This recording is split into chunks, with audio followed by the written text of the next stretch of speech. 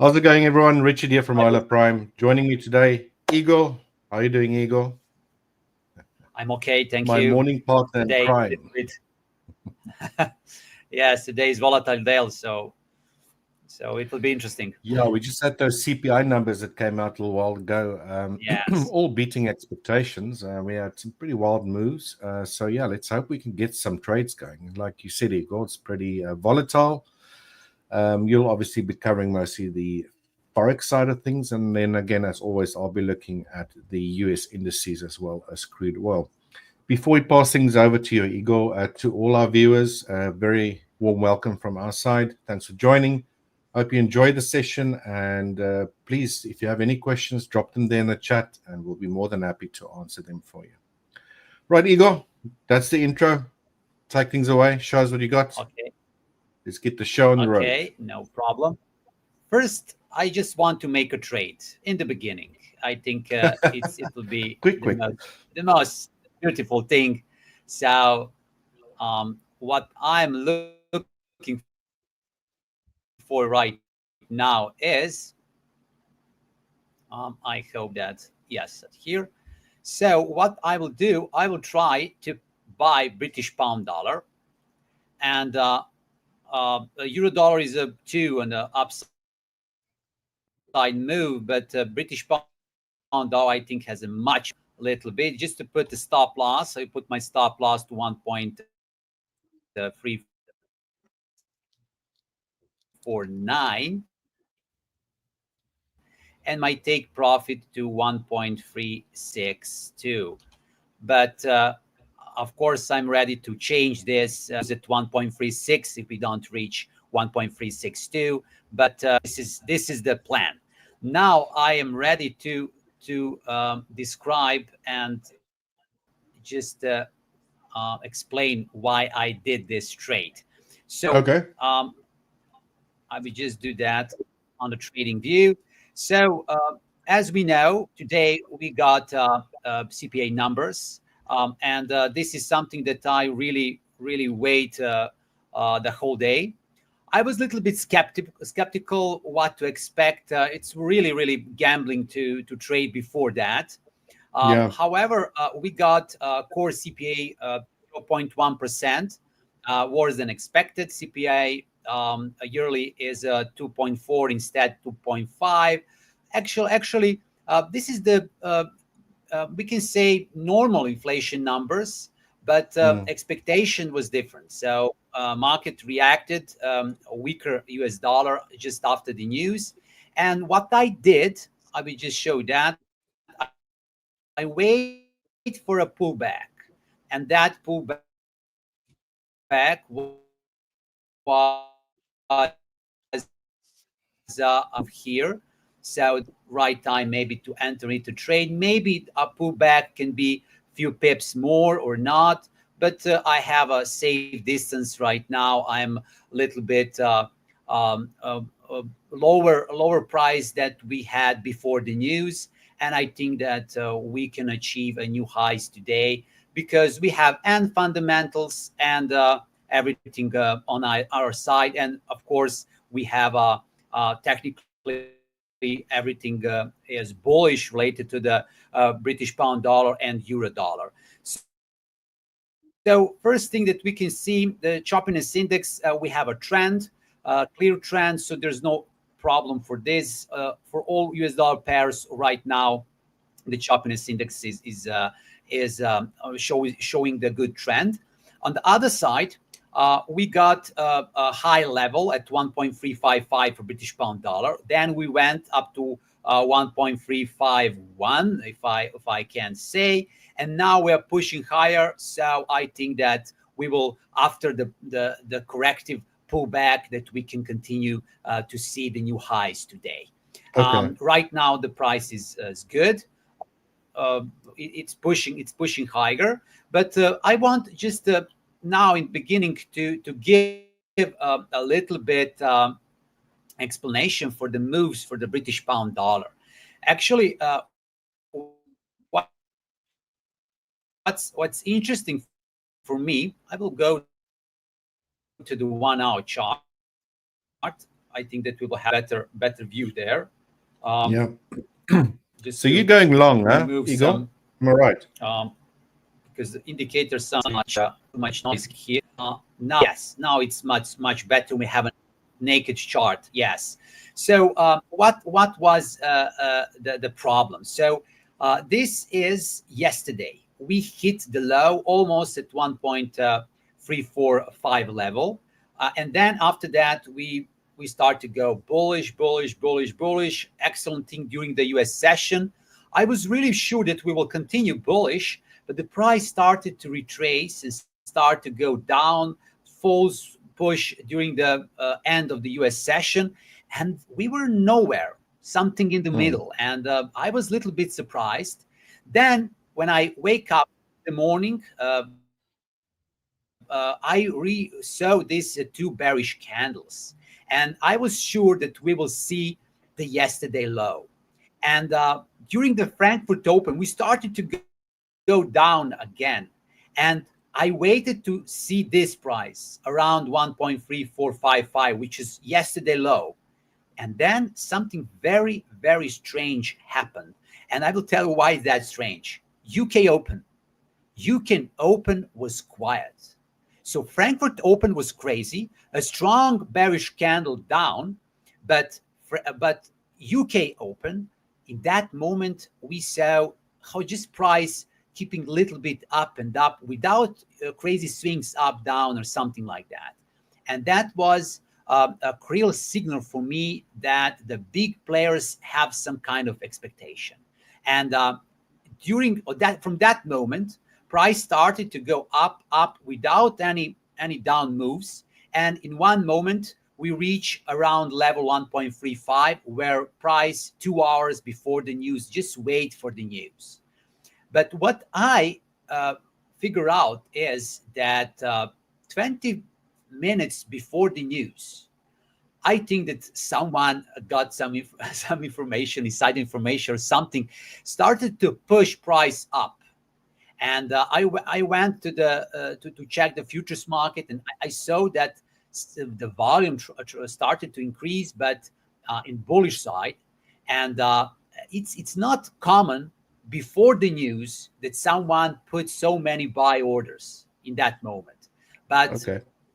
someone got some information, or they predict, or they wanted to see good results for the British pound dollar and euro dollar, or bad for US dollar. And from that moment, I realized that we're going huge spike. It was the spike of the 50 pips in just a few minutes, and then the pullback, and now we are trying to push higher just before the US Open. So this is the recap for the last 24 hours. I believe that we can go higher, but I really need to be cautious, because the market really can be, sometimes can surprise us. I always hate in trading when I see a new high, pullback, and then market just start to go down without any explanation. I like when I have a edge, when I have information, when I have fundamentals, and I have good price levels and bullish bias. I want to see that continuation. And sometimes market give us, sometimes doesn't. And this is the something that I wait and that I watch. On the other side, for euro dollar, that was something different story. Why? Because today, during this, we reach the high, this high from the last week. And for British pound dollar, we were really far away from that high. But here we were just on that price level, which means that we can for sure be that British pound dollar has a better risk reward ratio right now, because our weekly high of 1.362 is a really 100 pips away, and euro dollar is already achieved. So this is the something that I watch right now, and I hope to see the gains, especially during the U.S. Open. And but Okay. as we know, in next 30 minutes we can see maybe pullback, maybe something. It can be really volatile, so I will just wait to see what is that, and then to react maybe later. So right now, I enter into the trade before the U.S. Open, just because I don't want to watch that noise, to sweat, to chase or something like that, because I have a bias. I have what they want to have. I enter into the trade and I will see what will happen. But I don't believe that this big bullish candle can be just removed in any point so fast. So Yeah. without any news or any fundamental explanation, anything that I don't know. But this is just speculation. So we are fighting with probabilities. So nothing special. Now we can analyze the U.S. dollar index. As we can see, the U.S. dollar index right now is bearish. We got really choppy upside trend line on a 1 hour chart of US dollar index.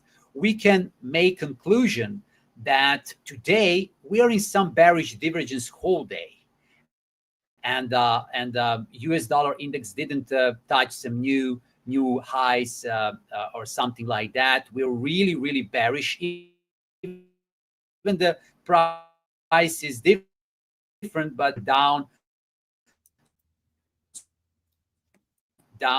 maybe to the low of the June 5, or the last week high for British pound dollar and euro dollar.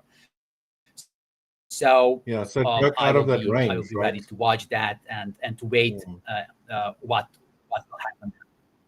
Yes. So I just need to wait and to see what will happen in that case. So this is something that I'm watching. I hope that next 3 minutes starting the U.S. Open, and I hope that in that 30 minutes we'll not have some crazy swings or something, because Yeah. I think it's not good. It's not good to go, that extremes. You reach a highest high, and then in how far you back again to the low. It's not normal. That kind of the choppiness, that kind of the volatility, I think that nobody wants to see. So I will be ready to watch and to be calm. Just Gotcha. to show Aussie dollar. Um, Okay. the Aussie dollar, the same story, as for euro dollar and British pound dollar. Only we have a lower volatility, and we are still in the range. As you can see, we Yeah. still have range, and we need that range in right moment now. So I'm watching that here playing and nothing to see. The only thing that I don't like for Aussie dollar and Kiwi dollar, that I can see some kind of the bearish divergence here. We have some bearish move on oscillator, which is a little bit strange, but this is something that I'm watching, and I don't know why we have this. But I need to respect the chart price action. Just need to watch that and wait to see what market can bring me. So Okay. this is that U.S. dollar, Japanese yen. This was a huge engulfing bearish candle on 1 hour chart, and now we are a little bit recover here. I would Mm. like to see a bearish move here. I want uh, to maybe the strategy for US dollar Japanese yen can be this. So as you can see, we had this bullish move in last 2 days. We broke that. Now we are going to retesting maybe that point can be interesting for selling. So this can be maybe the good plan for US dollar Japanese yen. Nice. Unfortunately, as I watch right now, I'm just back on the British pound dollar just to show. I'm talking 5 minutes and what's happened in 5 minutes. We are starting to go down and push down for British pound dollar, which is really, really insane. So we had 1.355, and now we are on 3.506. So this is not normal. So 45 pips to go down without any explanation, without any I said explanation, without any rational thing, because the market started to go up. We have a bullish market cycle. We have a bullish bias. We have a relative sentiments in bullish way. We prepare for the news. We get beautiful news. We went up, make a pullback, and now that pullback is too huge. And for me, that is really, really strange.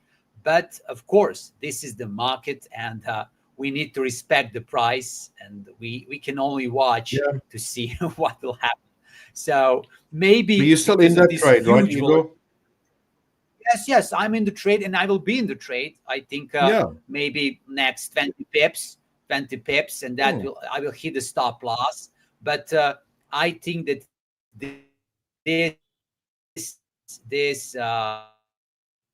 this push down is really, really crazy. But maybe this is 1 minute chart. That will be opportunity to go again up, and I hope that it will be very soon. So this is something that I hope it will be there.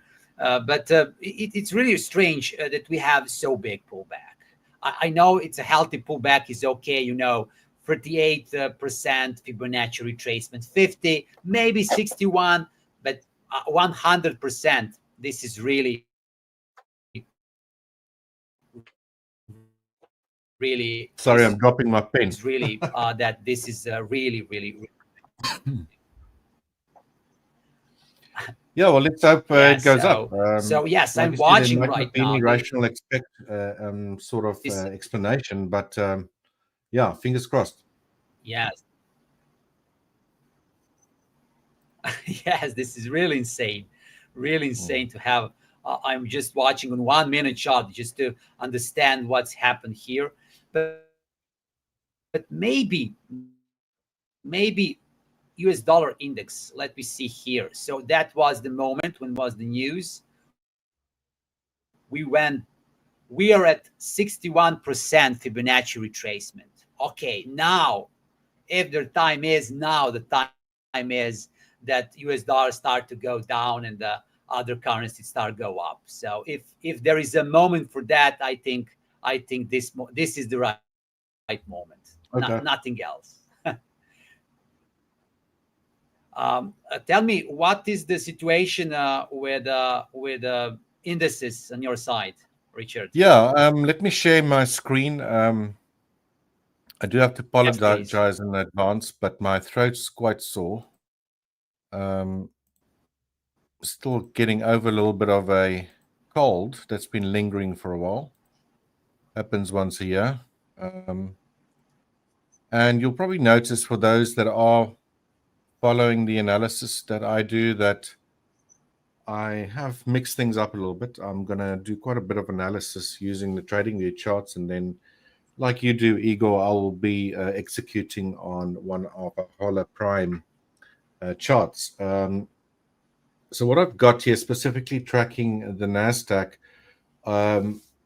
just to give you a very quick overview, we might have to split this over a few days because it can take quite a long time to try to explain what's going on here. But basically, these colored boxes that you're seeing, let's go to a previous day here. You can see I've marked the Asian session, and this indicator will mark the high and the low automatically of the Asian session. We've got the London session, I made it a different color. And then I've made two different boxes, so the New York AM session and the New York PM session. And furthermore, you'll see these dark boxes inside are basically 90-minute periods, all right? So you're splitting up the morning session and the afternoon session in 90-minute periods. Now, a lot of times, and this is just an attempt to maybe get a few more trades going using the methods that I do that are particularly to do with smart money concepts like liquidity grabs, that sort of stuff, right? Reversals, spotting fair value gaps, that inverses, all that stuff that I talked about yesterday. So, during these sessions, you'll very often, and I want to go back to, for example, let's say yesterday's session here in London, and we didn't trade that. You see how it clearly took out the Asian lows. And I think I did show you this on a smaller time frame when I used the other platform. There was some clear fair value gaps that were bearish, that turned into inverse, and price basically trended up for the rest of the day. Now, yesterday, the morning session, this is now on the NASDAQ again, guys, was pretty muted, right? A lot of up and down, up and down, up and down, up and down. And then we had, as soon as the afternoon session started, again, manipulation, as you would call with smart money concepts, where it took out the morning session lows and immediately reversed back to the upside again. You'll see here, even though this is on a 5-minute time frame, there was a large fair value gap that occurred there, and that fair value gap got broken to the upside. Now, this being on the 5-minute time frame, I just want to make sure I'm looking at the right chart here. If you go to a smaller time frame, as you know, I also like keeping a smaller time frame to try and fine-tune my entries as much as possible. Yes. So yesterday was, there we go.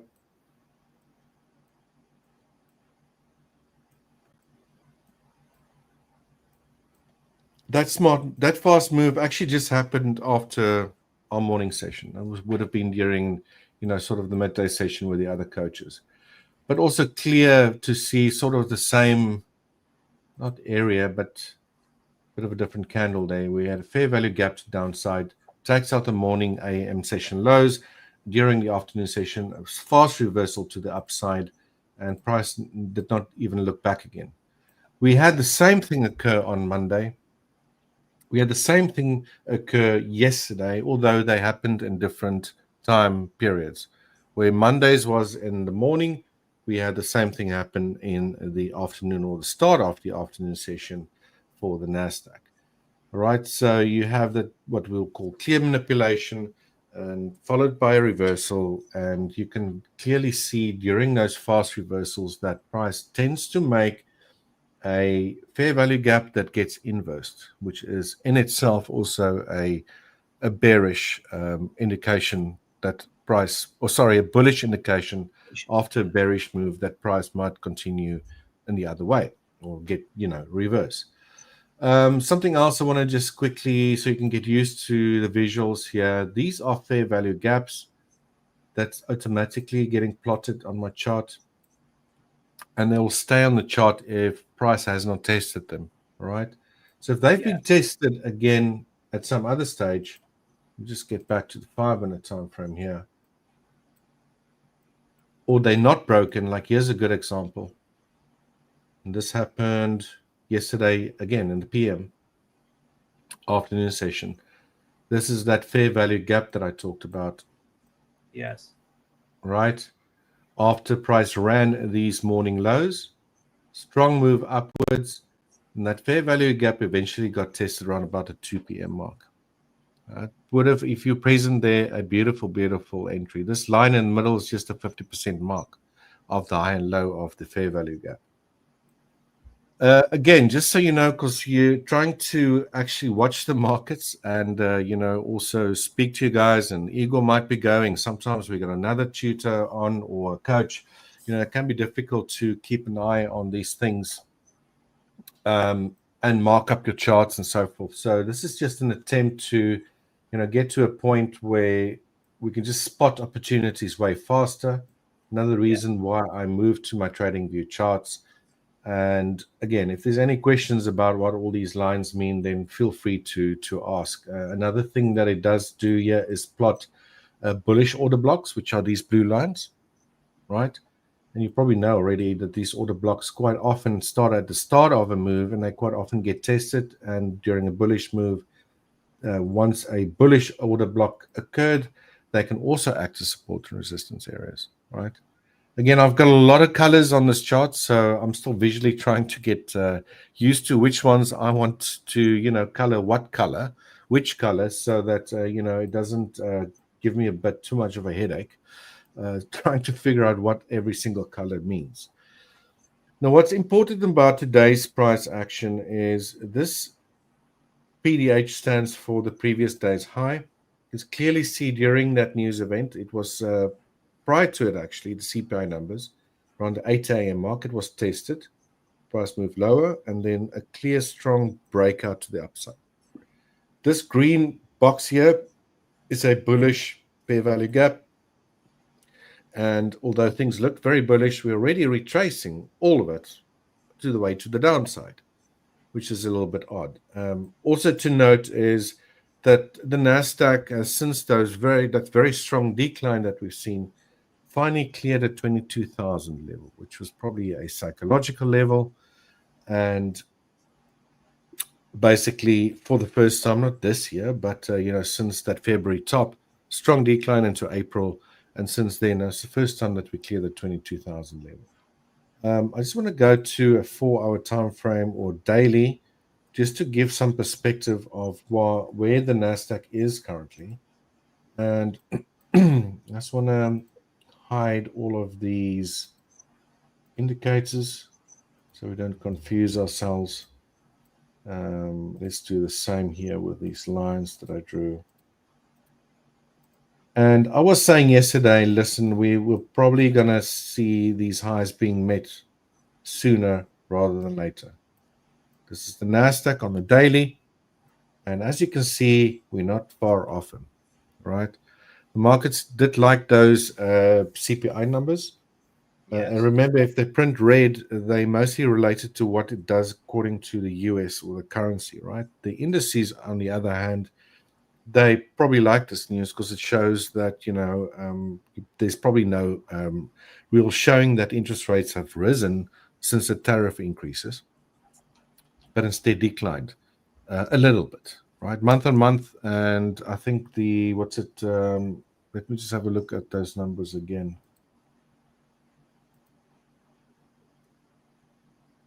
And see, we had core CPI month on month and year on year, which all of them beat forecasts. All right. So the market did like this, and I think this is going to be enough to push the NASDAQ and the ES, which I'm not looking at right now, or the SPX 500 on the CFD side, above all-time highs. Again, now, after such a stellar, insanely pump to the upside, it's anyone guess how far price will actually continue once it breaks these highs, right? So, and I should actually be showing this on the futures side of things, right? Because on the CFDs, we're still going to be adding futures to our tradable markets at Hola Prime. But it's always a good idea if you want to do bigger time frame analysis to rather look at the futures rather than the CFDs. Intraday, they'll follow each other very, very closely in price action. So there's no issue with that. But you can see here between the NASDAQ or the NQ futures and the CFDs, this is a higher high. Yes. And this one's lower, right? So always take note of that. If you are trading, let's say CFDs, if you want to do a higher time frame analysis, like I said, intraday, it's typically fine, to do it. But if you want to do a higher time frame analysis, especially when it comes to levels, it's probably better looking at your futures. Again, we're going to be adding futures soon to our portfolio at Hola Prime. So it's going to be tradable instruments, indices, and commodities. So still looking forward to that. But in any case, long story short, the NASDAQ's not far off these highs, and I would think it's a good. I would say it's not how can I say this? It's not unreasonable to think that these highs will be reached pretty soon. That being said, we also have PPI numbers tomorrow, right? I don't know, in your opinion, Igor, if they as important as the CPI numbers. I think Maybe, I I think it's important, but yeah, sure. always less volatility and less impact on the market based on Gotcha. statistics. So Yeah. Okay. So, I mean, just from a bigger picture point of view, I just wanted to show that I do find it interesting that the price is finally above or just broke above the 22,000 level. Will it actually hold that? Um, I don't know. I know a lot of traders were saying, and I see this all over because I like checking out what other traders are doing, all the so-called other gurus that run Telegram channels and all that sort of stuff. And they all go like, this is a ending diagonal type of pattern. And it's going to be very bearish once it breaks to the downside. Ending diagonals typically appear at the end of a trending move as your last pattern, or they or they could also be leading diagonals, which starts off at the beginning of a trend. But typically, ending diagonals end pretty badly if price actually, in this case, a bullish scenario, breaks below it. Let me just get out my path tool. So ending diagonals will typically do this. And if it is actually ending diagonal and it breaks the lower end, in this case of a bearish ending diagonal, then you quite often get a very fast move lower. Right, with price so close to those highs, I don't know if this is ending diagonal. Again, it's probably something a bit more like that. Makes sense. If you draw it correctly here on the NASDAQ future side of things, then price is not there yet, right? If it would reach the top end of what could be an ending diagonal. What I'm trying to say is, who knows if it is or not. We might just see, boom, a strong move to the upside, breaking those all-time highs, invalidating this ending diagonal type of pattern. But in the back of my mind, it is potentially there. If price does move lower, and knowing how these ending diagonals typically, end, and we do get a strong decline below that lower trend line, then you might say, cool, we might have to be a bit more cautious. We might be in for a deeper type of correction. And then at a later stage, maybe during the Christmas run, we'll get a break of these all-time highs. You normally see, if you go back yearly, around about the October mark, so forth, on the indices especially, that's generally when you start getting very strong bullish moves to the upside again. Seasonality. But it doesn't happen every single year, definitely not. It's just something to be aware of. Right, so with that being said, I just want to familiarize you with the charts that I am going to be showing a bit more often now. I want to go back to the 1 minute time frame here, and let's just open that up, and let's just get these indicators all back, as well as some of my lines. And we can now clearly see that price has retraced that entire bullish. You see there was a green candle or green box there, the bullish fair value gap, and has now retraced this entire move that we've seen to the upside. So if I want to take a long here, then we might get that situation. And we actually had it this morning. I did not trade this. I only got to the office an hour ago or so. Well, look what happened here. Price broke the London session low. We had a bearish fair value gap that was broken to the upside, inverse fair value gap, and we had a move upwards. So for the session right now, since we are moving lower, some traders might call this manipulation, although I think this has been taking too long to be manipulation. Manipulation can quite often just occur very, very quickly, and not over a duration of time. All right. So this is obviously good news according to what the market reacted, and now it's been digested, and maybe now traders are seeing it as bad news. whatever the case might be. So I would like to see price take out the New York, or sorry, these lows over here. That's the current range of the day, and then maybe trade this back to the upside. Okay, so that's my idea on the NASDAQ. I've got a very similar view on the ES, obviously price action and so forth, following each other very, very closely. And then obviously I've got crude oil as well. And before I end things here, Igor, Yes. I would like to also talk a little bit later about, remember I showed you those diagrams where the one indice, when they very closely correlated to each other, when they just for a very small moment in time actually become uncorrelated. One can make a high Yes, again. yes, remember One can make a saying, high, yes. but the other one makes a lower high, for example. That typically happens at these areas when price reverses, and you can actually spot it, and it happens quite a bit, but you have to be quite, it's very, very sensitive, and it can happen very, very quickly. So this is why I've also got the SPX as a Yes. comparison on a line chart that I've basically overlaid. I'm just hiding it now to not confuse people. But once these levels actually get broken, and I'll go a little bit later, maybe if there's a little bit more time, and actually go show you the visuals of previous days setups, especially that one on Monday, where you can clearly see for a very short period of time where the one market made lower lows and the other one made higher highs or higher lows, for example.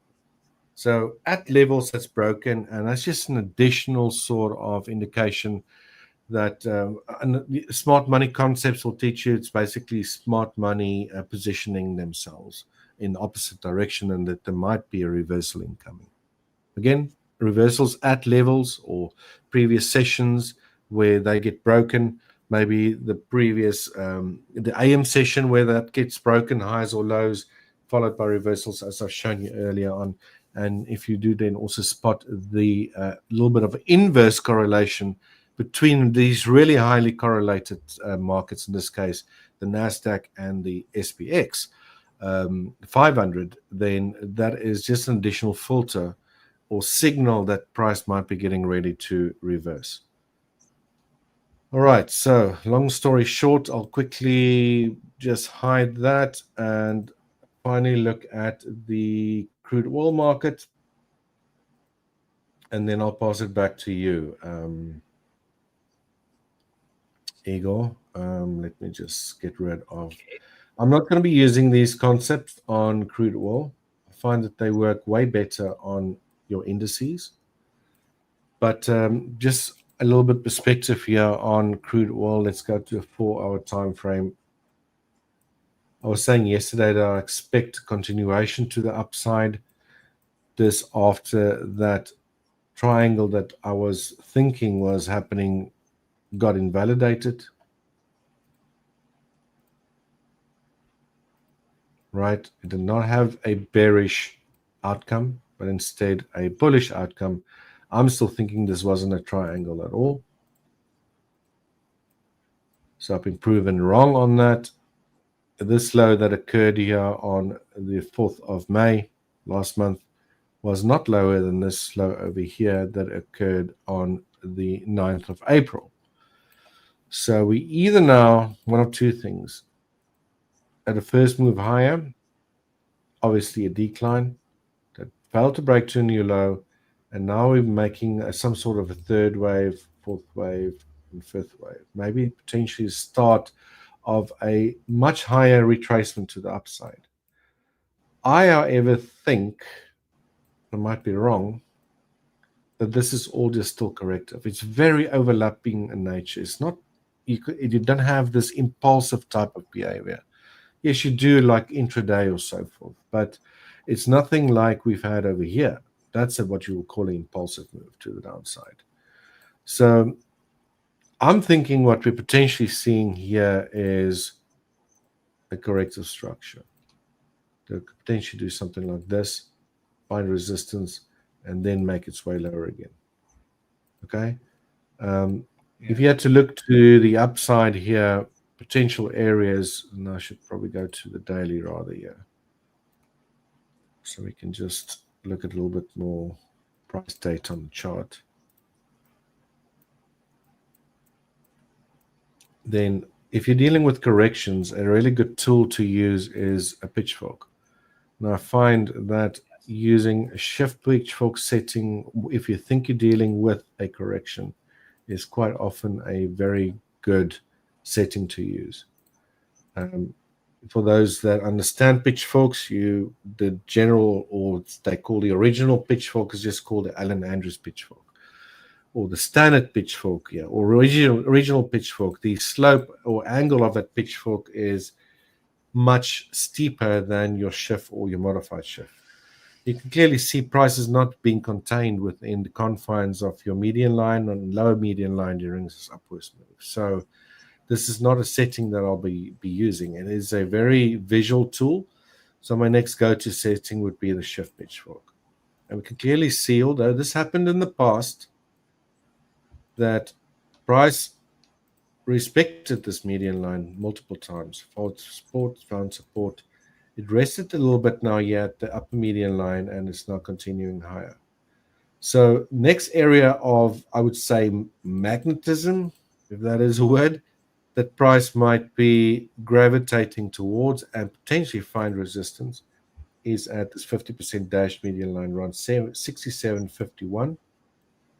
And if this trend continues to the upside, you can also notice that we have a gap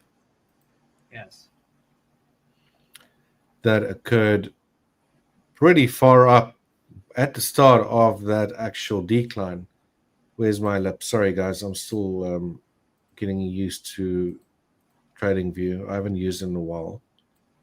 A gap over there.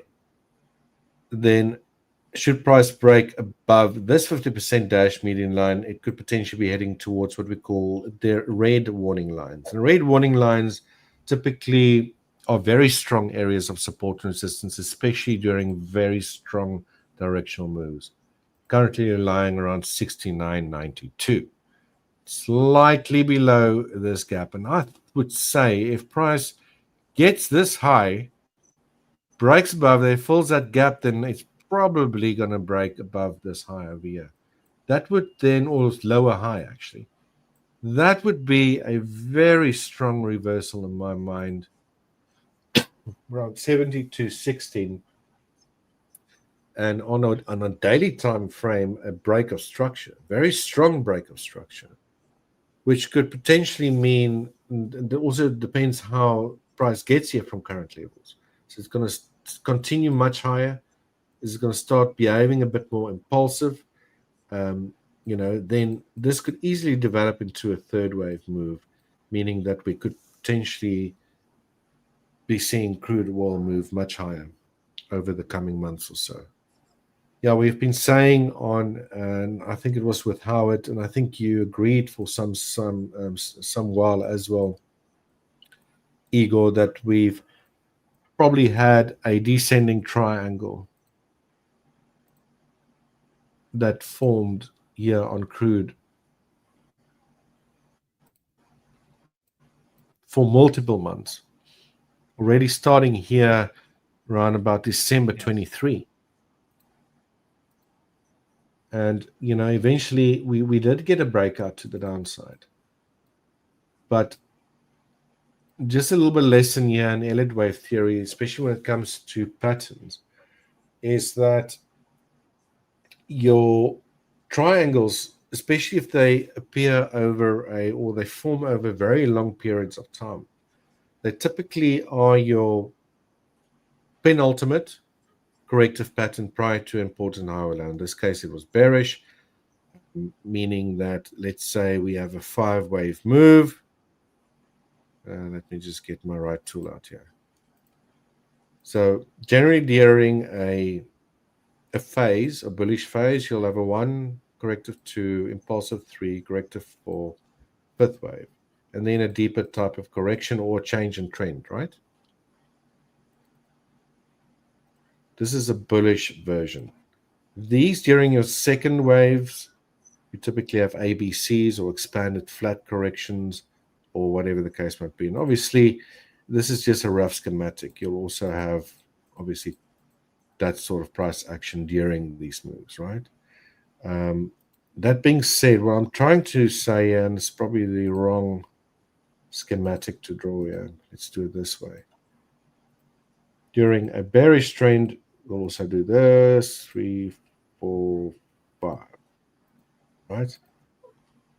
Then prior to price in making a much larger reversal to the upside, whether that's corrective or change in trend, your fourth waves,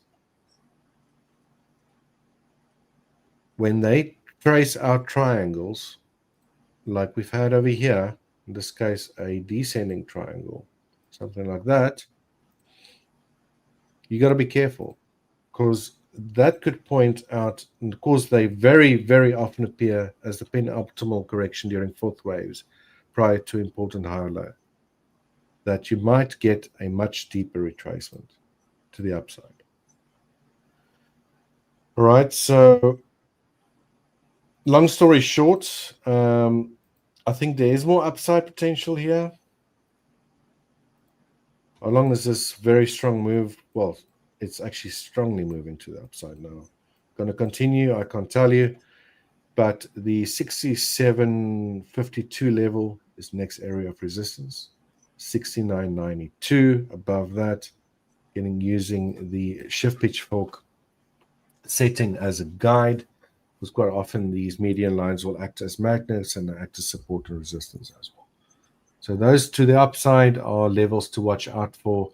So because we're in sort of the bottom half of the upper median line and the 50% dashed upper median line, that would, to me, be the interim target to where crude will potentially go to, which is another dollar or so higher from where price is currently trading. All right, so that's my view on crude oil. I'm going to pass it back to you, Igor, and then I'll switch my charts back here to the NASDAQ. And then if I get any sort of hint of a trade forming or trade setup, then I'll definitely show you guys that again. But that's pretty much it from me for now. Obviously, we still have quite some time, about 45 minutes before the morning session ends. But I'll be watching things on my side. That's what I'm pretty much trying to say here. Okay. Just going to take that away. And that's the analysis, guys.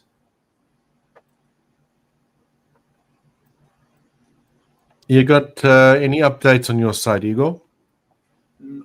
Nothing, we got Andre nothing. asking something about the GDP data, catalyzed direction Yes, for yes, the US dollar. yes. I can answer on that. I don't think that nothing that can happen tomorrow related to the GDP, gross domestic product, month over month. That information cannot switch the minds of the institutional traders, except if we see some substantial GDP, which is more than 0.4, 0.5 or something, but there is a very small chance for that. Usually that kind of the 0.3, 4 or 5 or greater large moves can shift a little bit market for a few hours, maybe one day. But usually GDP doesn't make volatility in the market, neither push so strong.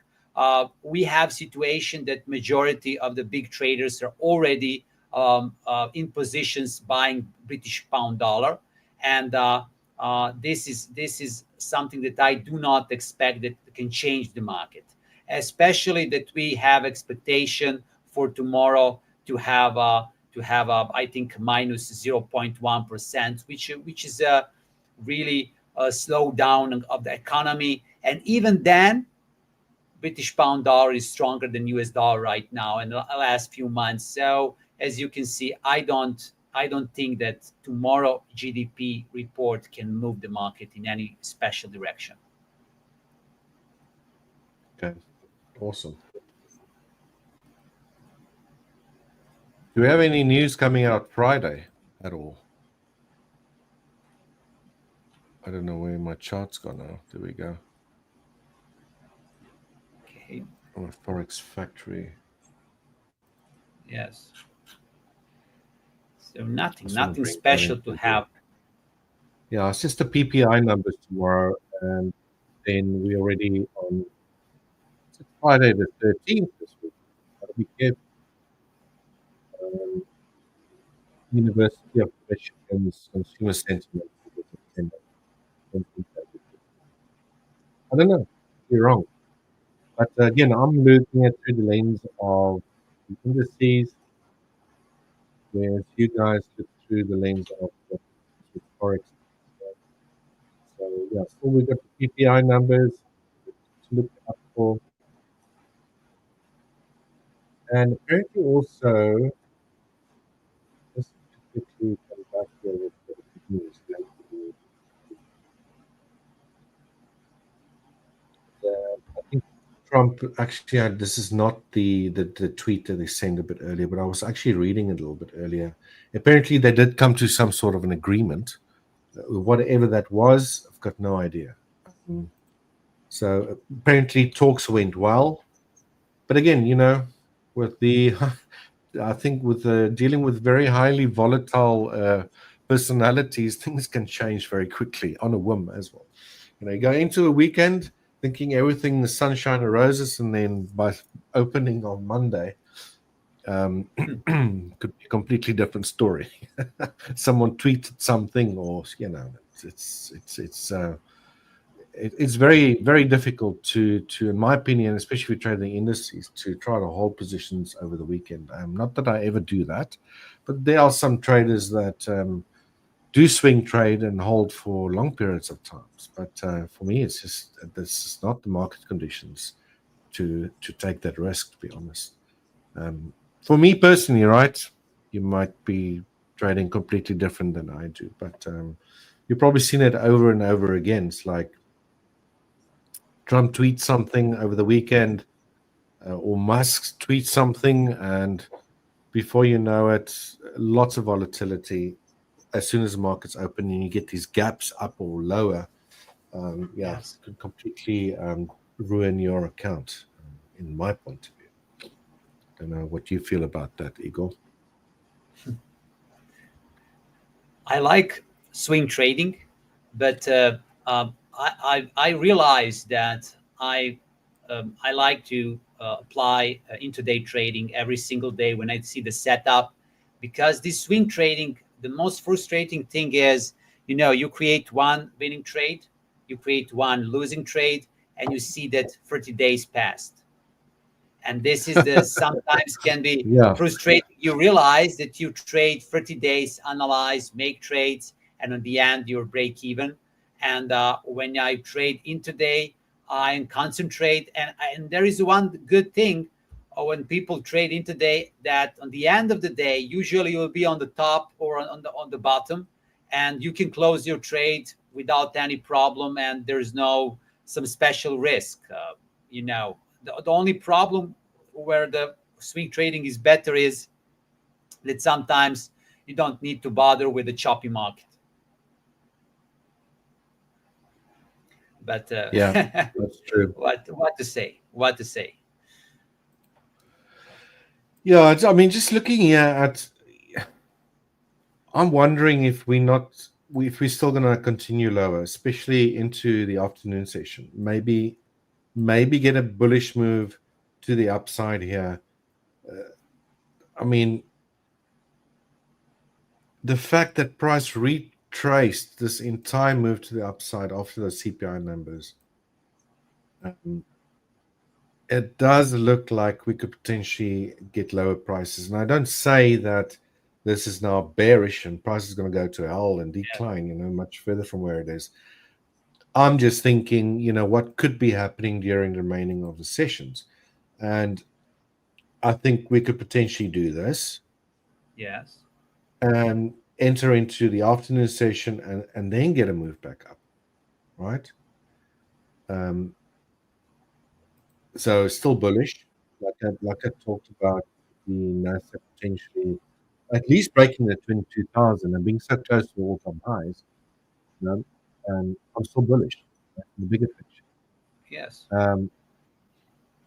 Alternatively, price trades around the previous day's high, which is sort of in line, very close to the 22,000 level.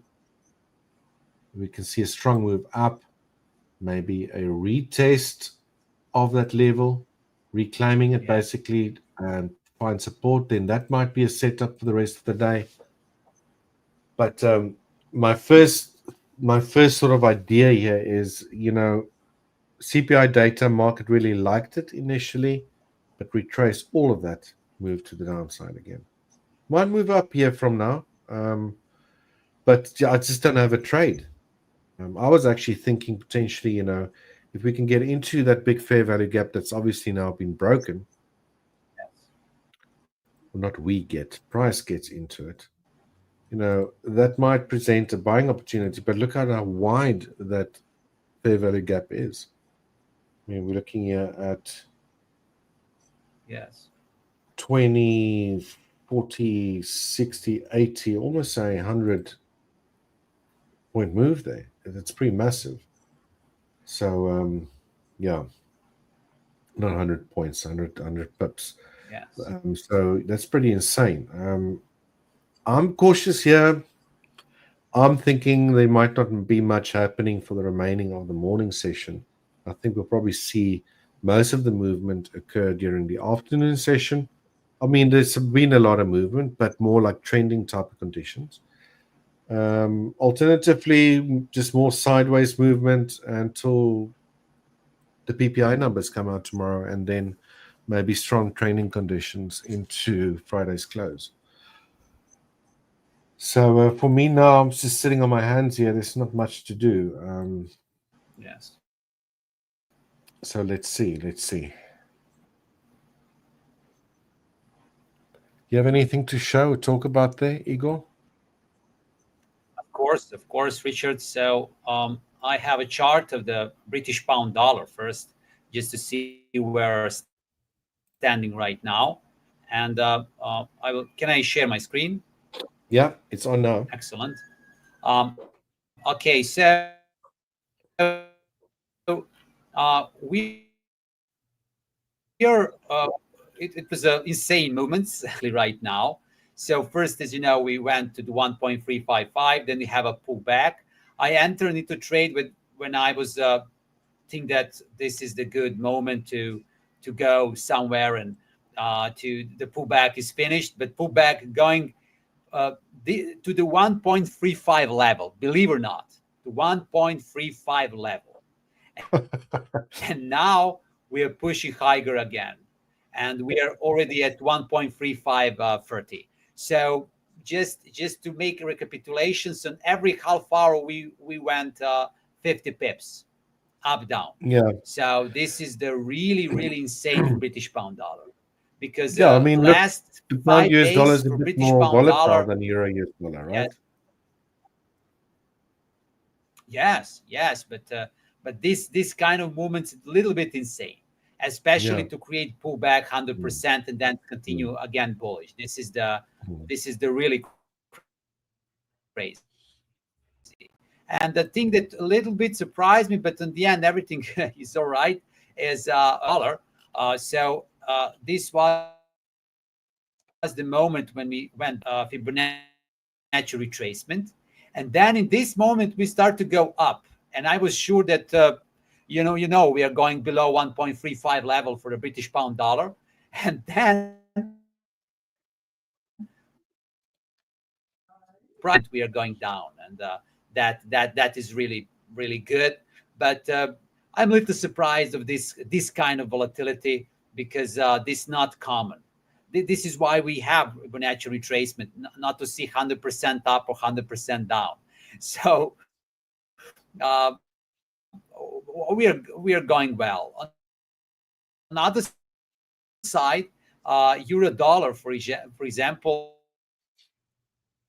0.14 to 0.14 95, probability that we can today break this high, because we are right now only 20 pips from the high, and the market didn't make the whole turn. So we will see. There is a probability that we can go higher, and maybe to achieve the big highs. Awesome. So the next level of euro is 0.75, something like that. So 100 pips from now. So this can be the next target. Of course, I think that we will not reach today, but maybe to the end of this week, maybe we can reach if we have a continuation of the volatility to repeat itself. But it will be good to make some continuation of the bullish trend with a less choppy price, because now when we have a bias, we have everything, I think that this kind of the choppy price should be deleted in the market. Now I will go just to the futures market. This is the British pound. This is British pound dollar futures. I would just to check the value to. I would choose delta flow indicator.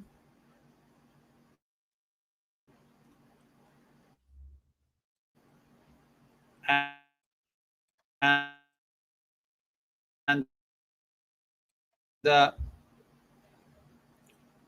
we will see right now what we. I put little bit higher distance, just because we oscillate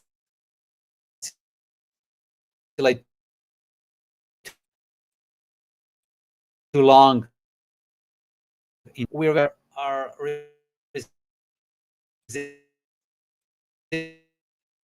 resistance was. However, I think if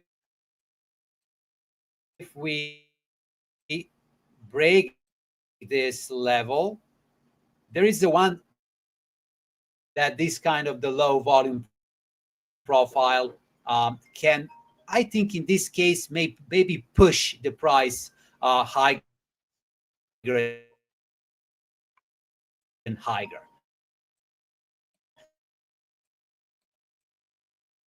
Now after that, I think the price, because I cannot not know that for sure. If we see that price are not struggle and just push up, then we can reach the 1.362 level. What is my most probable scenario here? In my opinion, I think that 1.356 can be some kind of the level which can in some way create that price a little bit, maybe stand there, and maybe tomorrow, while we have a PPA, we can have continuation and reach this high of 1.362, because I think that today maybe is not the perfect day to have almost 200 pips average to range or something like that. I think that today we got 1.346, and at 1.356 it will be 100 pips push. So 100 pips push, I think that it's enough for the British pound dollar for today, and for euro dollar too. And that's, I think that if we reach the high of the US Open, actually of the news, that price will struggle and be in that area for the little bit longer time. And what I would like to see, I would like to see if we reach 1.356 area. I will just show that on the chart. So if we reach, like to see, for example, again, some kind of the pullback to the levels that we had just a few moments before. So I hope that this 1.35 area can be a very interesting pullback zone, and that we can pull back here several times and then reach new highs. So I think that the best opportunities in next 24 hours, if someone miss the good level to enter, is that 1.35 area. And Gotcha. as you can see, even a few minutes ago, we go to 50-minute chart. So look this. In the moment when we reached that area, there was a huge push, and we got this push higher that we have right now, which can be very, very interesting. And what I'm looking to right now is just after the news, and we had really, really huge pullback. Actually, this pullback went to the today's low, which is really, really huge. And right now we are pushing up. So gold possibly have very good risk reward ratio. So maybe we can 1.3333 area where we are almost now. Stop loss to be daily low and target to be daily high. So I think that this risk reward ratio is really, really huge. And if you check the chart right now, we really the news, and now we made a huge pullback. So there is a room for a bigger move right now. And I will go to the 4-hour chart. Look this. We can reach this without any problem. I think maybe in 1 or 2 hours for most, and then maybe we can reach the last 7 days high, which is 3,400, which is very nice round number. So Yeah. this week, buying gold can be interesting, maybe opportunity, if we have this continuation of this trend that we have right now. But I'm seeing that we have really good push. I mean, just go to the 1 minute chart.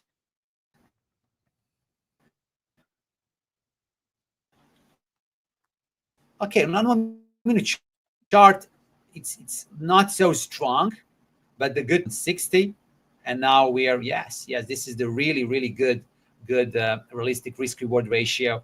So I think this can be a very interesting idea. Related to the Bitcoin, Bitcoin already I think high.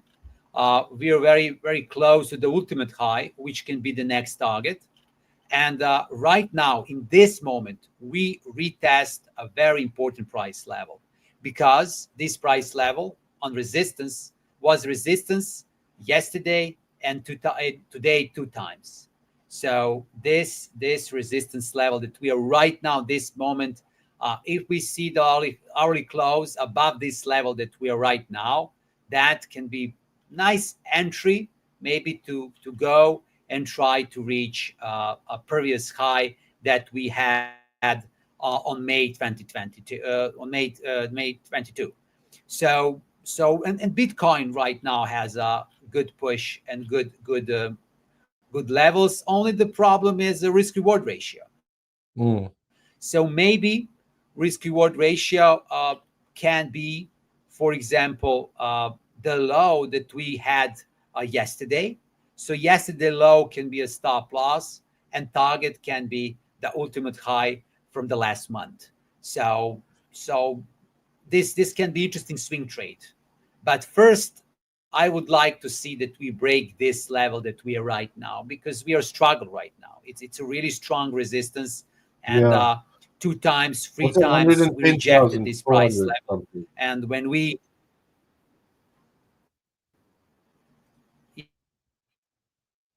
yes, Mm.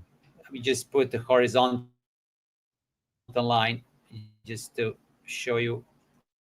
So this push can be interesting for traders for sure. Yeah. And this is the things that I'm watching right now. Okay. And one thing that I'm leading indicator, and that push the markets on the new highs. So can you remember this trade that you have? Is that a long trade Which one? I didn't take one today yet. for NASDAQ that you have a trade yet? Okay, okay. But do you wait for the long or not? No, I've got to. I want to see clear sort of takeout of important levels, whether that's like the London session lows or highs, or want to take out the previous. Because you see on the New York session, I've got a morning sort of session that I split into three. A lot of times, if price then takes Yes. out those lows or highs, depending what direction you're trading, then that could present an opportunity. So I'm not just into this. Again, Yes. my focus is more day trading. So it Yes. is looking bullish to those levels that I've discussed, all-time highs. Um, but intraday at the moment, and this happened a little bit yesterday, where the morning session wasn't really favorable. It's like it was just sideways, chop, chop, chop, chop, Yes. chop. And then remember, I took a little small trade, actually to the upside, and prices came down again, and I got out for a very small profit there. But very choppy. I'm still thinking that after the CPI numbers, initial reaction to the upside, strong reaction back downwards, which pretty much wiped out all those gains, and now price is pushing back up again. So very similar Yeah. price action that we've had during yesterday's AM session. So we might actually start seeing the breakout, um, I think, to the upside, or probably a bit more favorable trending conditions during the afternoon session, if that makes sense. So I'm not in a trade right now. I can share my chart again if you're done there. Yes. Excellent. Excellent. So what I want to can create a good zone for trading. So actually, watching the futures market, you can see how our low at 1.345 almost had this beautiful long wick here, which was a rejection of the price level, and then the price went up. So look how this zone can be very, very interesting here. And which is, like I said, at 1.3560 to 1.3580 area. And that there, I think that price can stop, consolidate a little bit, and maybe tomorrow we can see continuation to the next Okay. targets. So this Hmm. is something that I think can be very, very interesting here. And I think that this next area at 1.36, now if we break tomorrow morning the today's high, whatever that high is being, tomorrow we will really, really crush and Yeah. reach the highs. So On that, it's a very important tomorrow to have this Do you have? Are you holding for a swing trade on a pound Yes, US for this dollar trade, Igor, or is it more like an intraday type of trade?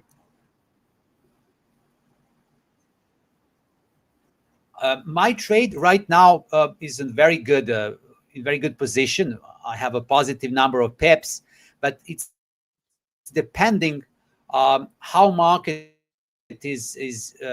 what market is doing, and that is crucial. And sometimes I need just to spot that. If I see, slow burning push without any ready to push that to hold that trade several days. But Okay. if I see, I go to the 60 level, then I go to the 40 level, then I go to the 55, then go, again to 40, and that kind of the moves, I will wait the end of the session. This choppy market, I don't feel comfortable when I trade that. It's really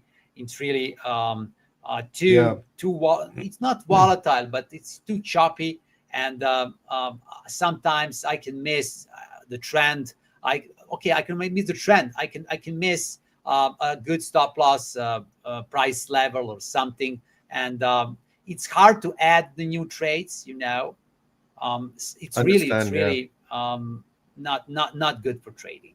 So So, do you actually right add to now, new trades? You go add to your positions. I mean, we can check again. For example, British pound dollar. I can do I add more to my positions. Yeah. Did you ask that? Yes, Yes. yes, of course. Okay. I think that this is the most important part of Mm. the profitability in some moment, because I will just show you just the way how I can do that. I just wanted to check first the choppiness index for the British pound dollar, and then I will just show that really good question, and I think that a lot of traders maybe be interesting for them. So okay, this Yeah. kind of index is not choppy based on the choppiness index, but because we already have a push from the 1.347 to this, big push, and that looks like a market, like a bullish clear market. But if someone trade on 15-minute chart, I will just go there just to see that how that looks like. Yes, we can see that in some moment we have very choppy moments. Yes, this is about choppy market. And now related to how how I add on positions. So I will go maybe to the 5-minute chart. It's maybe good for that. I can go maybe in 1-minute chart just to show the moving average indicator. You can put any. It's not number about the number, to feel the market in better way. I will put the simple moving average 50, for example, Okay. like this. So we could enter after the UK Open, and UK Open was really good. As you can see, this move here at 9 and 15. It's 50 minutes after UK Open. In these 15 minutes, we show that we are ready for the bullish trend. And look this, we made this push, and I had one trade in that moment when I see that push during the UK Open, Mm. and we have another push. And when you see that pattern is very simple: strong push, Mm. then you have a reversal, but weak reversal, strong push, weak Mm. reversal, strong push, weak reversal, and so on. So Yeah, you can even see what you divergence try on to the do RSI there around about the is to 9 o'clock enter into mark. the trade. You see how price was coming down, lower lows, Yes, and the yes, RSI was starting to creep up. Yeah. Yes, this is good because yes, and the good thing is, for example, I can put this as a trend line, and when I see that into the trade and again, and this is the good thing. But this I can do when I see that price respect some simple moving average and going higher and higher. So look Yeah. this, the whole European session, we were above a simple moving average 50. Even these couple times that we break, it was a small break, but we are keeping, look, we are keeping above Up, that. up, up. The only thing that we maybe create some false breakout was maybe 1 2 hours before the news, but Yeah. it was really nothing. So this is the good thing to enter into trade and to trade. But as you know, you cannot be so pushy in that moment. Maybe 1 2 3 times the market will give you opportunity for that, because later you need to have a choppy price and sideway moves, and then all that trades that you entered, it's smart to put the break even, and usually you will be just deleted, because your breakout will be hit very easily and very Yeah. soon. So this is Okay. something that we can always expect. So Nice. just to say is Would, that yes, please. so would you be adding onto your positions, let's say at a pullback towards the SMA, for example, and let's say you get a rejection? Do you have some Um, question, Richard? yeah, yeah. It's basically Andre and Robert I didn't hear having where, a Richard. conversation there on There the was side. interruption. No Okay. worries. Andre saying that he's too tired. Okay. Oh, sorry, Robert. He just wants to go back to bed instead of going to work. Robert, I understand how that feels. I think that is a very typical thing for people, especially if you have to go to work. I don't think it's that a bad thing if it's a weekend, but I feel for you, buddy. Yes. And then Andre already asked some questions, and he's also having a conversation with Robert. Nice to have you guys on board again. Guys, we still have, what is it, about 8 minutes left in the session. Maybe, if you have Yes. any charts that we can look at for you guys, Do you we'll have be some more than happy setup to or do that. question? Hmm.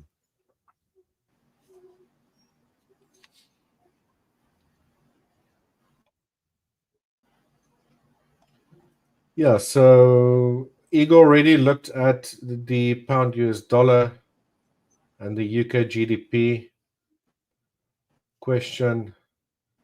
Yeah, so I think we caught up there on the chat.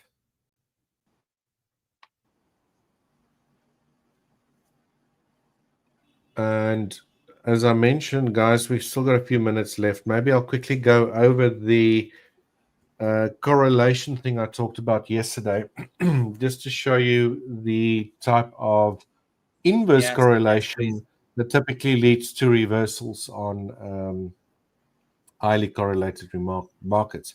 I believe that this happens, can be used on a euro, US dollar, pound US dollar pairs as well, since they are pretty much correlated in direction.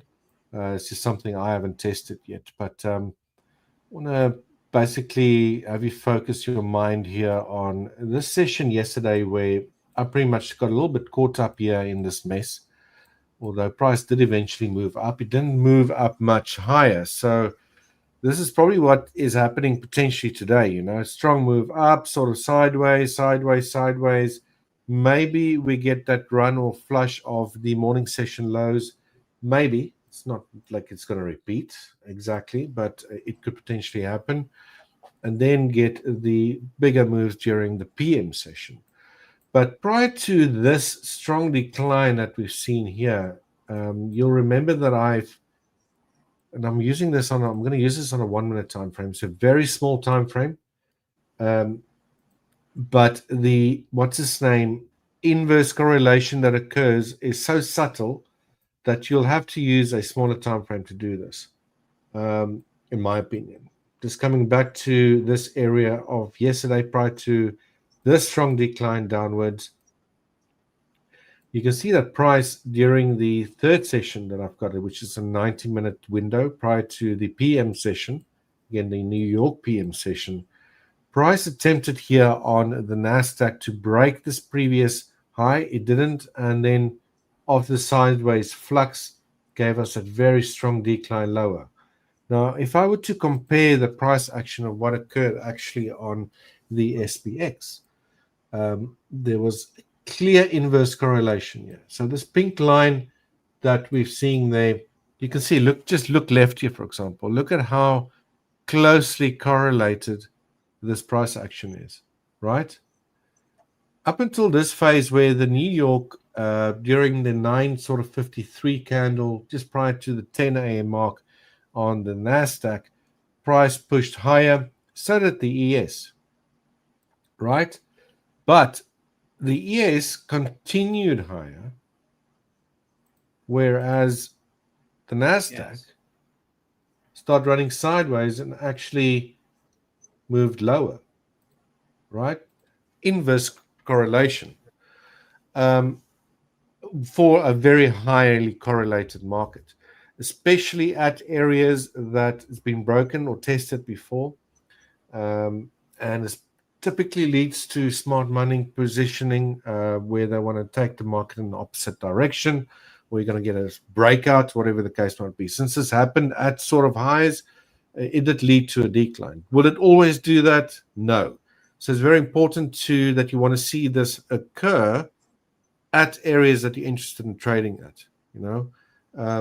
So we had a very strong decline that followed afterwards. I believe there is actually indicators that can try spot this, but I've tried to look at that so it's visually more easier for you guys to see. But you have to have look back periods that you have to manipulate all the time to try and figure out, you know, is there some, as they call, smart management techniques, in this case, inverse correlation on a highly correlated market for a very small period of time. And I just couldn't find that. So I think me being a very visual trader, just using the compare function here in TradingView, it's pretty evident that there was some sort of, and this could also looks like accumulation or distribution, at least in a very small time window prior to a flush to one side, probably getting rid of all of these guys, you know, that were trying to go long, and then boom, you have a strong start, a move to the upside. This decline that we've seen here only lasted 1, 2, 3, 4, 5 minutes. So in my opinion, clear market manipulation that occurred there. I actually wanted to look at some other levels as well that occur. I think this was Tuesday.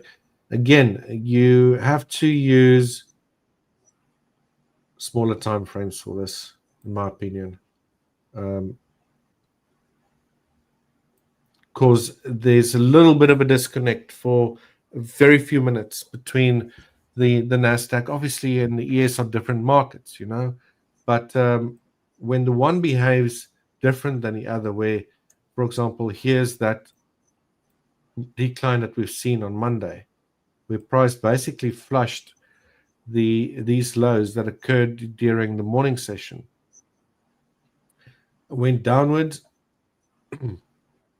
and it's not easy to see here, but on the NASDAQ, where's my drawing tool? Lower lows, lower highs, right? Yes. Move upwards. What happened here on the ES is that it created a higher low around about the same time where the NASDAQ made a lower low. So just an additional indication that we might see a reversal. Again, these can happen during a strong trending move. That's definitely a possibility, but it's important that you try and spot them if you want to use techniques like this. Again, smart management techniques or whatever they call it. I think they call them concepts, smart money concepts, if it's something you're interested in, just make sure that if you do follow them, that especially dealing with corrections, that they actually appear at areas that you're interested in trading at. Strong, let's say, order blocks, fair value gaps, or whatever the case might be.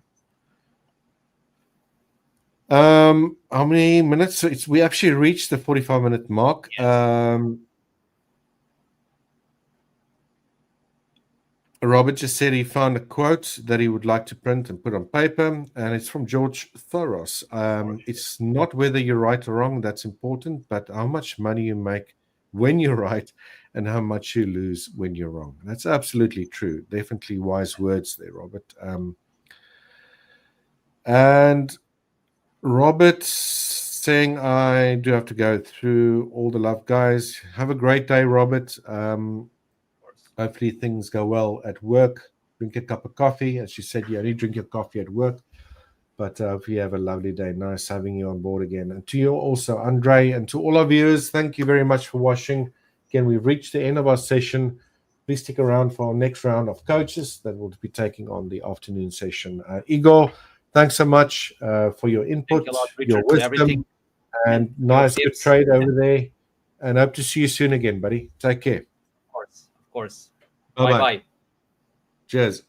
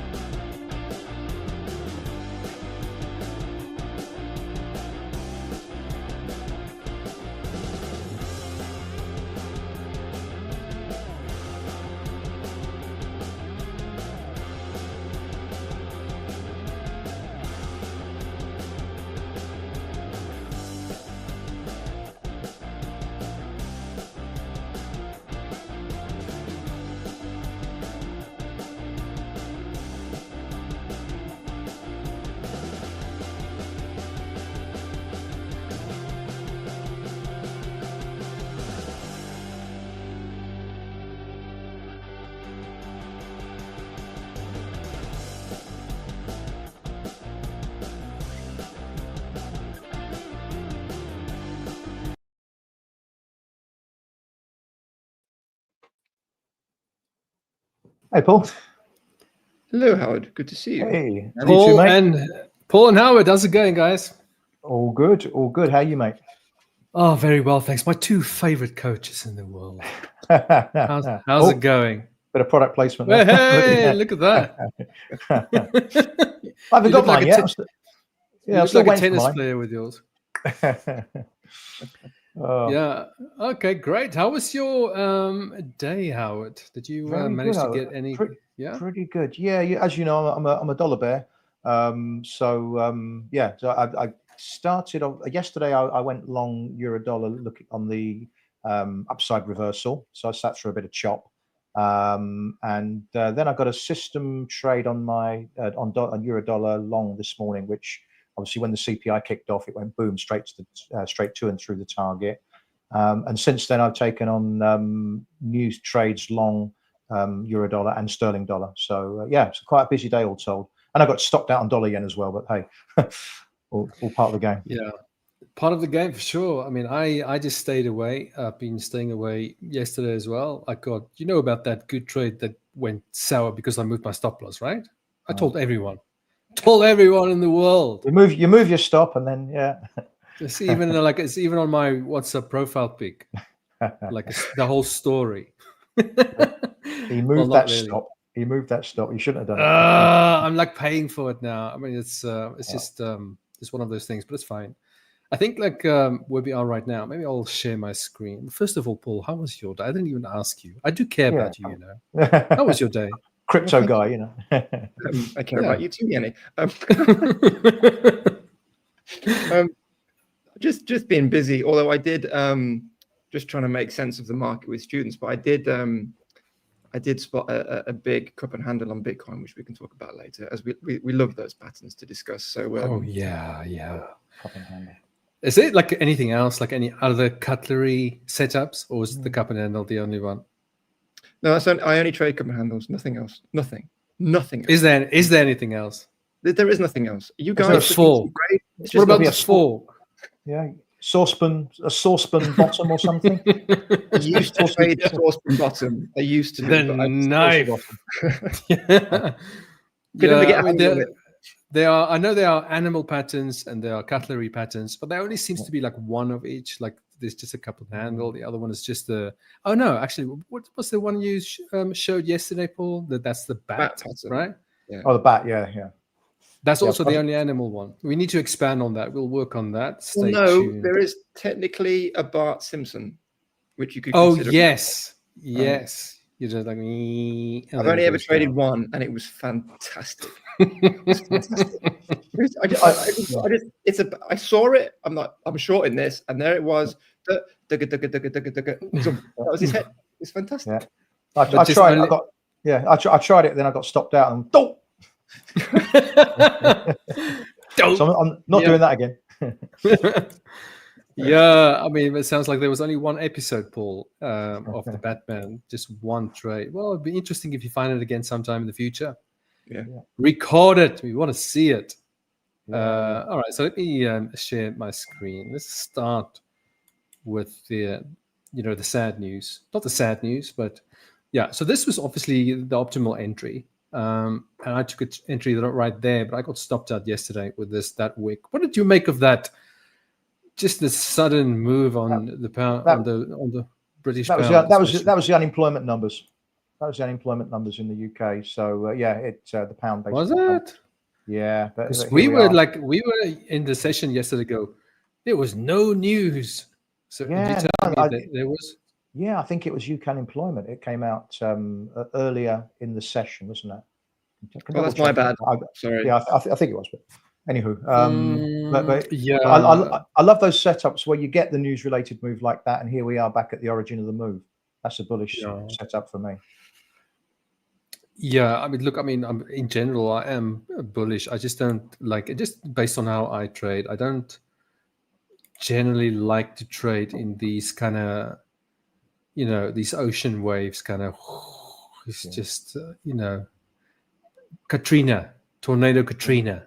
Or what can we call these situations? But they're pretty tricky to trade for me. Okay, and I know if you go into smaller time frames and you identify your levels, then you can you can probably get in. But yeah, I just because of this little mistake, yeah, I'm just like I made it. I even mentioned it like at the time on that day. I said I just made it very difficult for myself now. And I knew I made it very difficult for myself because that's the first touch, and it's a beautiful flush touch, and that's it, right? Unless you are wrong about the bias and you come down again, and if you lose this level, the 1.34343343 level, that's literally the level 1.34343. If you lose that level, I think the picture might change, but I'm definitely still bullish. But I can't see anything in terms of like, how can I put it? Like some like easy to read, clean setup, if that makes sense. Okay, that's not what I see here. I see a bit of a mess here, and we are in this range. Okay, maybe I can just identify, say, that high here, ignoring that spike. But you see, we're in this range, and it's pretty tricky. Yeah, in the slap bang in the middle-ish. Yeah, so yeah, I just find it a bit difficult to enter a trade. That's why I haven't placed any trades yesterday, and I haven't placed any today. So I'm just going to wait for, the story to unfold, and wait for something that just stands out. We go, aha, there it is. Okay, and that may be whatever. I don't know. Like, I can't see anything potentially forming on the 1 hour when I zoom out. Double bottom, maybe. Kind of Would you mean over here? That kind of thing, yeah, possibly. Yeah, I think yes. I mean, you're right, but again, just like we trade slightly differently. Like when I'm in a range, this is just my belief anyway, is when you are in a range, then all the patterns or candle formations and so on are not as significant. They don't carry the same significance when you're inside a range, because they have a higher probability of failing. Okay, just in my, that's just, I like to just wait for to price to go to a key level. So I mean, that does mean, there's obviously, it will be really sad if it goes all the way there before I find something, which probably will be the case. Because you can see that's a massive difference. What's that? 1.359. This is 1.343. Yeah, it's quite a this is a 4 hour time frame. So I made it difficult for myself, but it's not. It's not the end of the world. The markets keep changing, and the new candles keeps getting added to the chart. So it's just a case of standing back and wait for something obvious to appear. But even if you look at the daily time frame here, right, you can see the range even more more clear. Yeah, it's just a very obvious range. So I don't like that. So I don't take trades here. Obviously, on the daily you can see that's where you retested the weekly breakout. So that was beautiful. So if you're watching and you got that, well done. Hold on to it. It's going to go higher. I think is the key phrase there, right? And I may add, the markets don't care what I think. I've said that a few times. That's still relevant. So that's the pound US dollar. I'm still bullish though. Like, let me just make that very clear. I do think this is going to go up to. I've identified levels previously on the. Let me just quickly show you. Yeah. So we could just revisit these levels. That's okay. 1.374. 1.37458, and the one above that is 1.38361. This is the weekly time frame. So if I just kind of zoom in here, you'll see where I got that from. You see that little pivot there? This is a beautiful pivot, right? And that's the highest point. So, and this is talking about cup and handle formations, and Paul was going to show us another one in a moment. But this on the daily time frame, I think it was a bit more clear. Depending on how you zoom in and out, but you see this cup and handle formation. That's a beautiful cup with that little tight handle and then a breakout. So this has a very high probability of going much higher on multiple time frames. So patterns and everything else. It's just like to enter the trade right now is going to be a little bit tricky unless you trade. You can still technically enter the trade right now, but your stop loss is going to have to be below the low of this range. That's where your stop loss will need to be, and then your risk reward ratio is like, I mean, it's almost not worth it. I mean, you know, a 1 to 2 or something playing out over a week and a half is like, I don't know about that, right? Yeah, I say for me, I mean, my stop is just below the figure 134.90, 95. That's really one. I mean, so it's one of those kind of things where if it comes back below 135, then for the time being, the buyers have kind of they've lost their sheen. So I'm just going with the kind of breakout on the intraday chart to the upside, and the kind of I think on the intraday chart it breaks down as a 3-wave move from the high as well, which is something I like to look at. Yeah, I mean, you're gonna have to explain that to me on your chart. I know you're an expert on the Elliott waves. I don't know Elliott wave or any of his friends or any of his waves. So it's always good to be sure to wave at them. If you see them, be sure to wave at them. Yeah, so it's always interesting to see your take on those kind of things. But yeah, what do you feel about these levels? This is obviously the weekly time frame. You can see that cup and handle, which is obviously way more, you know, it's more clear on the daily, but that's the weekly resistance area that at the time we talked a lot about the pound US dollar, and we did break out of that, and it was a beautiful retest.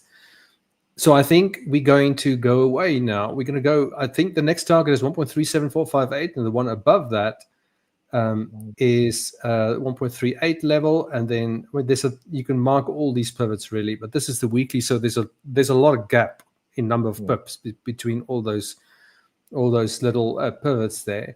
But the ultimate level and perhaps even beyond, but it will I feel start to get a bit tricky around that level.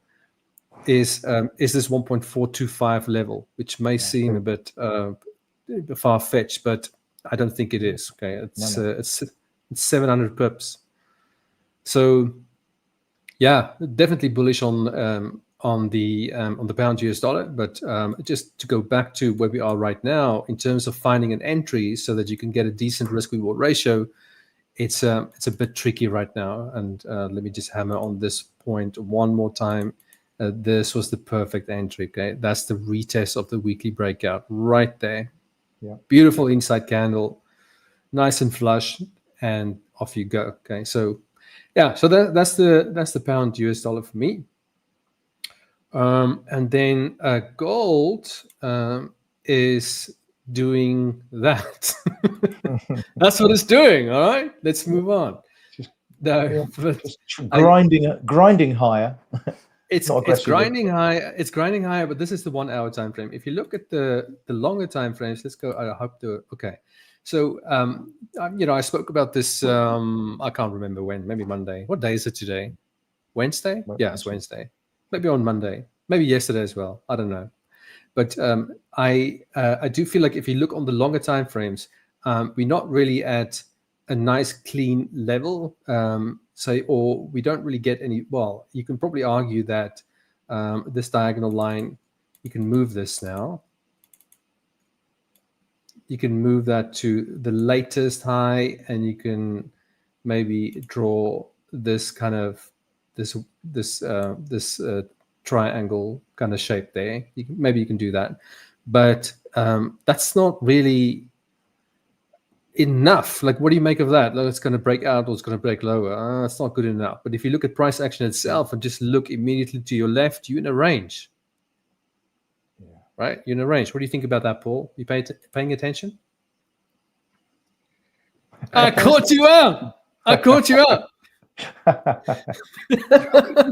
So yes, it's in a range. It's in a range. Say it's in a range. What is this? You think this is just schoolroom? Okay, but we are ruler. Come on, do it. Bring the apple next time. Bring a nice shiny apple next time. Bring an apple. Yeah. So for gold, we I don't have a clear bias if you had to compare to the pound US dollar. The pound US dollar, I'm very clear.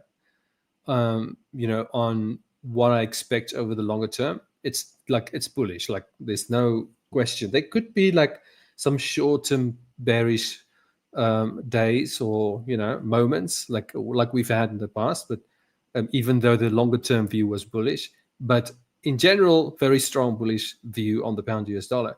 I don't have that in gold, even though you could argue, yeah, okay, but if the dollar's going to keep declining, then surely your view on gold should be bullish.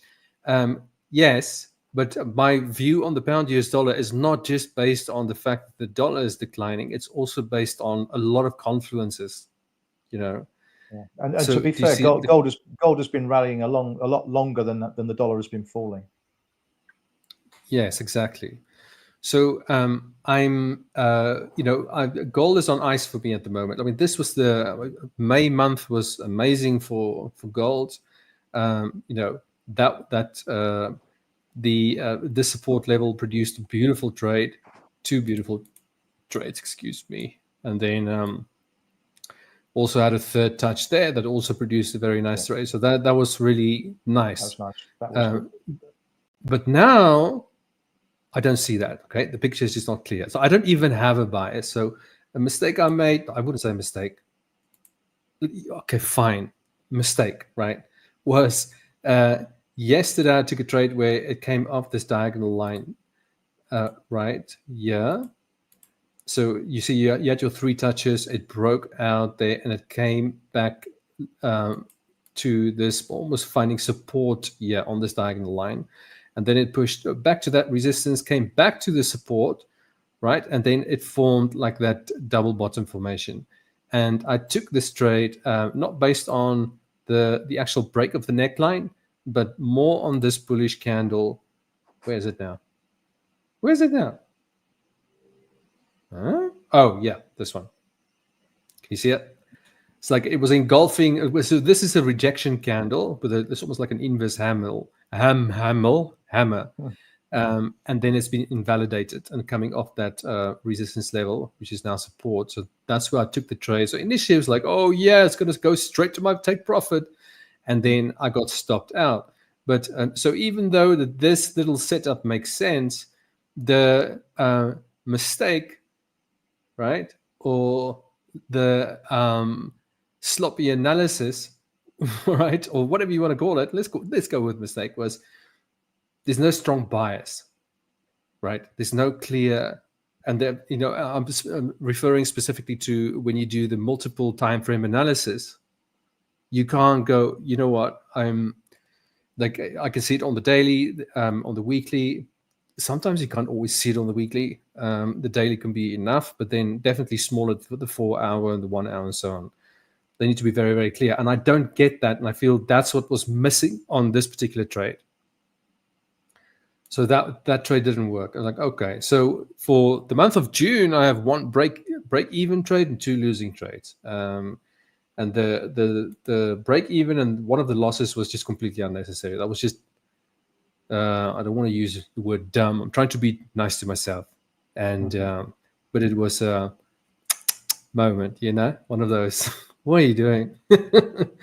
So yeah, but anyway, so that's gold. I don't have a clear bias on gold, so I'm going to stand back until I do have a clear bias. Okay, so pound US dollar do have a clear bias, but not an entry setting up. On gold, I don't even have a bias.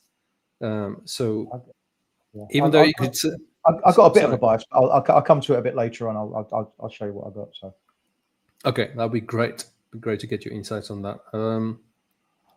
All right, so that's gold. Now Bitcoin. To be honest with you, I didn't even look at Bitcoin today. What's that? Oh, okay. It's done nothing. That's why you don't even have to look at Bitcoin. You can look at Bitcoin like once a week. It will do nothing most of the time. But obviously, the very strong rally every year, and I think, Paul, we agreed on this level, that 106.705 level, very strong support level there. So that would be ideal. That was a slightly off base hot take. Hot take? What do you mean? Bitcoin does nothing. It has a little bit of time in the sun every 4 years. It's been an uptrend for 2 years. What are you talking about? I'm talking about like intraday kind of shorter term stuff. But you're right. Yes. Okay. You're right. It's definitely from a country with a lot of sun and not a lot of winter. Like where I'm from. Yeah. Okay, so Bitcoin, there's not a lot to say about Bitcoin other than it's done nothing yet again, and it can come down.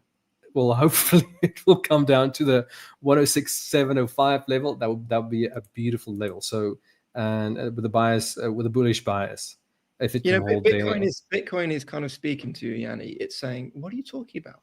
Can you not see the potential triple top? Can you not see these things? I'm doing stuff. I am doing stuff. You can see it." That is so true. That's very true. Maybe, well, I did just say I haven't even looked at Bitcoin today. So, you're right. Can't you see this? Can't you see that? Most probably because I haven't even looked at the chart today. So, but there's nothing. I can't see a double top or anything. Here's like my that. opinion on Bitcoin, even though I haven't checked it. Yeah. Well, the only opinion I do have on Bitcoin is that there's a level that I remember from yesterday that we've identified, the 106.705. That's where I'll be interested in looking at a trade. So, pound US dollar. Let me just recap because I know you're listening and then you don't listen. So I'm going to do these little recaps. Yeah. Pound US dollar, strong bias, waiting for a setup to go long. Gold, don't even have a bias, even though maybe leaning slightly towards the bullish side just based on the dollar index alone. But this, on the technical side of things, this is not very clear. And on Bitcoin, also a bullish bias, waiting for a pullback to that level. Okay. Sorry, I wasn't listening. Can you do that again? I'm sorry, you're breaking up. Anyway, let's move on. All right, let's have a look at the NASDAQ. So the NASDAQ is breaking out of this little ascending wedge, ascending triangle, whatever. But the thing about these triangles is they can be very tricky to trade.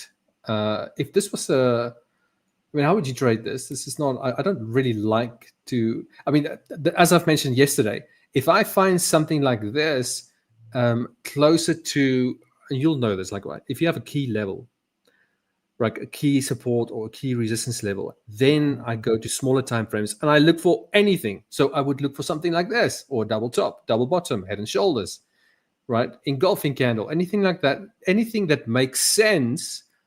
As I've mentioned many times before, that you'll find in like any trading book or technical analysis book or anything of that sort, right? This is a very well-known pattern, but I do not recognize that pattern as a catalyst. You see what I mean? So something like this on a 15-minute time frame, coming off a major support level on the daily, very easy to trade, right? You can put your stop loss over here and so on. But this is the 4-hour time frame, and even if you did take it over here, for example, the latest low, then you're going to have to be mindful of the fact that you've got the all-time highs just above it.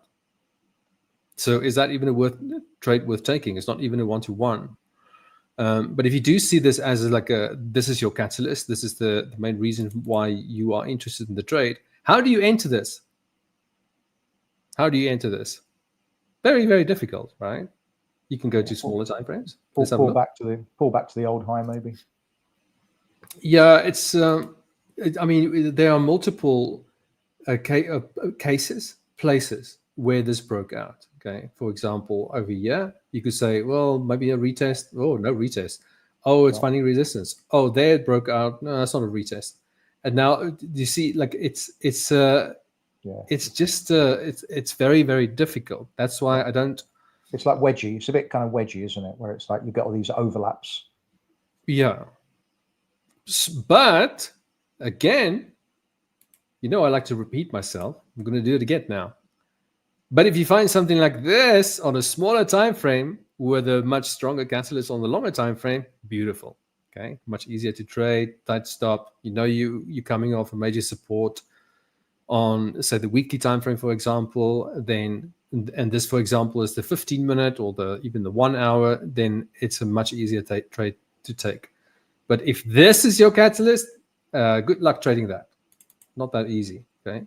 Unless, actually, let me just add this. I say good luck. If price action was a bit clearer, like if it like goes up and you didn't have the all-time highs above you, and you can get like a decent like arc, so it looks like it's taking away and then it comes back like a typical retest, and it kind of lands flush there, then that would be an opportunity. I don't think that's on the cards, because you've got the all-time highs just above you. You see what I mean? It's like it's not a good trade for me. I'm like, nah. So, and we've been ranging to the side for quite some time now, right? We've been ranging to the side since 19.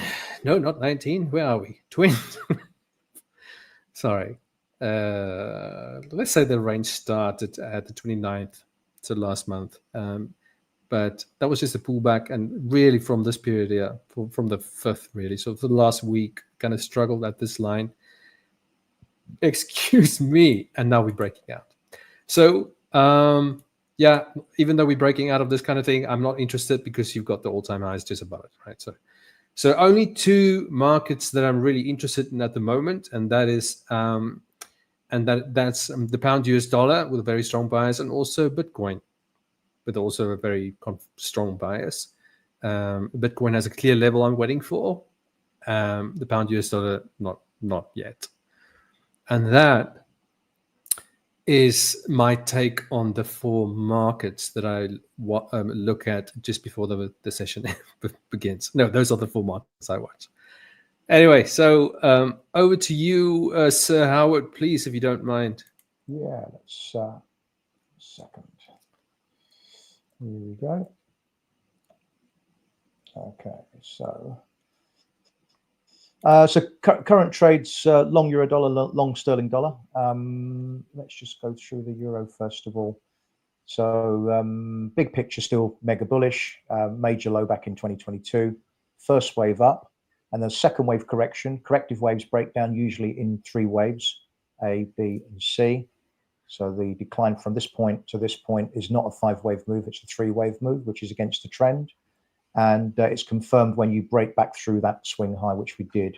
So we have this, for me, is the first leg of a third wave, which comes from here, the start of the year, basically. Zooming into more recent action. So we had that correction, 3.5, 4-week correction from the swing high, 1573, which finished in that bullish hammer type thing.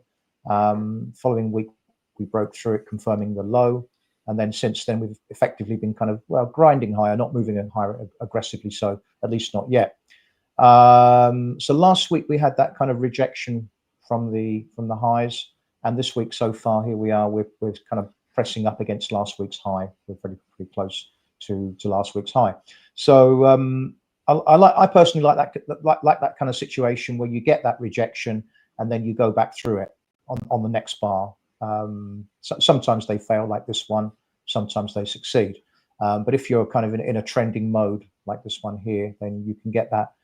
Very often it's a kind of an acceleration type signal. So on the weekly, we are kind of pressing up against last week's high. On the daily, so this is obviously the same thing, but just a daily time frame.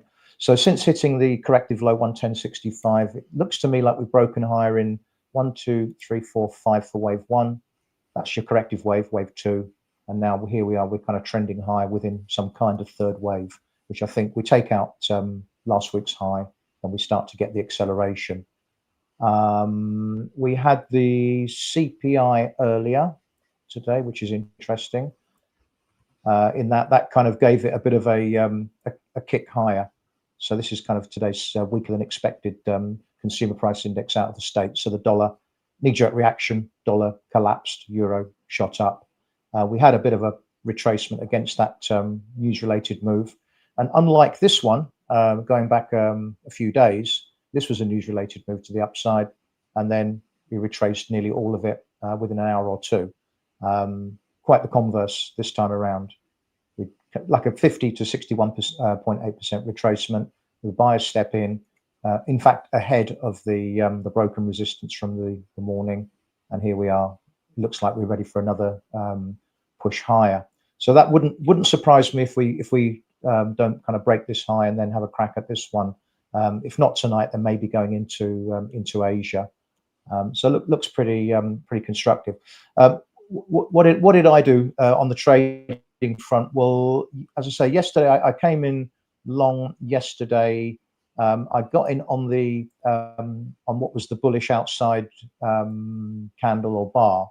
So in yesterday's session, we broke through the previous session's low, and then by the end of the session, we'd gone back through the high. So we kind of completely engulfed the whole session, not just the real body, but the whole session. So that's known as a bullish outside bar, which was kind of my entry trigger yesterday. So I got in, obviously sat through a lot of chop today because people knew that CPI was coming out. So I guess I was a little bit brave or stupid sitting through CPI. Let me just stop sharing this one and go to my systematic. So then fortunately the systematic one kicked in. Let me just present that. Share screen, and let's go there.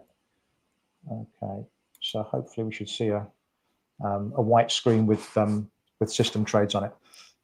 Yeah. Okay. Yep. Okay. Cool. Yeah. So this is kind of yesterday. So I basically got in on the outside bar, which was here, which obviously I bought pretty much into the high.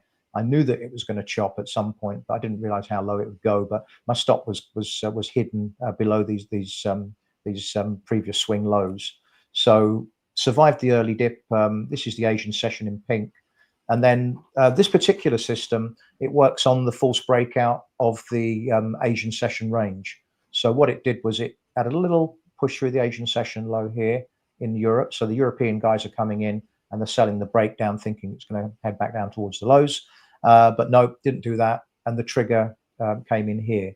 So the system went long, again, sat through a bit of chop pre-number, and then boom, up it goes. And it just hit the objective pretty quickly. The previous two trades were losers last 2 days, but that ended a 10-day or a 10-trade winning streak. So I wasn't too fussed about it. It's literally for 1 month, just about every trade was a winning trade. But the last two trades before today were small, were kind of losing trades. So all part of the game, I guess. So that was that one. Yeah. Sorry, Howard. I'm just gonna I just want to understand this a little bit better. Okay, so that not the black color. What's the other color? I can't really see that color properly. What, the pink there? The pink, yeah. Yeah. So you've got a low there, and then there's obviously a high of the pink as well. Yeah. So is that the Asian session? Correct. Yeah. So basically, yeah. So the I've got it until 7:30 Central European time. So that's okay. Really Okay, so when it turns black, then you wait for price action to look like it's going to break the low of the Asian session, and then a failure of that. And then, yeah, literally, then it snaps back in. So and it gets in. Actually, there's quite a wide filter on it. It doesn't get in just literally on maybe like 10-20 pips above. It actually has a wider filter because sometimes it can be quite choppy in the European session once the thing gets going. But I know that once it gets to my once it does that wide filter, there's a high probability that it should continue the move in that direction because we've got a lot of people that are trapped on the breakout through that Asian session low. So yeah, so it goes for like 20 or 30 pips. It just grabs profits and then it moves on. So that was that. You have isn't this the same? I think you showed. I can't remember when. Like a number of weeks ago, you've had this very long equity curve. When I say very long equity curve, over a long period of time, I can't remember how many years. Was it 10 years or something? Was that based on this? Yeah. Well, this is one of the algos. The other one I'll come to in a sec. But for some reason, I've got a bit of trouble when I try to produce it on here. It doesn't seem to do it. I need to figure out the technology side of it. Okay. But actually, yeah. Okay, I did see it, and it was a just beautiful equity curve.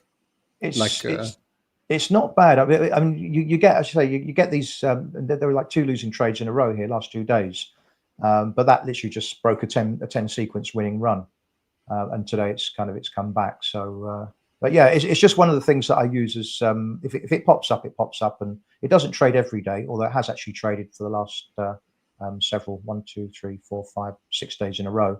But some days the setup it just isn't there. So that's that one. And then obviously on the CPI, I kept some of the long position from the from that, and then I entered a new long on the breakout of on the CPI. I've got a bit of slippage obviously because the number came in and the dollar collapsed instantly.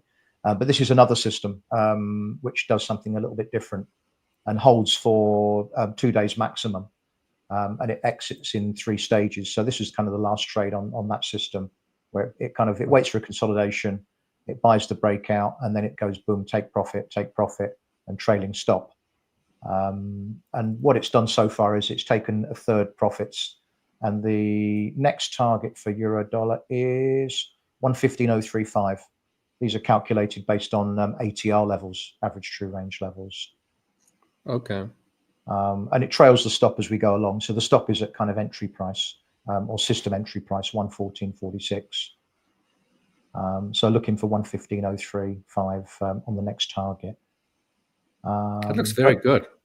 Yeah, I mean, it doesn't always work. I mean, I got chopped up on dollar yen today. I had a long position from yesterday, which hit its first target, got stopped out at break even or just below break even because of the slippage on the CPI.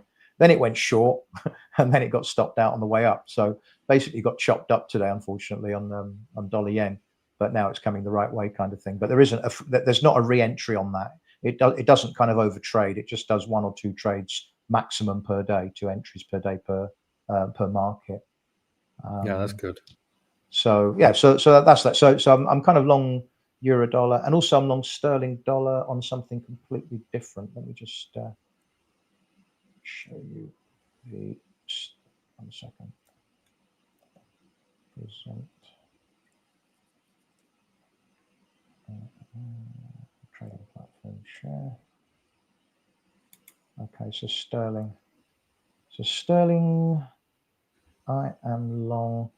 Yeah, this one is more of a kind of what I call, I guess, a discretionary type trade. In that my view is positive based on Elliott wave and various other kind of technical factors. But the thing that's kind of got me, as I mentioned before, was this kind of that's the swing high 136.16. The move has broken down from this high to this low in 3 waves. So A, B, there's the correction, and there's the end of the swing. And from this point, we've gone 1, 2, didn't make a new low. So that's not a 5-wave move. That's a 3-wave move. And here we are breaking through resistance here. So if you're using Elliott wave, it's a pretty tough one to use because I think people use it wrongly. They try and forecast every single wiggle and waggle of the markets. But if you know what you're looking for, ideally what you want to identify are the end of these 3-wave moves. If you can identify a completed 3-wave move, then that gives you the trend most of the time, or for enough of the time to be profitable, I guess. Yeah, it's identifying a 3-wave move for me is really kind of how I use the Elliott wave pattern or cycle. So once we were kind of breaking up through this kind of 135, 20, 30, that for me was saying, well, that's the ABC done. Then the CPI obviously kicked it up a little bit, snapped back like euro dollar did for a bit, sideways, and here we are making new highs for the move post CPI.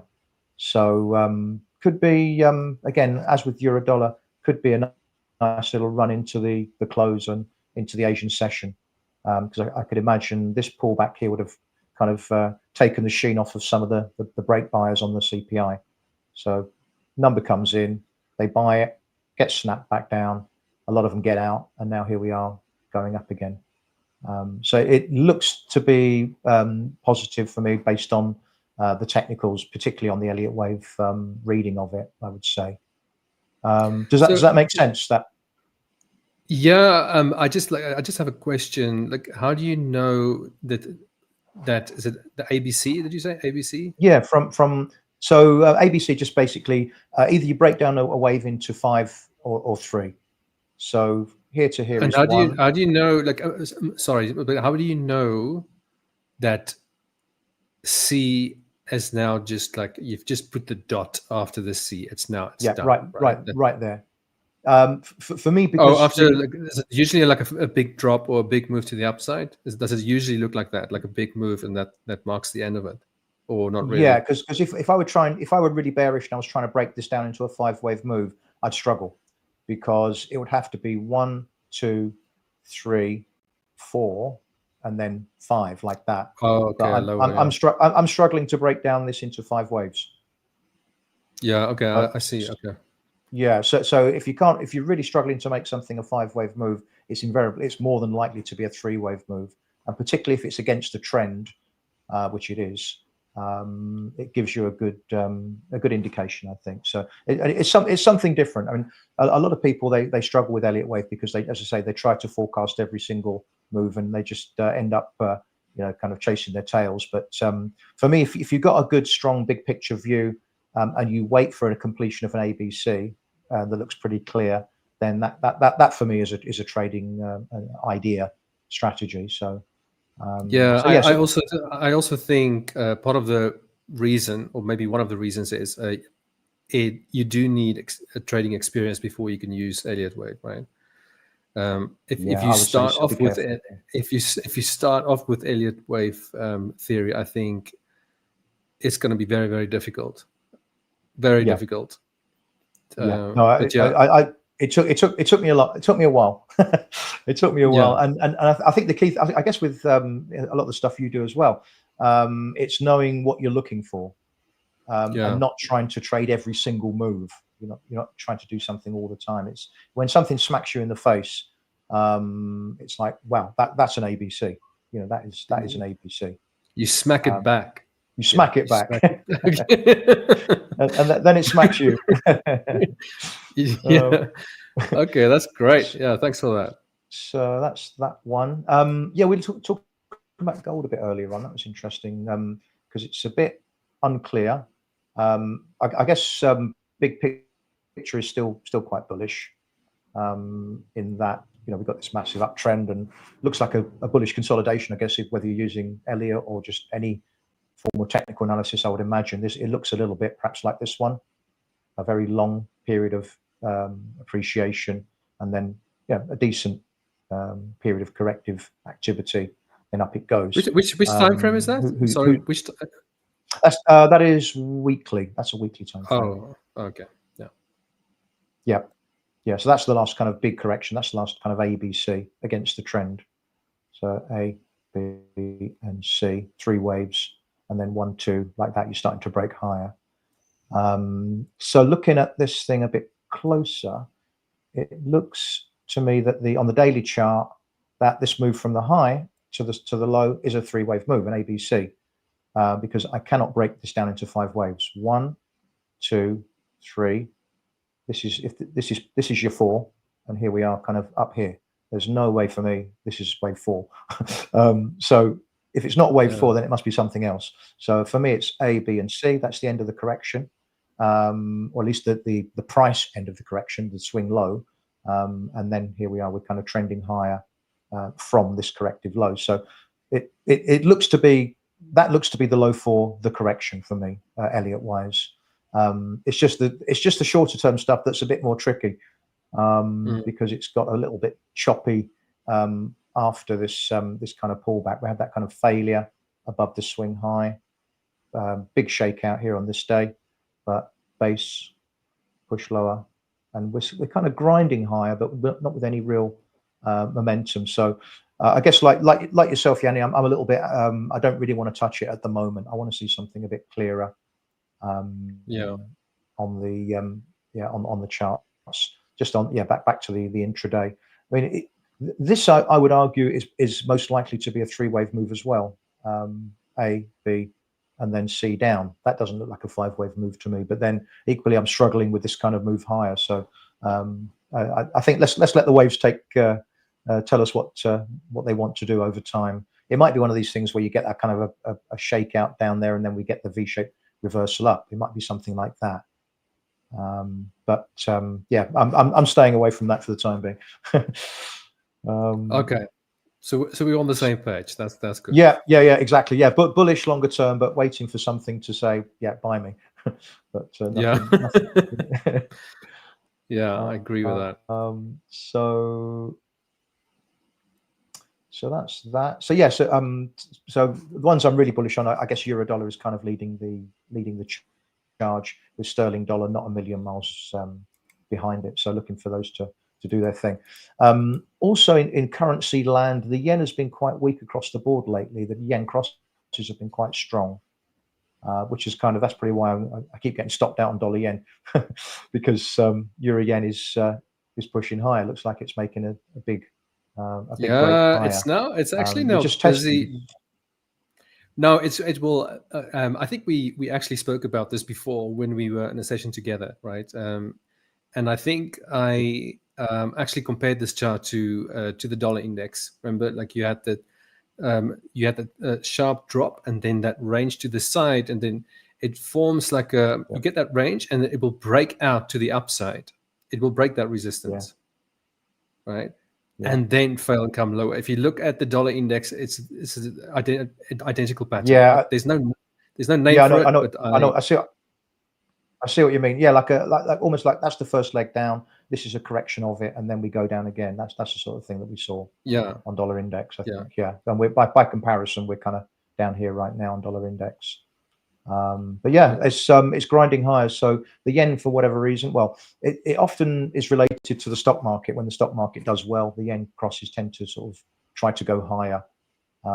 So that's probably why euro yen is doing quite well, because the euro is quite strong and the yen crosses are quite strong generally. The stock market is quite strong. So I guess it helps euro yen in the short term at least. Yeah. So that's an interesting one in that you might see it as a breakout trade, but obviously there's a quite important resistance level here to think about. That's that one. Okay, whatever. The Oz, I think, is still stuck in that range, which for me looks like a bullish consolidation. So there's your V-shaped reversal, major low in the Aussie dollar against the US, all the way back up again, and it's literally just kind of grinding higher. I think, is that a bit similar to that NASDAQ chart we were looking at on the hourly, on the intraday? Yes. Yeah. It looks very, very similar with that ascending wedge. So it looks like maybe it's accumulation at higher levels. I don't know, but it does seem to be quite strong in that when it pulls back, it finds support at higher levels. So maybe it's latent buying pressure. I guess if you're bearish on the US dollar, then maybe this at some point will pop higher. But waiting for the catalyst on that one. Not one I trade a whole lot. I try and avoid it. So that's. But you also very bullish on the Aussie US dollar, right? Yeah. And I think this is a major low. Going back to the longer term chart, we have it's a big level down here. It's a big level on the weekly chart. You see, I was going to say that almost looks like, but it doesn't. The euro yen, it doesn't quite look like that, but anyway, no, it's like that's what I expect. If you just look at the latest kind of range, if you will, like from that where you draw that horizontal line, if you just see that, you see that breakout and then that reversal, that's what I envision the euro yen to do. Once it makes that break higher. Watch this space. Watch this space.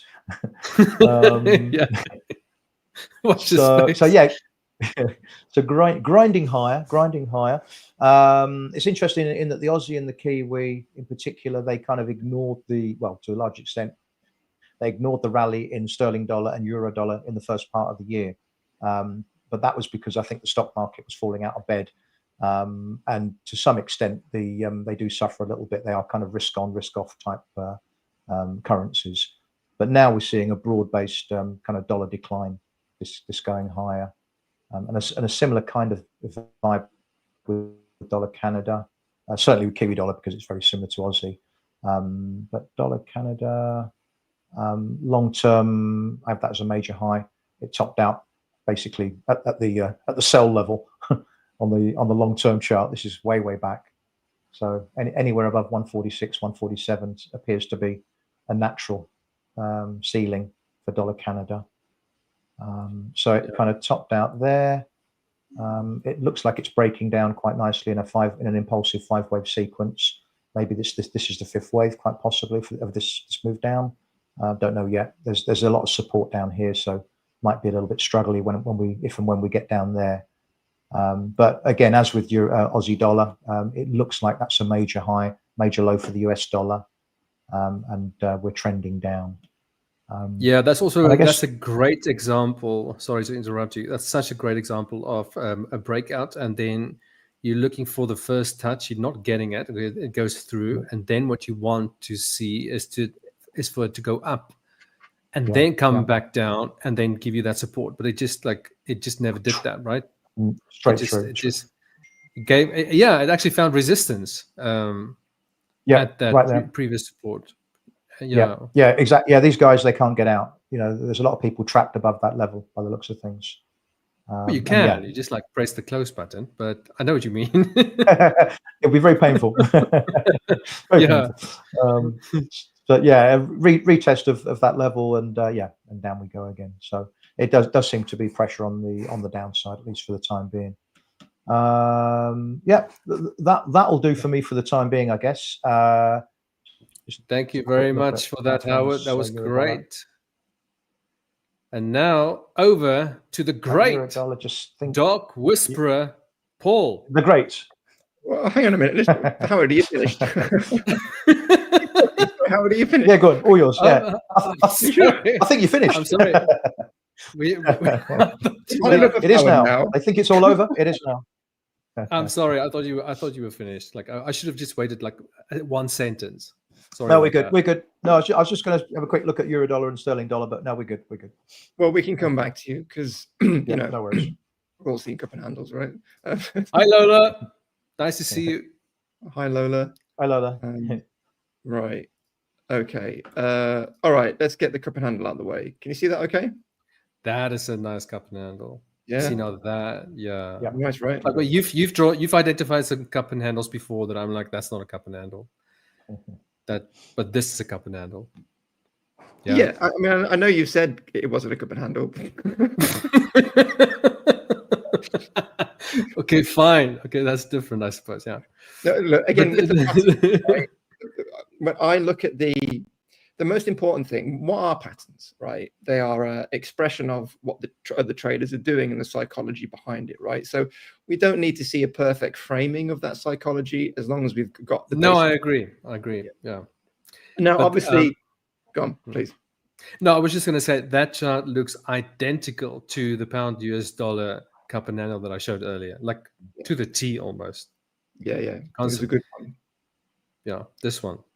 Yeah, and obviously, when we're looking at cup and handles, we're looking for the measured move essentially, and that takes us to around this area, 100, 140, 150k. Now that doesn't mean it's going to happen, but that's kind of where the momentum should be taking us. We've had the breakout and now we're here. Now when you see we're talking about the breakouts, we're just all that kind of stuff. There's weakness here because we're running into sellers, of course.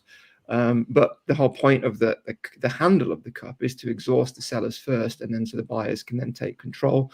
So it'll be interesting to see what happens next, and we may see a bit of a dancing around here for a little bit. As this is quite a perfect pattern.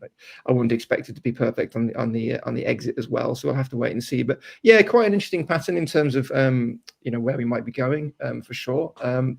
And also just to back up that sort of mentality in terms of where Bitcoin might be going, we've got this chart. And this is Bitcoin 4 hour now, right? So this is essentially the what we've been looking at on the previous time frame. So this is essentially just this tiny little area here we're looking at. And if we look at the price action back in April and May, it's not dissimilar apart from the bear trap. And as you can see, this is kind of where we are, right? And then up we go, right? So obviously these are not something we want to trade off, but when we're trying to orientate ourselves to the market and see the potential options, these sort of charts can really help. So with this and this, that's two pretty bullish charts for Bitcoin, which are taking up to higher levels. So worth watching. I mean, any thoughts about these two before I move on? Yeah, it's pretty strong. Sorry, I didn't listen to everything you said, but no, I did. And I agree. Like, it's very good. Yeah, I agree. Bitcoin looks very good to go to the upside. Now, what do you make of that level on the shorter time frames? Do you think that's still a good level to watch to get in based on, and then see the cup and handle formation as just an additional confluence? Yeah. It's all it's all just stacking up probabilities, really, isn't it? Yeah. Because what we see, other traders see, and that attracts buyers or attracts sellers. But let's just try and find a. So here's I think this bat harmonic is still the best kind of chart to see. It's not really about this pattern. It's simply about the levels which we've got, and these levels seem to be lining up with a lot of different charts as well. So obviously this is all-time highs, comfortably represented by TP2, and this is the retrace area, right? So I was talking about this today. The challenges are, it's not, and I think joking aside, what you were saying, Jannie, at the start about it's not doing much. Well, the sentiment is correct, because what we need is price action to trade off. And when it's kind of sitting here in no man's land, I suppose, just below resistance, but not quite at it, and then with clear support below, it's very difficult to trade. So what are our options? Bearing in mind that I don't typically trade Bitcoin, it's just a barometer for me. So I'm looking for setups which support a little bit of a retrace from Bitcoin. And then I might be looking to come in at some of those setups here. But if you see a setup, and there are a few, which we might go through in a minute, are kind of doing what Bitcoin is doing now, just kind of sitting above support, just slightly, kind of, and not knowing what to do, it's very difficult to enter a long trade here. So we either need Bitcoin to come down, which is obviously the most logical thing to do, right? And it's perfectly natural. Now we've had the higher high and this higher low, which you've been waiting for. Or you have to wait for a big move up, and then you can come back down and enter again potentially. But if we see something like this, right, that's just not enough of a movement to make me, as an example, enter a long trade here, because again, we could just roll over for sure. So I'll need to see a big move to the upside, and then I could enter an altcoin long here, or I need to come back down to enter a long here. So the problem is, this is the issue. And of course, you could say when Bitcoin touches all-time highs, we can short it, but then when you look at patterns like this and this, it's like, yeah, I don't want to, So it's This is the kind of the negotiation, I think, which we face, and the challenges are of juggling all of these things. It's like if you think of the stars in a solar system, the planets in a solar system, they line up, every so often in different combinations, and they give us opportunities to see something or whatever. And in this case, in the metaphor is, of course, to trade something, right? We need them to be aligned in a certain way, and it sometimes just takes time for that to happen. Now, that doesn't mean there isn't trades you can take, because there are many solar, there's different kind of planet orientations and solar systems based on what time frame you're looking at, right? So you could scalp easily, but you have to look at the charts in the same way I'm doing. It's like, is this a good trade? Is this a good time to enter a long entry here? And if you're thinking with Bitcoin that, okay, well, if I can't long, I'll short, well, that doesn't really work either, because we've got a really bullish context, and that makes it very challenging. Hence, the dance of all-time highs isn't as bullish as you think, because it's a nightmare to trade ultimately. So if we look at kind of what kind of setups we could do. So if we go to the ape setup, this is a short setup, right, which I could potentially enter if we get confluence up here and Bitcoin ascends a little bit higher. Right now, that might work. I'm not shorting Bitcoin, but I'm hoping that a little bit of a down movement from Bitcoin and a little bit of hesitation because of all-time highs, then that might work. But the problem is also now, if I just find the Bitcoin dominance chart again, which I keep losing, it's kind of like my thing, to lose it and not find it again, just like now. What? Right, here we go. So this is Bitcoin dominance daily. Now, the second Bitcoin gave us that kind of higher low, that dip, and then move upwards, look what's happening to Bitcoin dominance. People are starting to enter altcoin positions because we've had confirmation that Bitcoin is most likely going up now. And therefore, people are looking to invest in the rest of the market and to kind of go with that momentum. So therefore, the short trade probably isn't the best idea. Now we've had a breakdown of Bitcoin dominance, which, as you can see by the candle color, equals green, right, for the altcoin market. And that is the problem. So everything's fine with Bitcoin. The money flow is actually doing good things. But there is a deficit at the moment of opportunities because, as you said at the start, Bitcoin isn't doing much. Was that a cow? You got a cow there in the house? Are you a cow? Your dog is mooing. That was definitely a moo. That was a moo. Hey, well, we all come from weird places. Good for yourself. Let's not go down this route. Let's not go down there. Yeah. All right. Let's focus. This is essentially the situation at the moment, right? So context is very important.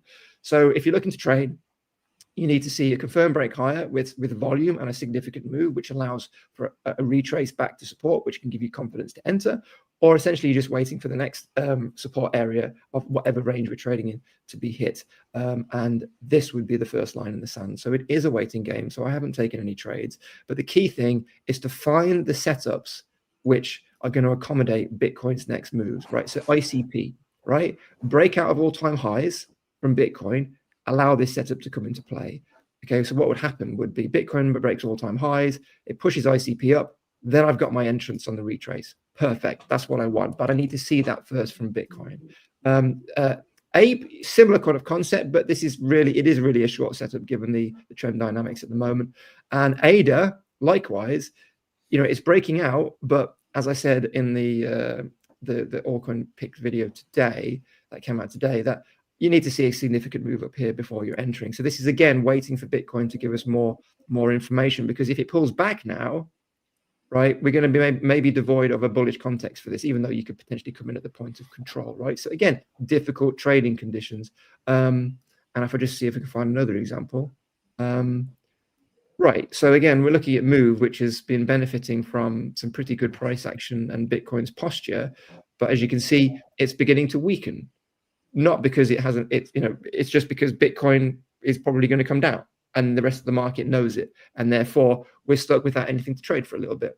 And that's kind of the game at the moment. So we need everything to line up, and they're not quite. So it's just a game of patience, really. But some really bullish setups, some really bullish ideas for sure. But I mean, look, one of my students today told me, and I was very proud of him. He said, "I've taken a week off."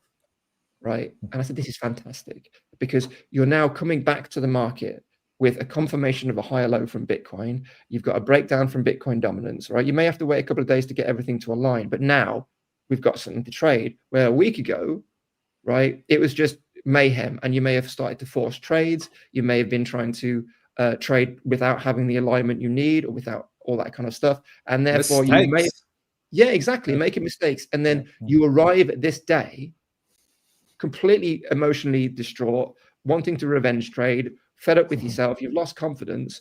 And this is exactly the time where you don't want to be like that, because you want to be rested and ready, because the market is now lining up potentially, and you just need to wait. And it was the smartest thing he could have done, because he's now rested, he's not feeling any emotional issues, and he's ready to trade. So this is the game. And if you think pro trading is about, having 1,000 monitors in your house, in your kitchen, so you can monitor when you're cooking or whatever. It's not that. It's not, I've got to rush home from squash to go and make a trade. What it is, it's planning, it's observing, and then it's just lying in the long grass, waiting to pounce. That's it. Right, that's it. Lying in the long grass? Yeah. Do you mow your lawn, Paul? You don't, do you? Well, when there's no setups, you go to the backyard and just lie in the long grass. Firstly, can I love mowing the lawn. It's very good for my back, and I enjoy the thing, and that's the point. Go and mow your lawn for a week, right, and then forget about trading. For a week. Yeah, like 1 millimeter at a time. I mean, don't keep going up and down a week. That sounds like a punishment. Yeah, I'd rather overtrade, to be honest. Well, not me, and that's the point. Yeah.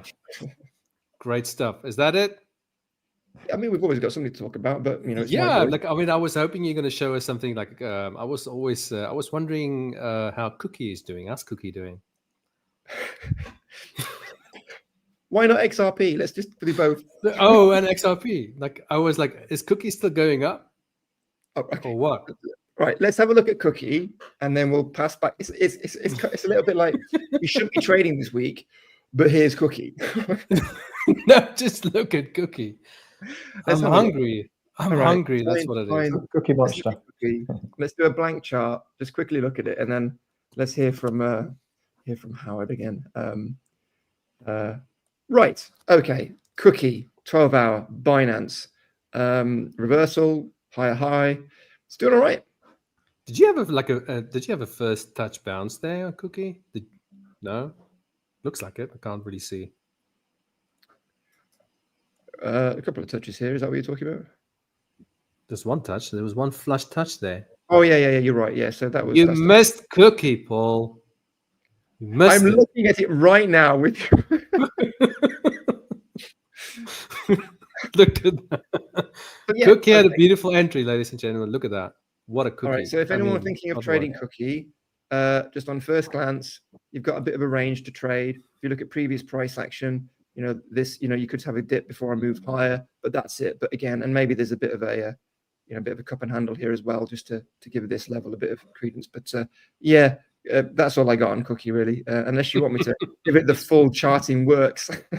You see, there you go again. You call that a cup and handle. That is a cup and handle while you're taking a big sip.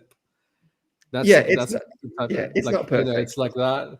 Yeah. But it's also, if you look if you tilt your head like that, don't you think there's like a nose and mouth pattern? You see that sharp nose and there's a mouth before that. Do you see that? No. No. There's actually a face. No, So at the everyone, bottom. everyone who's just tuned in, Yeah. No, I'm serious. Anyway, doesn't matter. I won't be Yes. able to. I don't know how to trade that anyway. Yeah. But Cookie looked like a good setup, and you've missed it. I'm very disappointed Yeah. in yeah. that. well, Paul. you know, Not- there not- are thousands of cryptos. I know.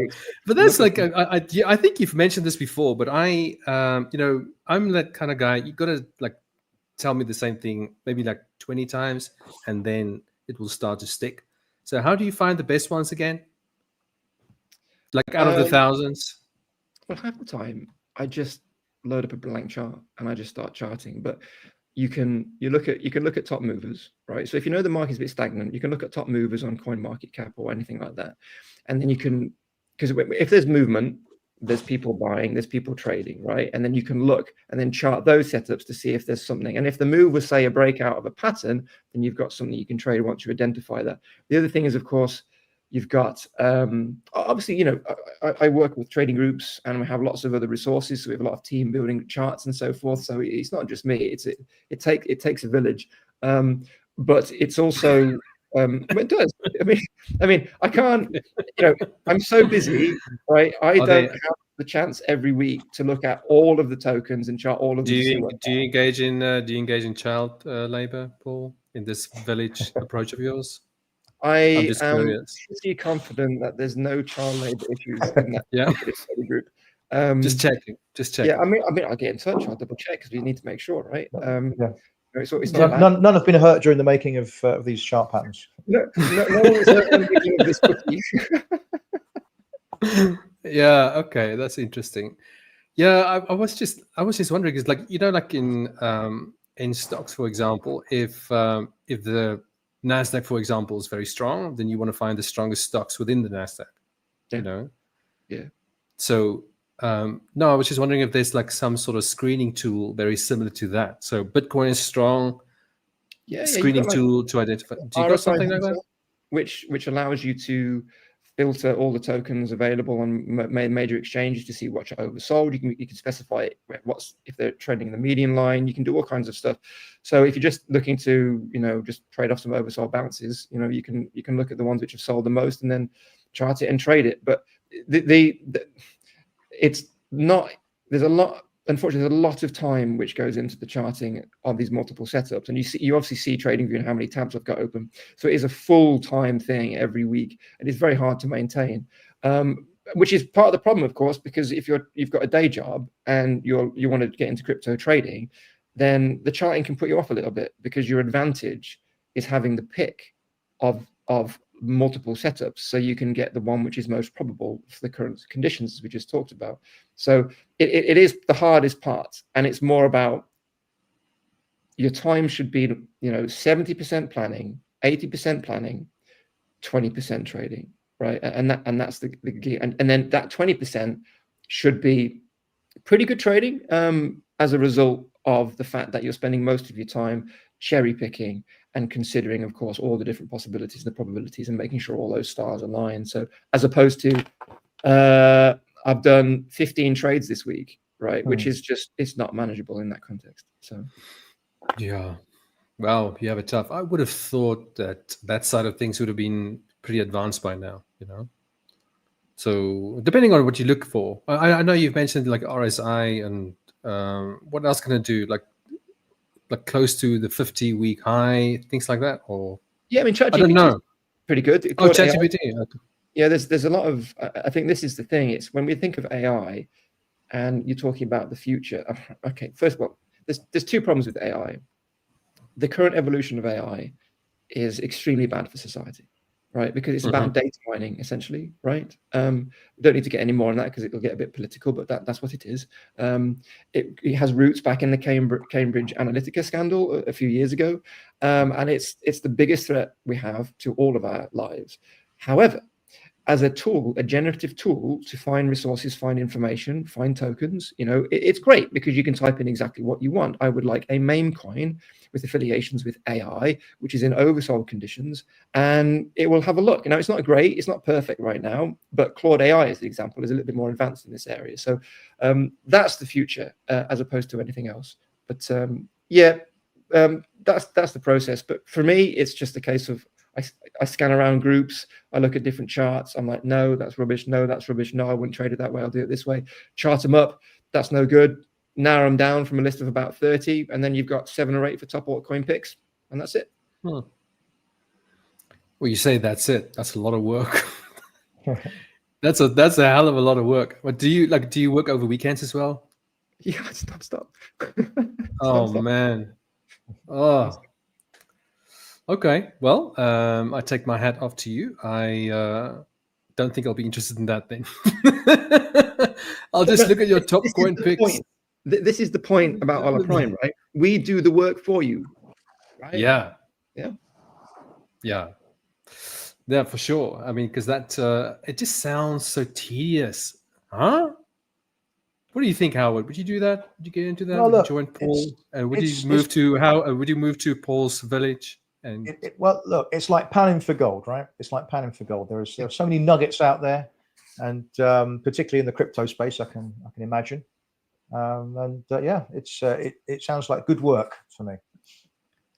Oh, yeah, you're so just being kind now. If you ever think I'm not paying attention and you just see me doing this, it's panning for gold, right? You got your saucepan pattern out now. Yeah. No, if you do this, Paul, I'm pretty sure that's a disease. Okay, there's something where you need to go to the doctor. Yeah, for sure. Yeah. We're not there yet. Don't worry.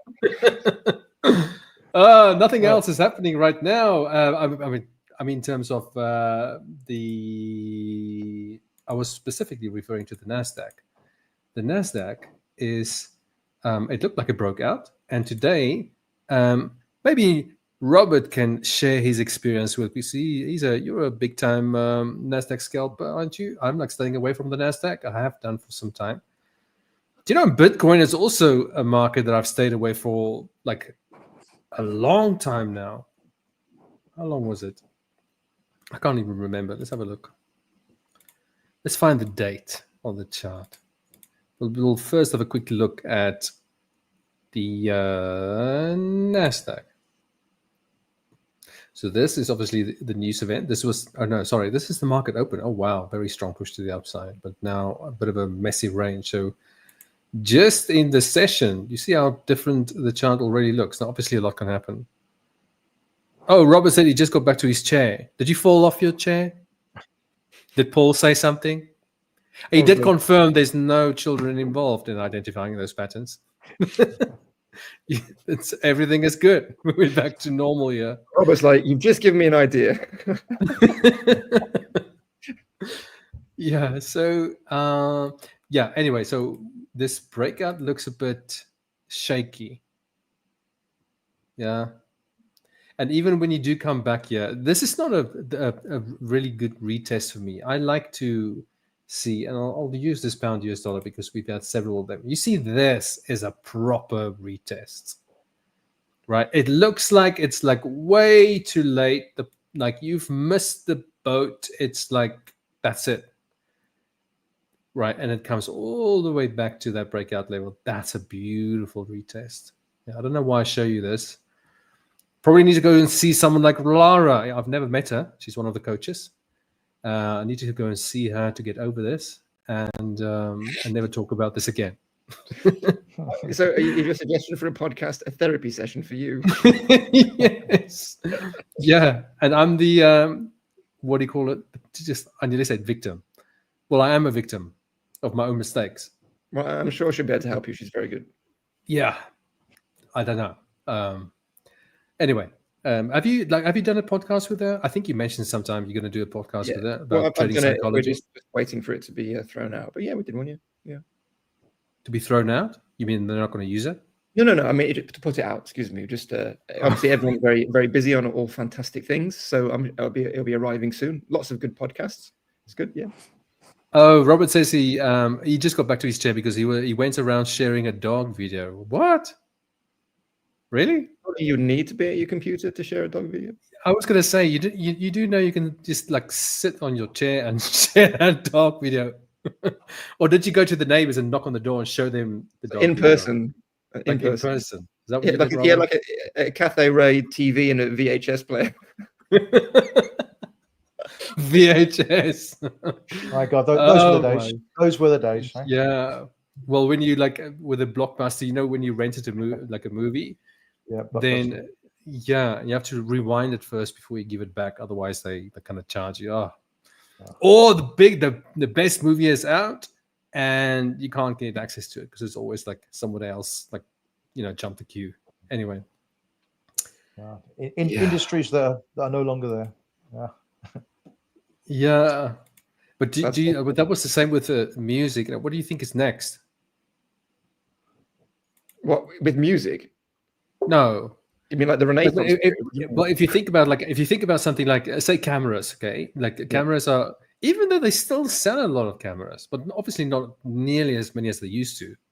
Kodak obviously is not around anymore, but they still sell cameras. But that's more not just professional photographers, but also YouTubers. They also, many of them use still cameras, but that's really it. But that is one of the examples. And then music, like used to have CDs, and now it's just like you just download it, right? The same with movies, the Blockbuster and all that kind of stuff. It's just not this. There's now Netflix and Disney Plus and all of that.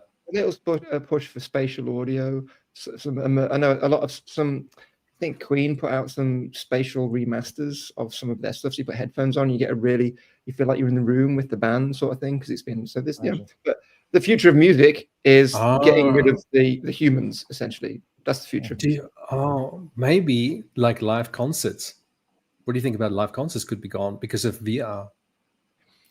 Well, the industry now lives in the space of live music because that's how they make money as a result of the fall of the CD, essentially, right? But yeah, it brings an interesting question. I mean, me and Howard, you're a musician. I'm a musician, and we can so easily. Things are so beyond what we can do now. You can create a basic track, let AI completely edit it, and make it sound in any style you want. So I say, I want 80s, I want 90s trap, right? Make this sound like 90s trap, and it'll change it, and it'll do it. It'll do your voice and everything. And I think that's the future, and it's quite concerning, to be honest. But let's see how it plays out without being too cynical. Yeah, I think Paul McCartney and Elton John are a little bit up in arms about all that stuff. I think we all are. It's a bit sad, really. because that's like unique to that. That's what we like label as, you know, and almost admire about, you know, humans who are very talented in those fields. Someone can sing very beautifully, or they can play a guitar very well, or just a band coming together and make beautiful music. And there's something special about that. Now, if it's all like AI doing it, it's like, I don't know, you know. There'll never be not live music.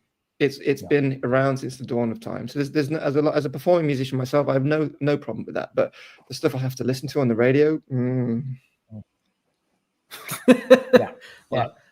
Maybe like change the channel. Have you thought about that? It's all the same. Really? Yeah. Have you ever? Well, Good. this is talk sport on news or something like that. Yeah, but I think you're right, Paul. Maybe you're right. Like maybe like live music will be like the last kind of thing that survives of music. Just like, because it's, you know, it's not really, apart from the VR thing that I just mentioned, but you know, you can't really socialize with a VR. Maybe they'll change that as well. That would be sad. Like you don't even have to go out, and you can go to this concert, and it's just all online, and you can't even tell the difference. I mean, I'm that sort of thing. I'm very mindful. I'm mindful that I still want to hear from Howard, but on that point, the issue we've got in society, right, is that we are not getting the stimulus as humans we need. So we get nourishment through observing people's body language in person. We get nourishment through the pheromones and the hormones, everything we pick up, which we're not consciously available of, right? All of those things. Just being in the presence of another human being. Now, currently, when you're texting someone on WhatsApp, you're not getting that. But when you talk about VR, okay, if we can have like a suit, right, which can start to bring back in some of those senses which we've lost, then maybe that is the future, where we're all just sitting in our homes in these ridiculous suits, just having meetings and shaking hands and stuff and feeling it, the heat of the hand, that sort of thing. And maybe that's the future. I don't know, but it's all... Yeah, I think we will struggle. You and I, maybe Howard as well. Maybe Howard will adapt better than us. But it's, you know, because we just came from a different, you know, we were born at a very different time. Like today's kids are born with, you know, all the tech and YouTube and everything else. And social media. I honestly feel like social media was the worst thing ever. It's like it destroyed the fabric of society completely. I agree. 100%. You know, I'm not on any social media. And the attention spans as well. The kids just literally, they just cannot focus on anything for, you know, more than a minute or two. Could you say that again more concisely? Because that was just yeah, it's no, but it's true. And the algorithms that they've, you know, coded was like the intention was, or the goal rather, was to keep their attention for as long as possible on those sites. And then they just went towards hate, because that tends to keep people most on the platforms than anything else. I mean, who would have thought, right? And now people spend most of their time on there. So it just kind of messes like everything up. So we need to bring those people to these live streams and Hola Prime X and Hola Prime and all these things, so we can give them some content which isn't about sugar. It's about nourishment, right? That's what we want to do. So we can fix it. We can all fix it together. Yeah, we can, three of us. Yes, we can. Yes, we can. There's no way in hell. We'll all get to hell. Yeah. Howard, do you? Paul kept saying you wanted to show something. Did you want to show something? Yeah. Let's have a quick look at crude oil, because that's made an interesting little move. Let's have a look. So as we all know, it had that descending triangle, the breakdown from the descending triangle on the weekly, and kind of a snapback, retest, failed at the line, all the way back down, fell just ahead of the swing low, and then here we are. We've bounced back up again. It looked like it faltered below the resistance line, came back a couple of weeks ago, tried to break down, but last week we broke through the high of that kind of down candle, and here we are. We're back above the line. So this could be an interesting setup from a long perspective on a multi-week basis, in that we've got that kind of failed breakdown from the pattern. If we can hold back above that line, next week, then there could be some good long opportunities on crude oil. So that's one. Yeah, two. would you mind just going to? I can't really. I always have to zoom in to see the time frame. It's I'll not do your daily. fault. It's just. Is this the That's daily? weekly. That's Oh. weekly. So daily is this one. Oh. Yep. So here's the line. Yeah. Yeah. So that's starting to look a bit constructive, I would say. For sure. So it could be good. Yeah, Back definitely. up to the next. It made so that. something to It's not the most beautiful. Oh, but that's the daily. Like, what would you? I'm sorry to. Not shutting you around, but I just so badly want to see the 4-hour time frame. I just want to see if there's like a strong pivot there that you can see on a smaller time frame. Okay, so there's the. Yeah, this is like there's a beautiful V shape pivot. It's not deep, but do you see that one? Like move your mouse to the left, not that far, but right. Oh, I'm seeing my own mouse. Let me just move it away from the screen. Like, why are you not moving it out? Move your mouse. I need to see your mouse. Okay, so if you look at where price is right now, and you just go back to that range before it broke out there, to the lowest point of that range. At this point yes, here. right there. There's your V. Okay. Oh, this thing.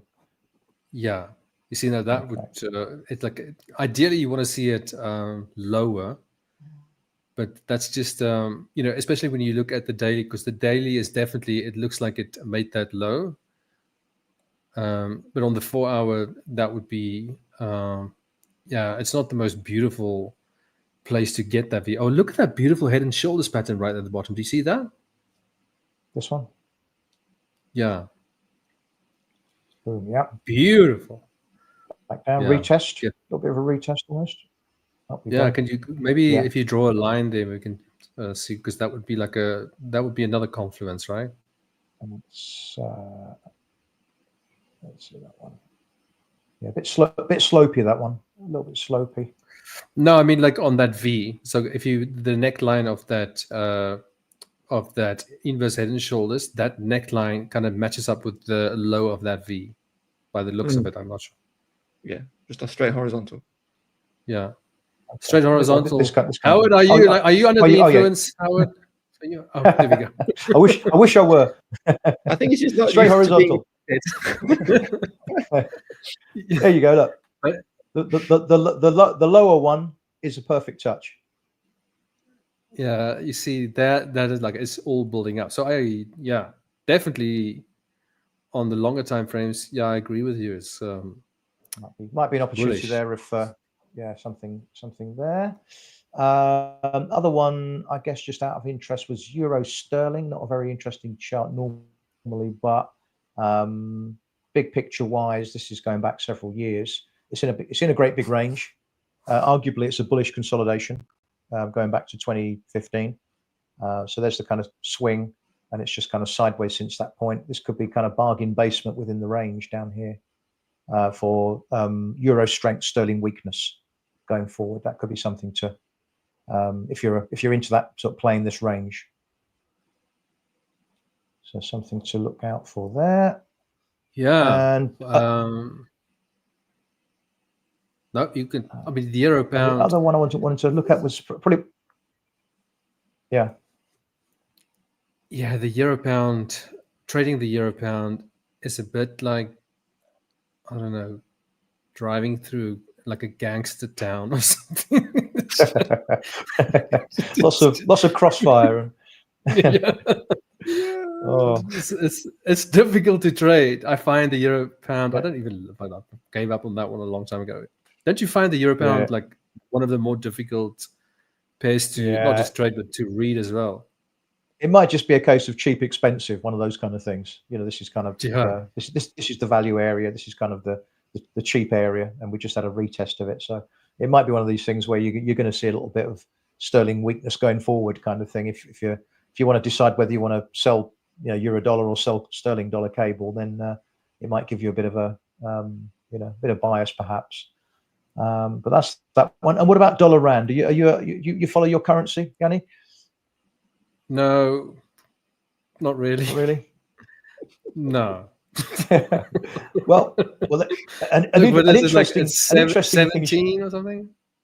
Yeah. Yeah, 1770 or so. Yeah, it been in this big range, and we're kind of heading down towards the bottom. So maybe a bit of a cheap level down here, perhaps, huh?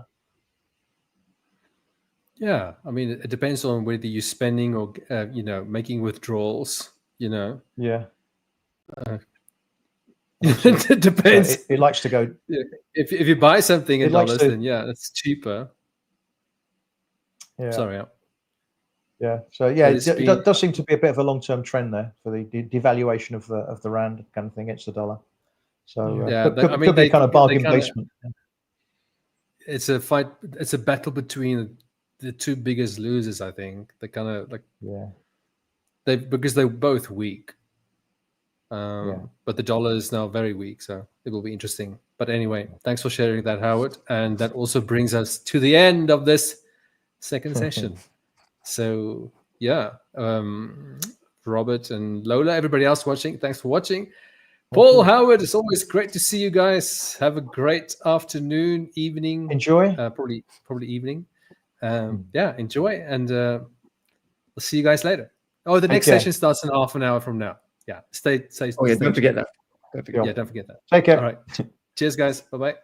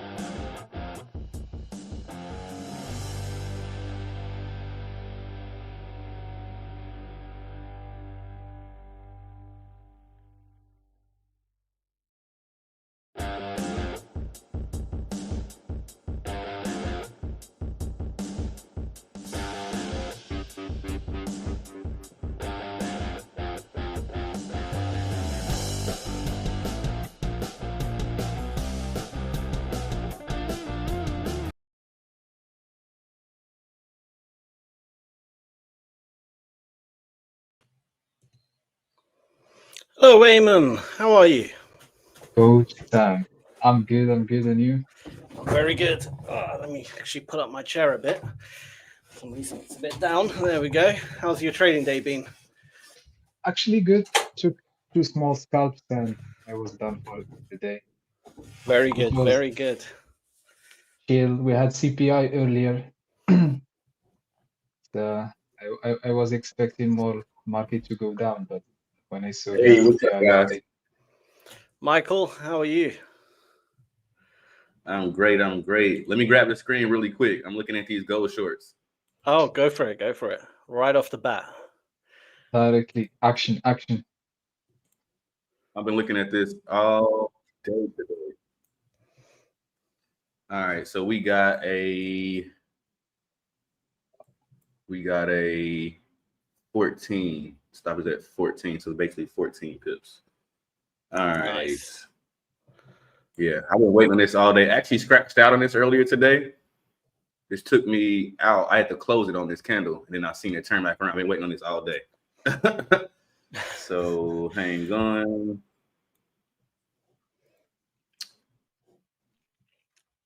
Actually, I'm taking this on both my accounts. Sorry, guys. Hang on a second. That's all right. Come on, come on.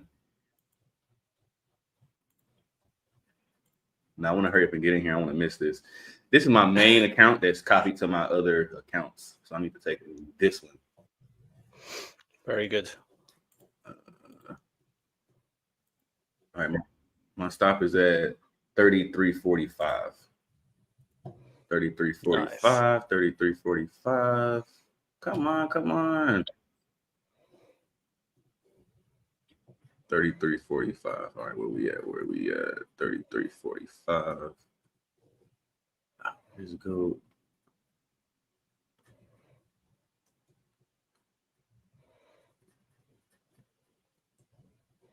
Oh, here we go. All right, 33.45. 33.45. I'm gonna put my full position on this.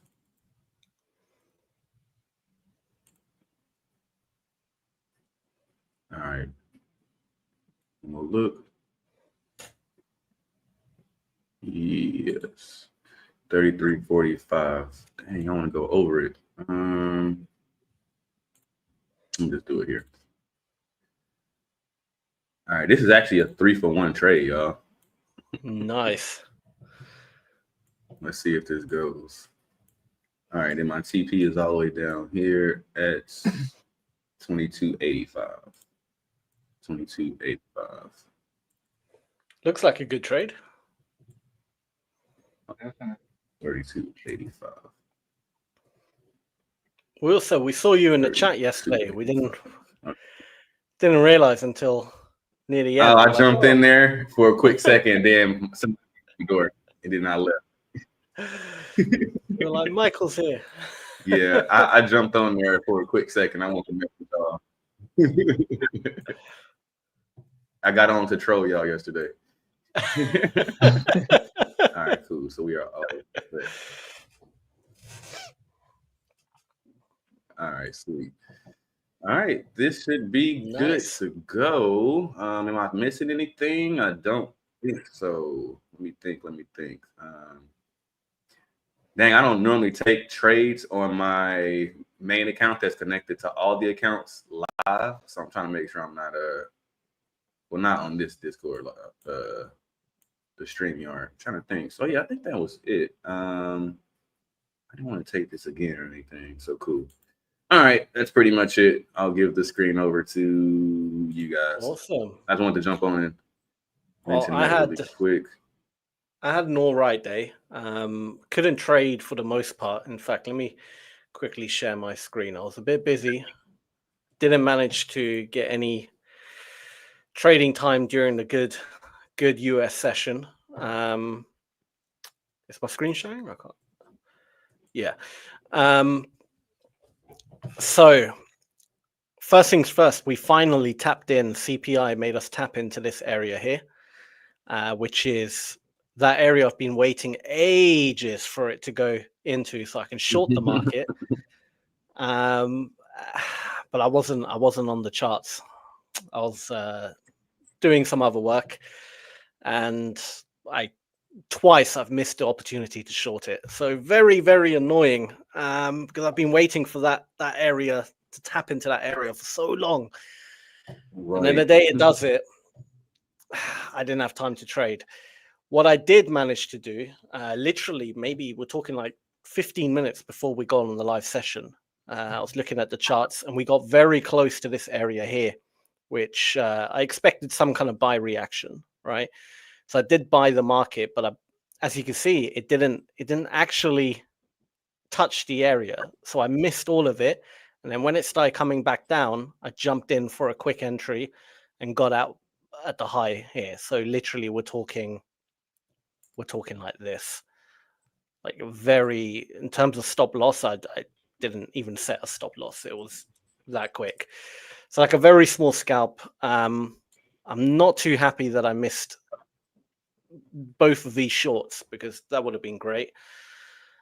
But what can you do? That is unfortunately it. So my trading day's been pretty meh, pretty boring today.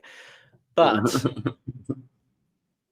I think there might be some trades, because we're kind of ranging a bit. If we get back into this area, I could potentially short it again.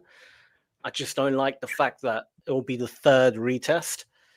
We're in an area right now, a gap, where I expect some kind of rejection, but I'm just not. Look how many times it's blown right through it. So I'm not really, and it's in the middle of a range. It's not something I usually want to trade. Although technically a gap, I don't really want to be trading that area. So this area I kind of just, not really for me. I really only want to trade the highest and lowest gaps, right? So this was the lowest gap. I would love to have bought if we dipped into it. We got very close, but we didn't. This is obviously the highest gap. Would love to have short it, but I missed it. In terms of NASDAQ, because I do have to trade the NASDAQ for the live session. Just have a quick look at the NASDAQ. Let me just I haven't actually looked at it. So got an area here where it's got that gap as well. There's nothing to the left of me on the NASDAQ. That's the only thing I don't like. There's nothing to the left of me. We did eventually break past that area, and we've come back into it, and now we're continuing again. So I am bullish on the NASDAQ. And I do think even on the ES, that area will break. I think that was the reaction, but who knows? But yeah, I don't actually see any trades, if I'm honest. The NASDAQ is just not, it's just not very good. Sorry, Aymane, but I see nothing, man. I see no trades for the NASDAQ. This area is now well and truly filled. That area will be well and truly filled. There's nothing on the higher time frames where I can kind of, I don't know. There's literally nothing. Maybe if I stretch out a little bit, is there anything? The gap is about there. That's the highest gap. That's it. There's nothing to the left of me because we're approaching the all-time highs. So yeah, the only thing I can do with the NASDAQ is wait for it to come back down and potentially buy it. And considering I feel that the perfect opportunity, we kind of missed it, but I wouldn't have really bought it anywhere here either, because there's nothing, there's no gaps here where I could potentially trade. Oh, do you want to jump in? Yeah.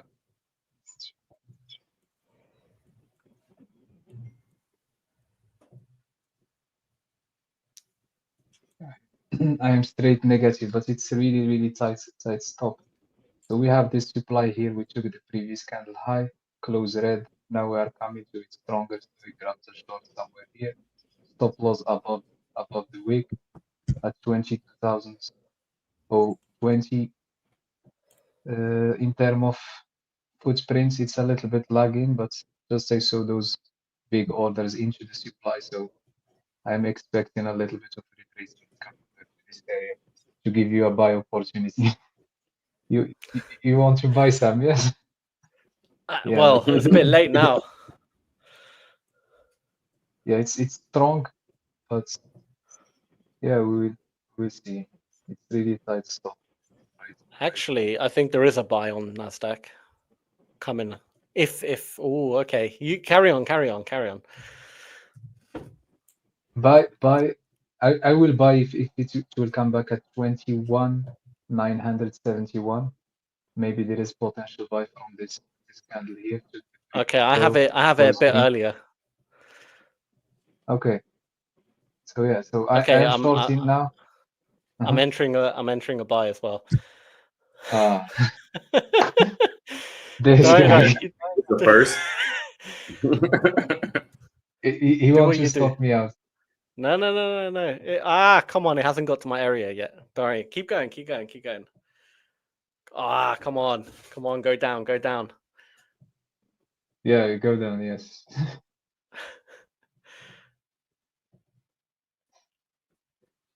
Yeah, it's it's looking strong, but like here for me, it's the place where I could look for buys if we came back to top this area right here. So let's put an alarm here. Yeah. My buy zone is at 22,000 on the dot. 22,000. We got to 22,008. That's how close we got to potentially entering. I will go break even if we broke the low of this candle. So we'll see. See the 3 minutes. Did you take any trades yesterday, Sam, on NQ? Well, yes, I did. You did. He was profitable on NQ. I was telling him like, Sam, why you don't switch? Like, and he had a lot of adrenaline. Like, and I told him like, you don't get Crazy, this yeah. when you are trading ES. But Yeah, let's see. it was an experience. But we are still negotiating if he would change his mind or not. Potentially. It depends how good this trade. I got my lights coming today, Sam. Oh yeah, very good. Yeah. So next session, I'm about to be like you. Okay. I'm gonna start getting no I'm more about to sessions enter. in the red. You are entering by, okay. Almost. It's getting very close. We're in. All right, I've entered. I'm in. Sam, come on, Sam. Come on. Don't do this. Oh, so your entry is the exact same as mine, but just the other way around. I'm gonna set my stop. It's a very small scalp. My stop is extremely tight. So my stop's got to be. Oh, I've entered at the wrong lot size again. I did the blood. Never mind. Come on, push, break the low, and it's getting very close to my stop. My stop is 22.9. It's on that candle. I don't like it. Come on, push, break the low. I might.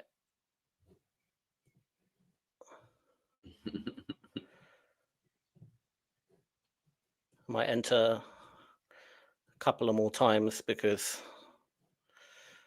I got the what do you call it? Got the lot size wrong. Okay. Another push. If it's break the low, I will move my stop.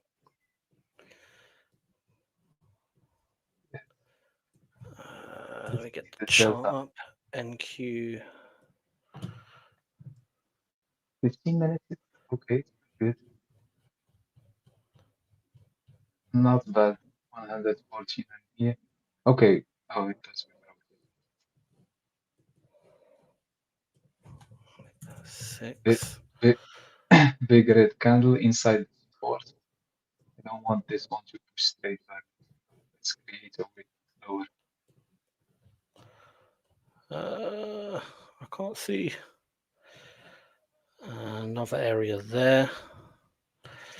All right, zoom in. Let's see what's crack-a-lacking. Okay, we broke the low, so that's good. Broke the low. We touch those wicks. Nah, I'm out. I'm out. Or am I? 1 second. We're in another area where I could potentially buy it. All right, I'll buy it again. This time, get the lot size right.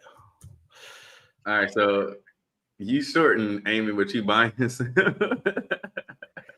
Pretty much. Okay, I've entered twice. 2 positions. They're both very close to each other, so for me, it's kind of like, well, Come on. If we touch but those now I've got to look at the. We're getting very close to my stop though.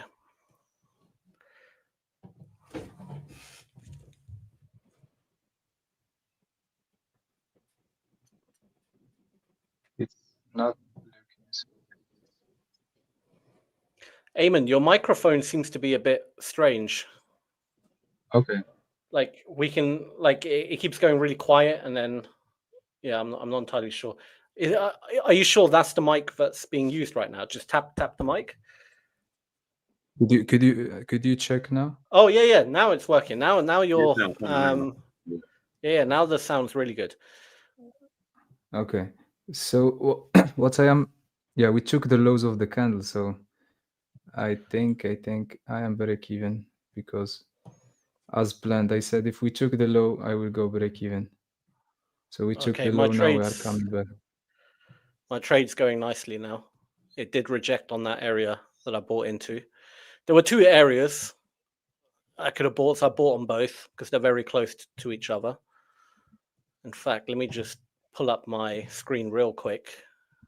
Yeah, I am break even anyway, so. So essentially 2 areas, this one and this one, both gaps. I originally bought into this one. And then as we came, I thought, okay, I could have my stop here and get stopped out, or I could just wait. I mean, it was a few points away. So I've entered again here. And my total stop is down here, which I haven't even actually set yet. So my total stop will be there. Stop loss will be there. And the TP, that's a hard one, to be honest. I could either target back the highs again. Yeah. Come on, don't reverse.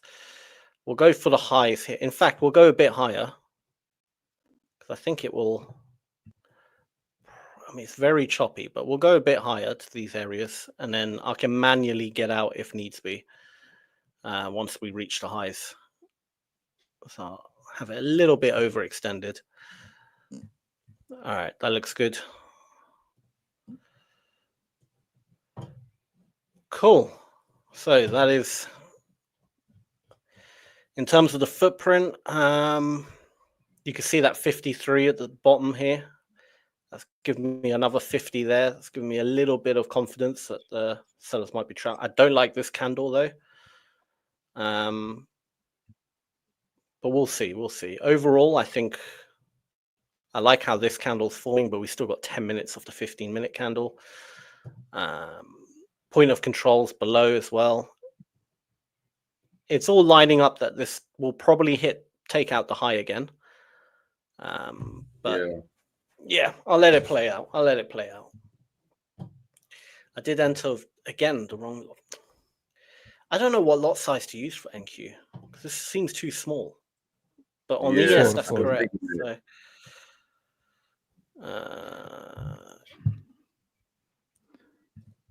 info point size 0.01.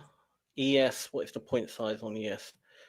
0.1. Right, so it's 10 times less than the ES lot size. Okay, that's starting to make sense. All right, so if I enter at 0.5 on ES, I need to enter on a 5 on NQ. All right, cool. Got to remember that 5 NQ, 0.5 1 decimal ES. point over. Yeah. All right. What the hell happened here?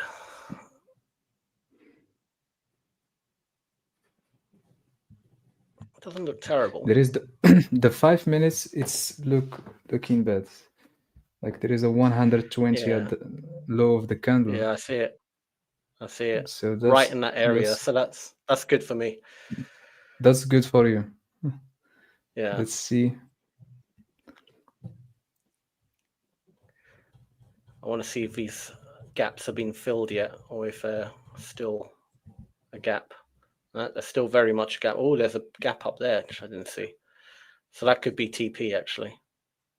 That gap there. Okay, about there.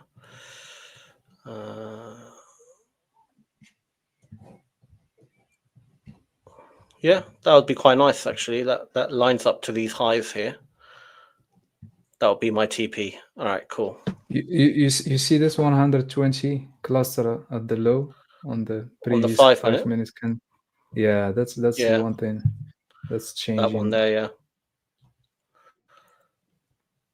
And if it lines up to 171 buy cluster right there, Yeah. which could also indicate they're protecting it or defending it, it's a gap. To me, there's a few confluences we're going to go up for a bit. Up until here, I would say. Probably higher, maybe not. But to be on the safe side, my TP's up here, which would be on the 5 minute. Just where the only thing is keeping me still is just the 15 minutes. If you check the 15 minutes delta, you will see. Give me 2 seconds. Like, yeah, 15-minute delta. Yeah, it's the only thing that I still, let's say, keeping me from closing the trade is just this 15 minute. 15 minute last candle. Last one. The last candle. You see the top. The 129. Yeah, 129 you have there. Okay. I have 175. Okay. Close enough. Got 150 on the candle below, 248 on the candle, previous candle, the candle before that. I think that reaction's happened. Already happened, yeah. That's why. Yeah. That's why I said if it took the low of the 5 minutes, I'm break even because. Yeah. All right. I think my TP's set in the right place. I'm happy to just let it play out now. I don't like how it's bouncing off this area now. So we're wedged basically between two areas. So I really want it to break this area. If it breaks and then comes back, dips into it again, I'll probably buy again and then continue. Here we go. Is it going to break now? Yes, it's starting to break. Good. It's 4 points to my break even. 4 points.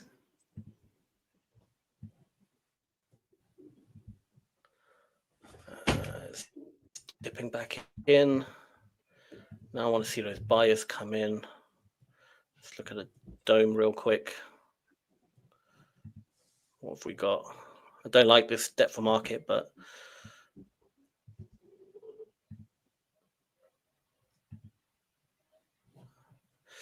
wouldn't really call that a break.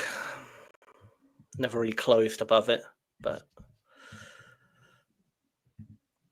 oops. Okay, it's still holding a little bit. It's trying to hold, but whoa, what the hell's going on?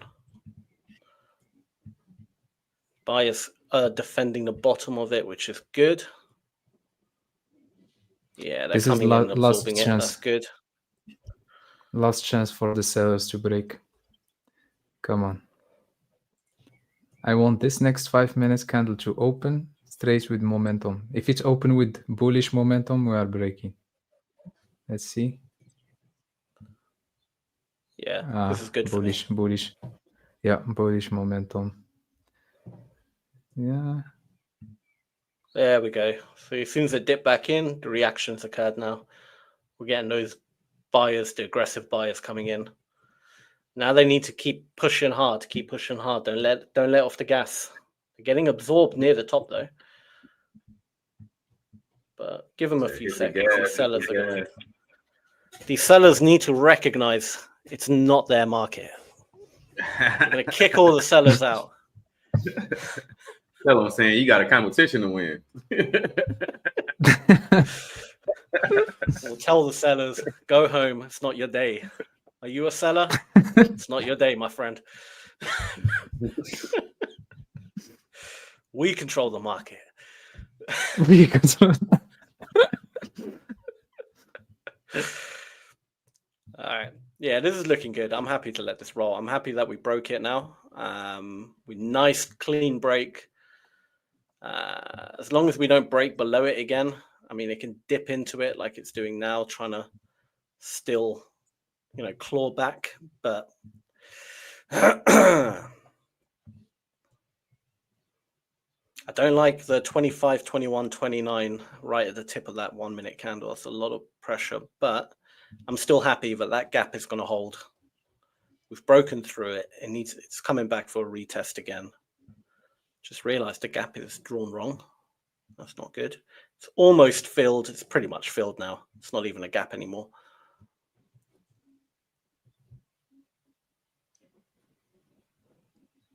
Well, what is it doing? It's breaking it. Oh, these sellers. I spoke too soon. What are these sellers doing? Why? Go home. Aymane, are you still in the market? I re-entered. I re-entered. There we go. There's the buyers. Come on. In fact, I'm that confident.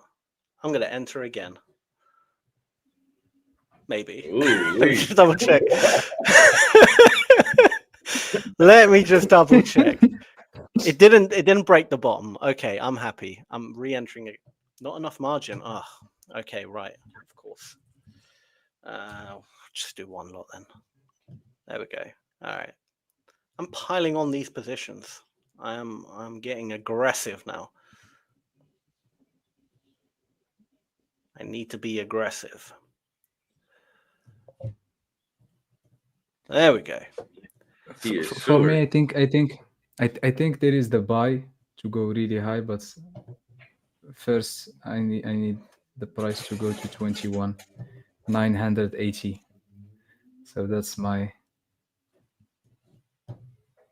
See how the 5 minute. I mean, the 15 minute looks. 15 minute looks all right. Yeah. Yeah, Okay, I'm pretty happy. 1 Got minute. 1 minute till that candle close. If it closes a bit more bullish, I'll be very happy. I think Sam, you're gonna get stopped out. You think I'm going to get stopped out? Why are you doing that? Why are you being so horrible, Aymane? You should want me to Sam. succeed. Oh man, y'all are true. Aymane. So sorry, Sam. Sorry.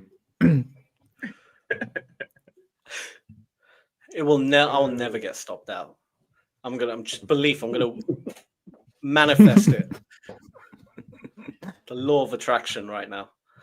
I'm manifesting a take profit. I'm just imagining the candle going nice and bullish all the way up to here. I'm imagining green. Okay. Who have you called, Aymane? Have you called your market maker friends again? So is that how you know?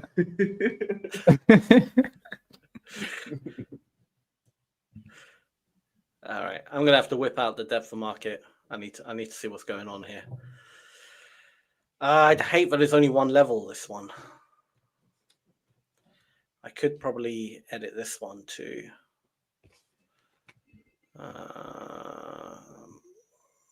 Let's see this 5 minutes how it will close.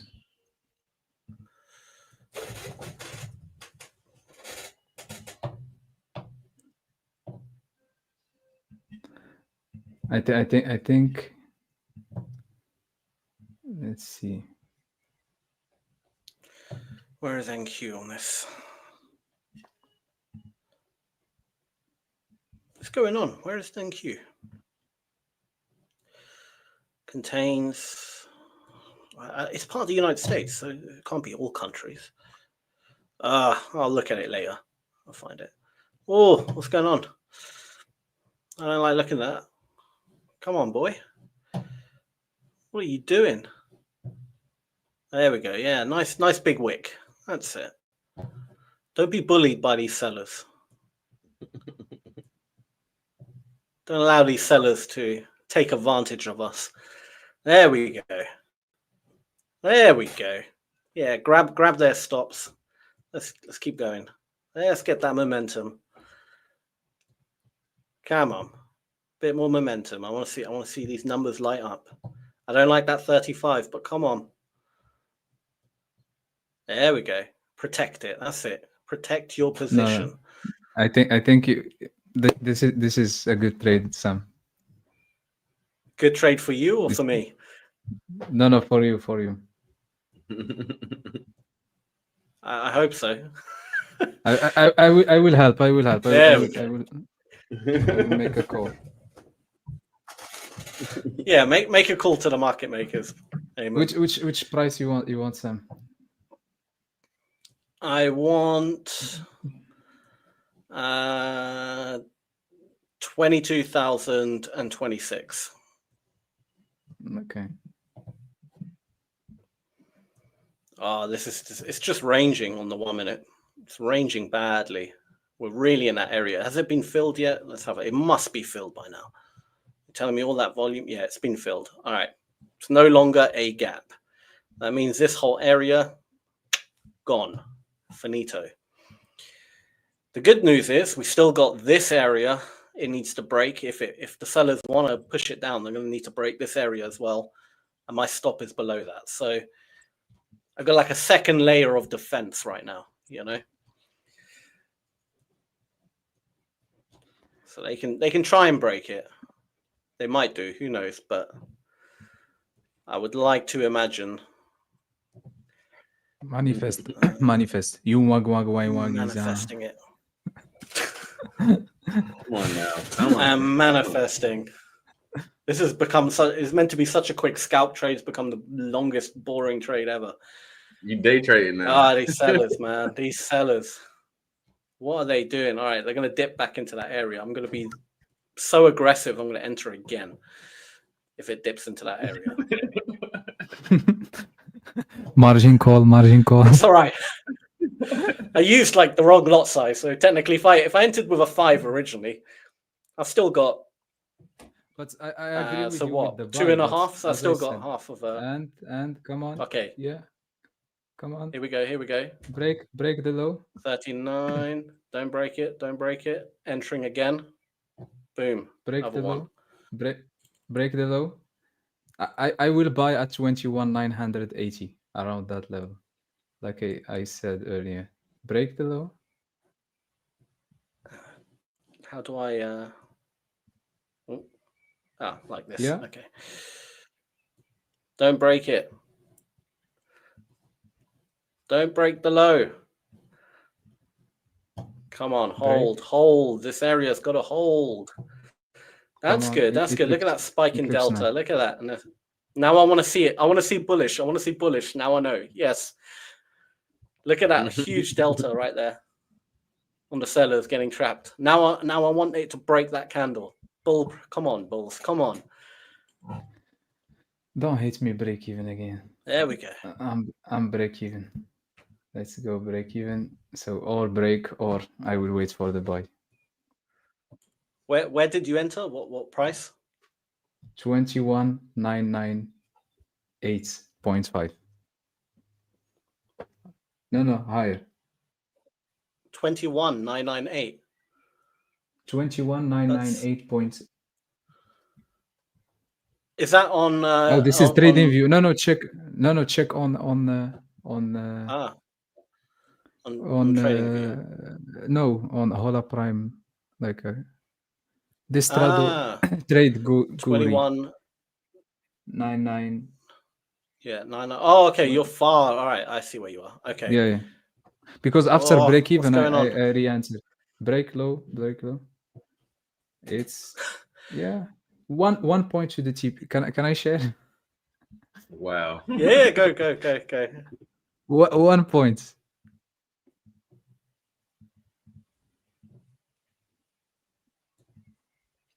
All right, you're up. It went to 21,984, and my TP is 21,983.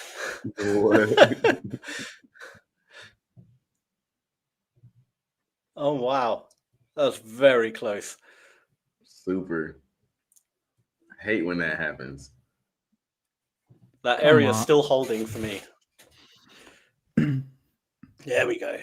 React to it. That's it. It's hilarious. The sellers are aggressive, I'm telling you. It's hilarious that y'all on opposite sides. Like, come on, break. Oh, yes. there you go. Yes. You've got it. Yes. TP? Here now it's a TP. Now it's a place to buy, but I will wait. We came back to this area. I got stopped out. I just got stopped out. No. All right, look like Aymane ahead on the Ray Dragon. No. Why? See, this is why NQ is terrible. NQ is the worst. All right, let's have a look at what happened. It actually broke that area with some force, which in that case means if it comes back into the area, I'm shorting it. I bought. So yeah, he just bought it. So you gonna short it now? Well, if it comes back into the gap, it never filled the gap. If it comes back into it, which it's about to do, I will short it. This is hilarious. I just missed it. Come on, go a bit higher up. Nice. Right. Nice. Come on, come back, break the highs, and there we go. Okay, so now I'm in again. Are you in another trade? What did you do, Aymane? Yeah, he bought that was the plan. I bought right here. You bought it? Yeah, that's what I was saying. I've just shorted it. Yeah. I said when I entered the sell, I said I will sell. Lower here, I will buy. Yeah. Why? Yeah. Oh. Well. Oh dear, what is going on? Are we seeing two different things, Aymane? I don't know what we're seeing. Y'all clearly seeing the exact opposite. Yeah. Like I'm seeing a short now. It's going all right. It's still in that area. I need to set my TP now. I don't know where my TP should be, so let's have a look. My stop is really tight, but it's okay. Back down to. I think we will go to 21,972, touch it, and then go back higher. But let's see. All right, TP is set. You enter short. Yeah. I entered short. No, I didn't even realize you bought. I shorted it because we broke through the gap. I'm hearing both of y'all, and y'all not hearing each other. Huh? I'm hearing both of y'all say this stuff, but y'all not hearing each other. Y'all both like not noticing the other person is taking the other side of the trade. Quite literally, man. All right. I'll quickly show my screen, so viewers can see what my logic was. All right. So we broke that gap, right? Not a great break, to be honest, but broke it nonetheless. And then we came back in, so I shorted it in it. Stop is like up here, right? And my TP are these lows, I believe. Yeah, these lows again.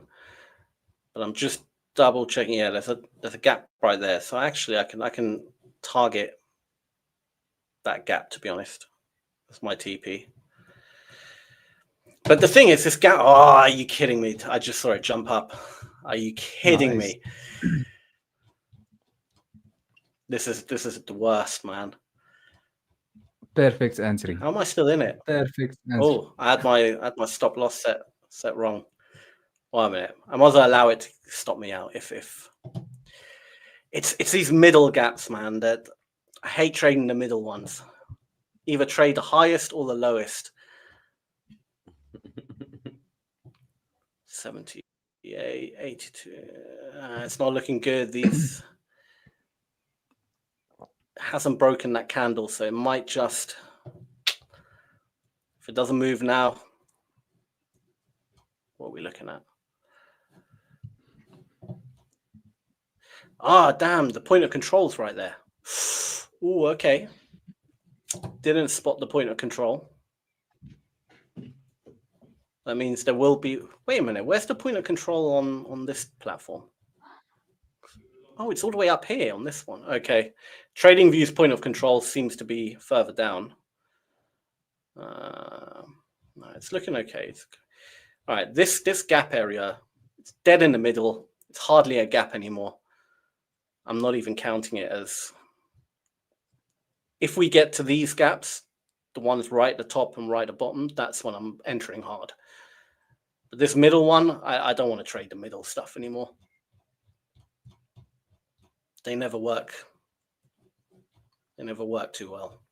They're very easily broken and filled.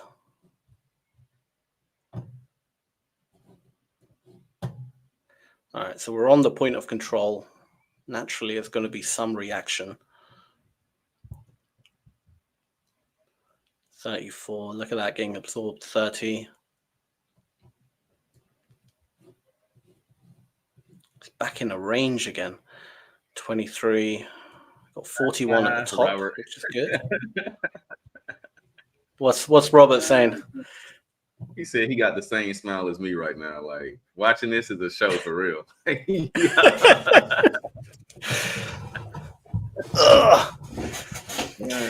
This is a boring market right now. Let's see if TradingView is showing me anything else. Okay, TradingView had a gap there. It's all a bit shifted. TradingView and this what do you call it? Go charting. They're all a tiny bit different. But I'll listen to TradingView because that'll be more in my favor. There we go. There we go. That's it. 1956. There we go. Nice institutional activity. Now we're going down. There we go. All right. Good. Oh yeah, that's looking good. That thing dropping now. That's looking good. I'm assuming you got stopped out, Aymane.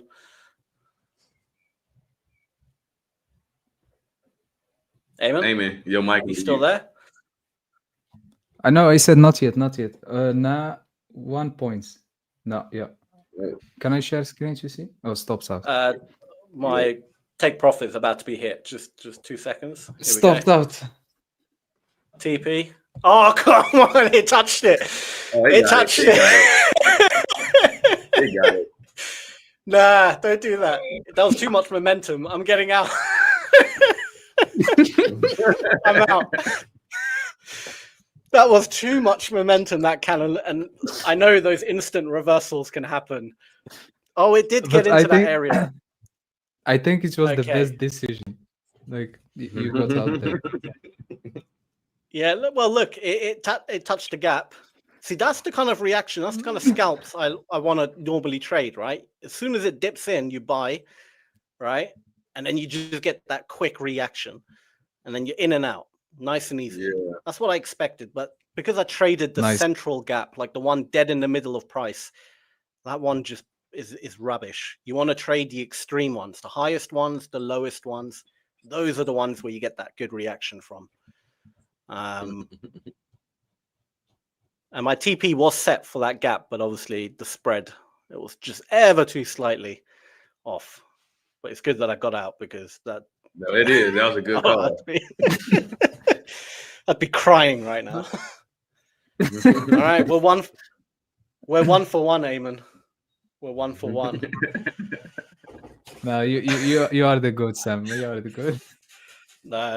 It was Absolutely not. nice shot. Annoyingly, I Let's missed chill out. that trade. I just Which one? missed it. Where my TP was, that should have been a buy as well. That gap. But it all happened too quick. Reversed way too quick. There was no chance. That's a show. That's a real show. Yeah, this is live trading. We're actually doing it. That was fun. That was good. All right, what's next? Any more trades? Michael, how is your week going trading? It's going slow a little bit. I didn't do nothing nothing Monday. I took those trades on here, but that wasn't like nothing too major. I was waiting for this to set up today, which is this gold trade. It's decent so far. One thing about gold is it can turn around so fast. So I gotta be watching this one. This one of the faster moving pairs that I trade. But not going back. I did take a scratch out on this earlier today, which is why I was so on it today. I took this trade right here on this candle. And then when it closed up here on this green one, I had to close it. So I lost 0.1 on this trade earlier today. We still don't see.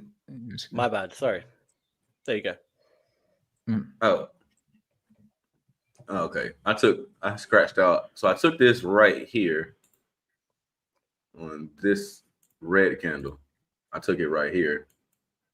But my rules are to close the trades if price closes like this is below the 13, right? And then if RSI line is already below, right? So this is good to go short. But once this green candle came back up here and closed above this like this, I didn't like that.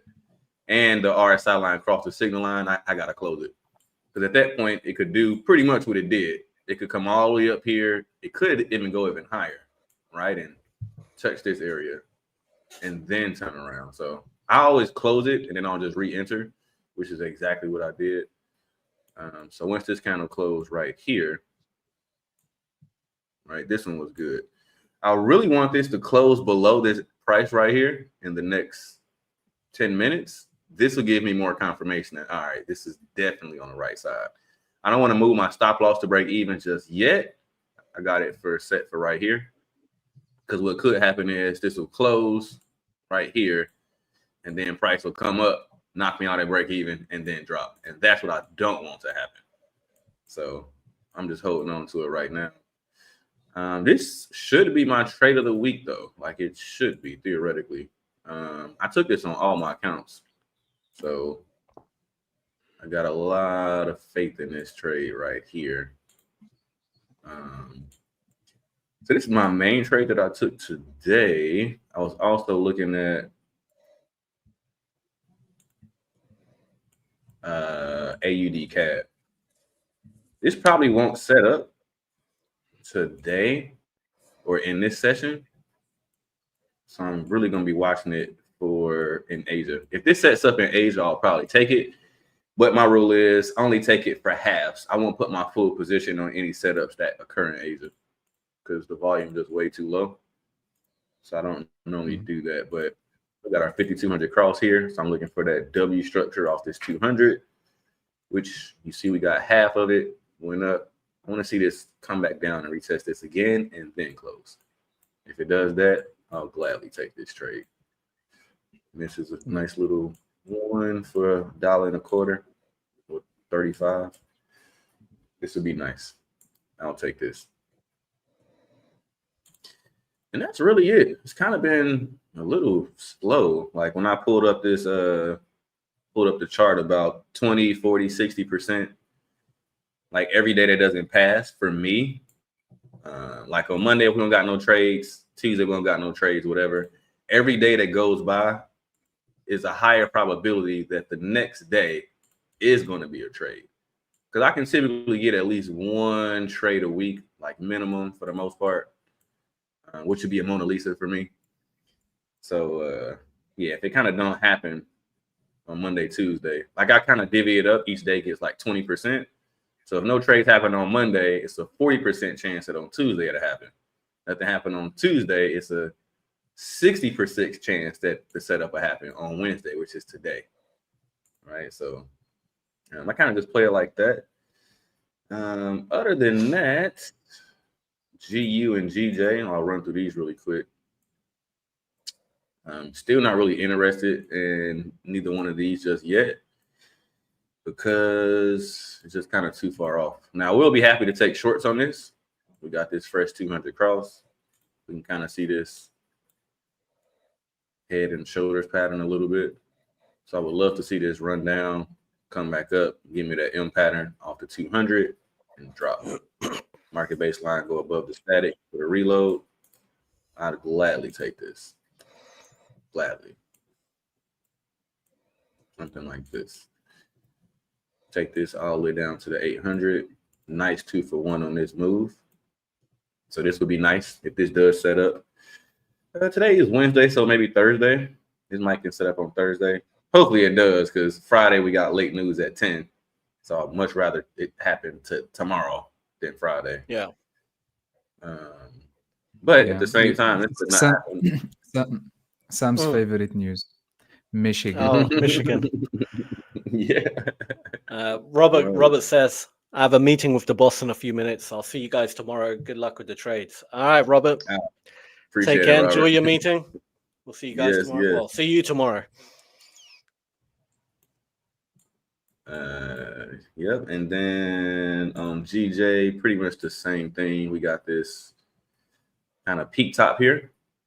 I wouldn't want to be interested in this until I get this 5,200 cross. All right, price come down and make the same thing. Give me that M off the 200. Target would be this 800 EMA. You see the market baseline is already kind of peaking above the static. So nice little move on a reload. And that move will look something like this. So I'll be glad to take this move if it sets up. But other than that, that is pretty much it, guys. I see this gold trade is coming all the way back. Still doing decent on it, but once again, this thing be wicking around very so nice. much. It's looking very nice, though. Yeah, I just wanted to close. Just close below this area, right? Close below this area right here. As long as you close below that in the next 6 minutes, I feel confident about this. But I don't like this long wick. Like, I don't like that. I would much rather it close. I don't like it when there's just as much body as wick on candles. Yeah. Like, I want it to be more body than wick. It's never nice. No, it's never good. It's never good. And then again, it just makes it that much easier for when it closes for price to come up just a little bit and drop. That's why I don't want to move my stops just yet. Because I'm telling you, if I move my stops loss to break even right now, that's exactly what's going to happen. And I'm going to be pissed. Because y'all remember on Euro GBP this week, this trade that I told y'all just ran. It didn't give me an opportunity to get in. This one candle right here. So I can't say I missed this trade, but I wasn't able to get in. So that sucked. Right? Same thing happened on GBP CAD. Right? I wasn't able to get in on this move right here. So they've been a little funky this week to say the least. So I'm just trying to scrape out a few pennies, man. That's really it, you know. I ain't even asking for much. Guys, I just want some few pennies. Yeah, that's it. I ain't even asking for much. They trying to bounce all over the place and range and wick. Like, look at this. I got in at 29. This thing that came all the way back. We at 25, and the low was 19. So come on, man. Just go ahead and close all down there. Playing Give me a around. little bit. Yeah, I do not like this. I do not like this. And gold is one of those pairs that it will do it. Like this thing will move for you, against you rather. But same thing, just to kind of go through it, as I always do. We got this funky M pattern up here, right? Run down. Then we got this, what I would call like a little 12 move, right? But we're kind of coming back, retesting this same little area. That news today, I guess we had some early news. It was at 8:30 today. And it was about I guess Trump said something about the deal with China. Yeah. So this huge candle, I know people got stopped out with this. This is why you can't jump in front of the news, because something like this will happen. Right? Mhm. So you got this we had candle that was what time was that? this was 8:30. Trump? 8:30 EST. Oh. Yeah, we had CPI today. Yeah. But just before that, Trump and China, they came to an agreement, I believe 55% Also, tariff, Yeah. 10% for China, 55% for the US or something like that. I don't know. Don't quote me on it, but I can't remember the exact numbers. It was something like that. It was something real Yeah. close to that. So when I seen this move and they yanked it back down, like that was, for me, it's even more confirmation that, all right, they already swept the liquidity up here. It was tons of longs, pending longs above this. Tons. And they just grabbed it, yanked it away. I expected them to run much faster than this and just, drop over and head on down. But they playing games today. After they didn't play games on two other pairs for me this week already. So I'm just following my trading plan, to be honest. I can't move it until it gets to here. At least to here, like to the Asia low. At least. You got to get all the way down here for me to move it. So, yeah, that's pretty much it. I didn't really have too much more action today. Was it one more? Got a potential trade on pound CAD. Nice. I think if it will be like there will be momentum, I feel like the market's gonna crash down. Some big candle is coming, but just the way the numbers look, I think that we're gonna break strong lower. Let's see. I think you're. I think you could be right, man. I think you could be right. But pound CAD, there's a massive gap here, or a nice little gap. It has already touched it before, earlier today. So, do you know what I mean? I don't like when it's already tested it, but what kind of pips are we? 10 pips? That's not too bad. Stop loss. So I might as well enter. But seriously, Why it looked not? like the same setup like ES you missed in ES. It does, but with the currency pairs, I really don't know, man. I never trade the currency pairs, so like even just not having the footprint, I kind of feel, I don't know, like strange trading it. Yeah, like I have no, like I don't know what I'm looking at. I'm trying to find any. I guess if I see a clear rejection, is that an evening star pattern on the 1 minute, slowly forming? Bullish, doji, and then bearish. I think so. I don't know. Like when it comes to candlestick patterns and stuff, like I haven't done that stuff in many years, so I'm a bit rusty when it comes to the whole candlestick patterns. I guess I'm just kind of looking for like absorption. If the candle just kind of keeps pushing back down, you can see the buyers coming. I mean, does it have tick? All right, so you got the tick data, but that isn't great. Let me see how it looked up here. So you had a few big numbers. So all right. I'm going to treat it as if it's contract data. It's not, but I'll treat it the same. So essentially looking for those buyers get trapped, maybe a few big numbers, something look quite nice. Let's see on the 5 minute. All right, we did get a close below that price. That's all I care about. Nice. Oh, did you? Excellent, excellent. Yeah, we closed below, Ooh, so that's good. Okay. All right, I'm going to enter this pound CAD trade. It moved quite a bit already. That was quite annoying. Again, I don't know, man. I don't know. I'm going to be really, really cautious with it, just because when it comes to the currency pairs, I'll be honest, I do not like trading them. I don't know how they move. I don't know what their deal is. I just. And we'll put my stop at 85345. 85345. 345. I just have a feeling I'll get stopped out on this one. I'm in short NQ. I just wow. That's Again. I should share. Can I share? Do you wanna This is yeah, share. This is some big movement. I short really at the bottom because of just as I said earlier, like the numbers on the footprints, it looks like we're gonna melt down more. So especially from here, 459, and so I'm looking for continuation, and that's wow. That's 1 minute candle. Oh. Okay, you want to short? I want to buy ES soon.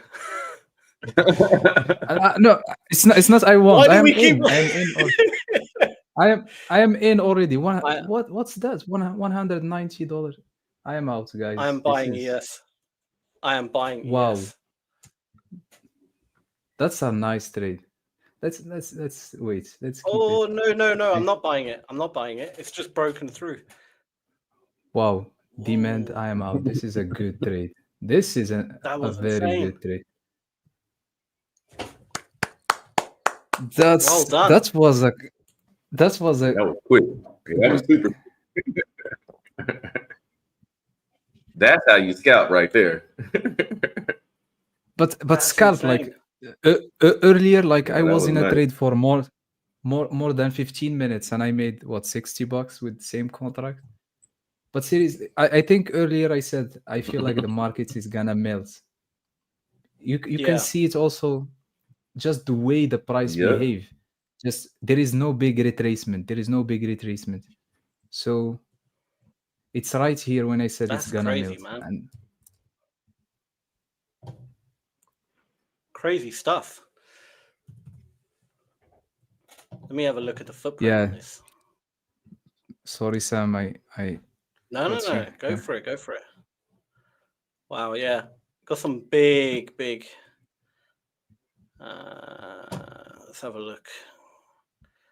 Wow, it's crashing. It's melting, isn't it? They called me, guys.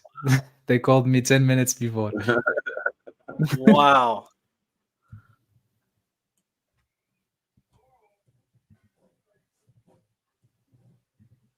That's insane, man. Look at that.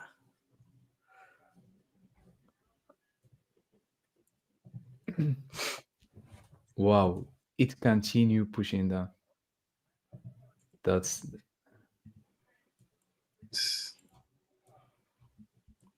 crazy, man.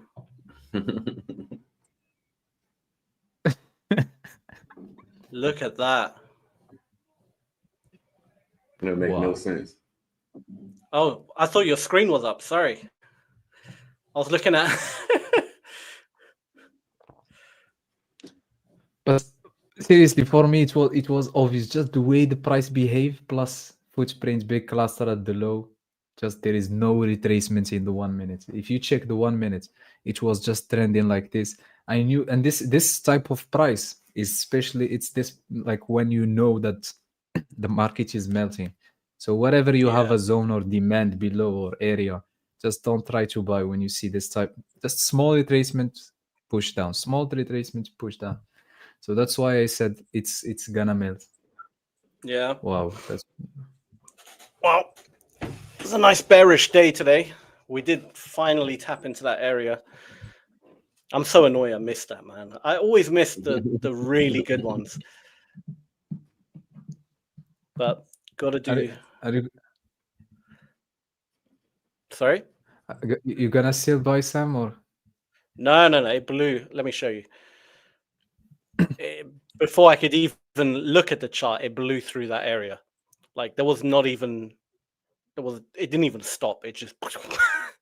So there was definitely no buy, but potentially a sell. The thing is, we're already quite low down. I don't want to sell when it's that low down.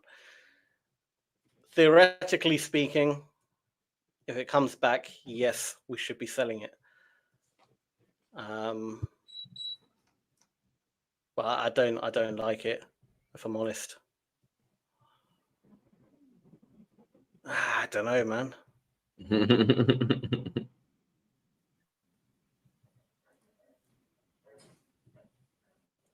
There is a high chance that tomorrow we will have a bearish day. I'm on ES, by the way, not an NQ.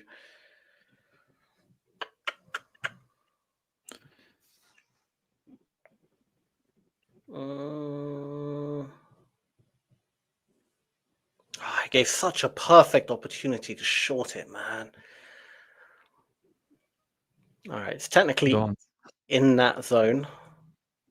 Sam, please don't. Huh? No, I'm not. I'm not.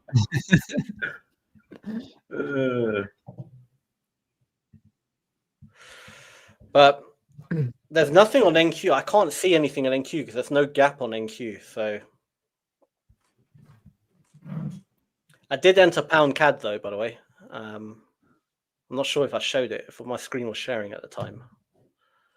In fact, let me get back up again. So I did enter pound CAD on that area.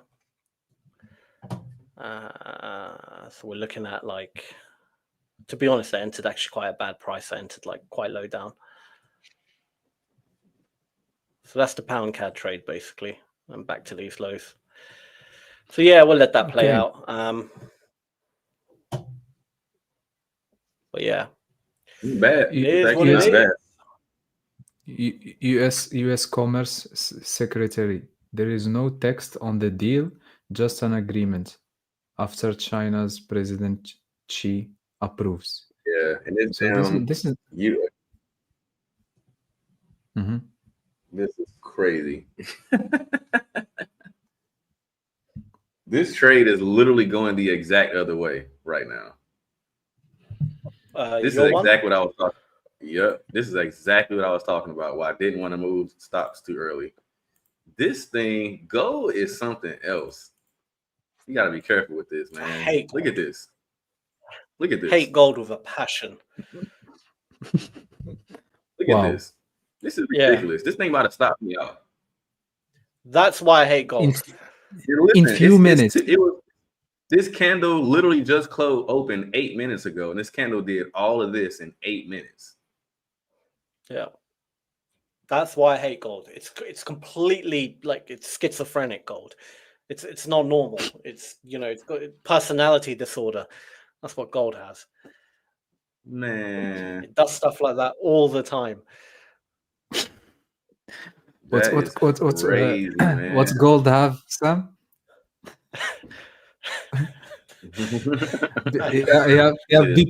Bipolar. I don't know if it's in English. Bipolar. Bipolar, yeah. But it has like split personality disorder. It would be all nice gold, and then all of a sudden it would just bang. It's like, why? Got you. Yeah, that's what it's doing to me right now. Like, seriously? It behaves as if it's like an exotic instrument. Do you know what I mean? Where there's not much volume, and then like one big trade, and then it can move the market. That's how gold behaves. I never understood it.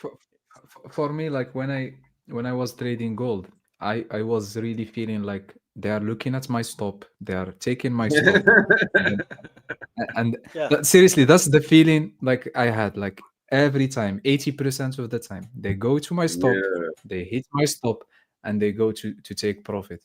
And then I said, I love myself. I don't want to damage myself, so I should stop this thing. Trade this this gold. And for me, like I really respect a trader who trade gold, just gold, and he's very profitable with gold. This is The dude, this is something. Nerio Machado. He only trades gold and GU. Okay, Yeah. respect. Like Yeah. respect. Gotta respect it, man. Like, how is he doing Yeah. that? Like, Yeah. Is he I'm scalping sure or if you swing? spend enough time on the charts, you get to know how it behaves. But it's a tough one. But it's a go-to for so many people. Like, I've seen beginners who have like jumped straight on gold. I'm like, what are you doing, man? Yeah. You're jumping to like one of the that was hardest breaking things to walls. trade. For me, I was profitable in gold on the Asian session, the only Asian session. But I was losing money on London and NY session. The Asian session was profitable, but the other sessions, no way. For me, But it's gold tough. was like, I would be most profitable on gold for a short period of time, and then I'll be unprofitable. Do you know what I mean? Like, gold would reward you. Like, you'll have 1 or 2 days where gold is just, oh, wow. And you're like, this is the most I've ever made. This is incredible. But then in the next couple of days, it'll wipe it all up. Yeah. So gold was always just kind of a double-edged sword for me. Yeah. Never liked If you gotta remember, I took gold last week and hit on it. It was actually a 2-for-1 trade. It was perfectly fine. I'm like, all right, that's what I'm talking about. And now it's taking the money that it just gave me back. Yeah. Gold is gold is gold. That's But that's any high volatile pair is always like that. I mean, but there's the weird thing about gold. Look, normally volatility comes because of lack of volume, right? So actually low volume creates volatility in the market, right? A lot of time. Like when I say volatility, I mean like lots of like big movements, right? It's actually low volume, not high volume. High volume creates choppiness. Yeah. Could you, Sam, please tell us like what is your experience until now with the NQ? Is it much better or is it a little bit better? So it's like ES, just a little bit more aggressive. Oh, it means like you enjoy trading NQ more. Just says. No, definitely not. Definitely not. Sam, ES, I know what I'm getting. Yes, you are getting 6 points during the day. Like, look at this. Let me pull up my screen, right? Okay. NQ, I couldn't see a trade, right? What did I say? You guys were, particularly Aymane, you were like, no, don't jump in, right? But I said, when it comes back into that area, short the market, back down again. Look at ES, how beautifully it respected those rules, right? Came back into it. Love. NQ didn't even have that area. NQ is just like, this area is the daily volume profile, right? Clear gap right there. Beautiful, right? Let's look on the NQ daily volume profile.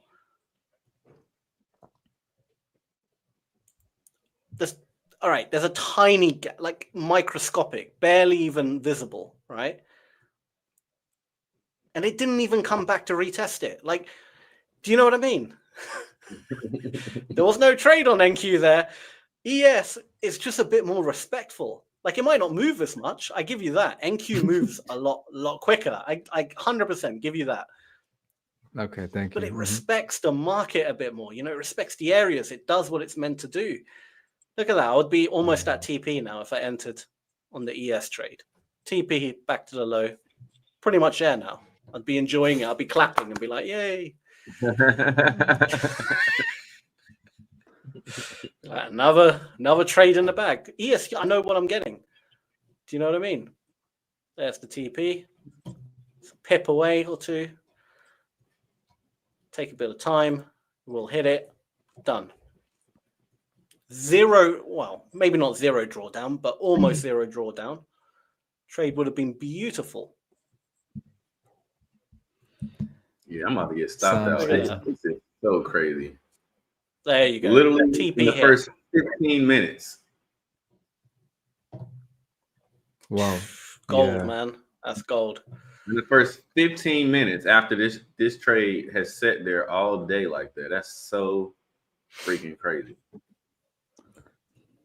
And one more thing, if I can really quickly, I guarantee you, right? If I up the row size, up it to 30, you'll see how well ES respects these areas, man. All right, so I'm gonna zoom down to the gap. You see how it dipped in? Let's zoom down even more. Let's do 50. Let's really get that. There it is. There's the gap, right? The gap in volume. Look how it respected that when it came back to retest. The way Sam, the way Sam defend ES, I think if your girlfriend Sam is listening to us, she will get jealous. But tell me that is not perfection, man. Look at that. If I took that trade, beautiful, perfect, would have really respected it. NQ just doesn't do the same, man. So I'm sorry, but I have to. I'm still team ES. Still team ES. Said no matter what, team ES. Yeah. Don't worry, Aymane. Next week you'll trade ES, and then you will understand. You will see the light. You'll get it. Next week? Yeah, Next okay, week. we will trade ES, try ES next week. No problem. I mean, you are. I would say you're beating the competition right now because you did get that magnificent trade earlier, the one where it just shot down. So, and that's a hard trade to beat, to be honest, because the market flooded. But I still have. What day are we at? I don't even know what day we're on. Is it Wednesday? 2 more days. 2 more days. Yeah. Now 2 more days. We will try to trade ES, Sam. It's okay. But I think like I will not like it. I'm just preparing myself from now because it's so slow, and for me, like I like to, you know,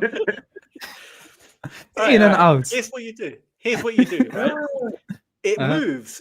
It moves the same speed as NQ. It just doesn't move as much. Right. So all you gotta do multiply by 2. You know this on the video. Is there any option I can multiply by 2 so it will go faster a little? all you gotta do, like the actual movement, like the speed. If NQ is gonna go up, ES goes up at the same speed, right? It just NQ does more pips. That's all, right? All you gotta do is increase your lot size. That's simple, and then it feels exactly the same. I don't know, man, but we will try it. It just I feel like it's it's so slow, but it's okay. We will try ES. We will try ES next week. But I am with you. Like I know NQ is better, and you know that's also. But but I know that ES, let's say, respects more, let's say, resistance support because it's moving slow. It's like Euro USD. So when someone wants to learn, let's say, you suggest him start with the Euro USD or start with ES, let's say. But yeah, I agree. I mean, you can have tighter stops usually with ES, I would say. No, but I'm joking. Like you are right, Sam. It's if you increase your lot size, it's a little bit similar. Like instead of trading 1 or 2 NQ, you trade 4 or 5 ES, and it gives you the same risk, same movement, same.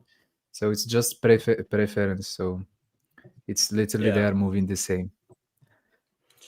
But do you know what this experiment has taught me though? Because I always was under the assumption NQ and ES pretty much the same thing, right? But like there are times where I can't see a trade on ES, but there's something on NQ, and vice versa as well. Like this trade I just showed a second ago, right? I couldn't see it on NQ, but it's there on ES. So by looking at both instruments, I think I can actually open up more opportunity. So well worth actually looking at both, to be honest. That is something that I didn't expect, to be honest. I thought it would be pretty much the same across the board, but there are actually slight differences, yeah. And I might even check out US 30, to be honest, Dow Jones. Because Yeah, those three like all together for me, like they all super close together. yeah, I think US30 is a little bit different. A little bit, you can see the difference in price, but the only difference between NQ and ES, of course, like for you, Sam, sometimes the voids, there is a voids on NQ, there is not. But for me, in terms of structure, sometimes ES break and sometimes NQ hold and fail and go lower, and you can I see some ICT traders or like they are using this SMT, like I don't know how to explain it, but they are using the divergence between ES and NQ to get the divergence. So makes sense. Yeah. it's I mean, let me pull up the Dow. yeah. Something's wrong with StreamYard at the moment. Bear with me. Everything's frozen on my end. Oh, there we go. Now it's back. I'll be honest, I've never once in my life looked at Dow. Never looked at the Dow Jones. This is the first time I'm ever looking at it. And it looks similar in the way it moves. But let me have a look. If today would have been a similar trading day, if the Dow, ooh, okay. What I like is we're nowhere near the highs, meaning I got all this price action I can still trade. Okay. Oh, all right. Nice gap there. Well, let's put that there. I feel like with US30, like the NQ is the future. So like we are let's say late on US30. It's come couple of 1 month late. So if you go on NQ, you will see NQ and ES were there in the similar, let's say, price pattern like 1 month ago. Yeah. But it respects very well. It respects very well. Lovely gap there. Look, twice it respected it. Here, boom, lovely reaction. Here again, boom, lovely reaction. And now the third time today, boom, another reaction. So that I quite like. There's another gap right at the top here. So if we move higher, that's a great trading opportunity. This time I'm actually setting an alert and I will remember it. In terms of the daily, not the daily, I mean like the 15-minute. The volume profile looks a bit rubbish on the daily, but got a really nice gap down here, which it respected beautifully back then. So if it comes back down to here, I'm expecting a hard buy. Yeah, actually, the Dow Jones looks quite nice. It does look quite nice. It's definitely something I might add to my and to my trading plan. Trade a bit of the Dow. You be ES, NQ, and Dow. Yeah. Damn right. Trade it all. Why not? This thing just bought me out, man. That's so crazy. So crazy. That's gold, man. That's gold. Gold is vicious. Like literally 23 minutes. Like 23 minutes into the candle, this thing turned all the way around and ran all the way up here like this. That's ridiculous. Absolutely crazy, ridiculous. Man. Whoa. Oh no, I thought I saw something else. We've got a few minutes left, so I'm gonna go ahead. This CAD trade, pound CAD, is going quite well. It's pushing down quite nicely. Let me just get the chart up. Wow. What was it? Pound CAD. Pound CAD's doing all right. The only issue I have is I can't see the footprint. We've got to this area here, which it rejected last time. We've got a few minutes left. I don't know. Obviously, it's not going to hit the TP by the end of the session, so I think I'll pretty much close out. But yeah, not bad, not bad. So I think I'll just take profit on that one. So just double check the 1 minute how it looks. Yeah. All right. Amount of pound CAD. That's that trade done. It's not worth a clap, man. It's not worth a clap. I think I got how many pips? Got out around here somewhere. 5.8 pips. Yeah, it's not worth a clap.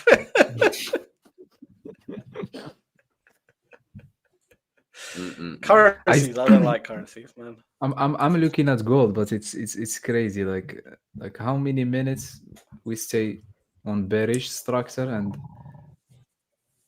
it took us just a couple of 15 minutes, I think. That's 20 minutes. Crazy. That's super crazy. Holy. Yeah. All right, we got to figure out. Oh, okay. Have a look at this. Now, I didn't actually look at gold, but wow, that's all I can say. Lovely gap, beautiful gap right there. Reacted really nice. I wouldn't expect a reaction like that, to be honest. There was one more there as well. That is some BS. Like, what the hell? That is crazy, man. What in the world? That's insane. That is a huge reaction. I need to see something. Let's get the row size to 50. See exactly where the volume drops off. Oh, yeah, okay. So the more extreme the volume drops, right? So you can see it right there, how it dropped down. Very extreme. So if I just highlight that area, yeah, that's where it reacted from really heavily. Yeah. And if I look on the footprint, yeah, you had sellers, look, 103 contracts trapped. But that is still a crazy reaction, man. I would not expect a reaction like that. Nuts. Maybe a bit of the entire time, and out of nowhere, just does that parabolic move like that. That's nuts. That's crazy. Insane, man. So if I move it to 100 points, really lock in onto where that volume drops off.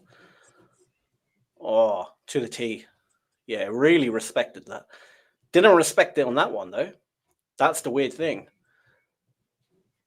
But what I would expect, like for me, if I was to enter that trade, I'm looking at a TP of,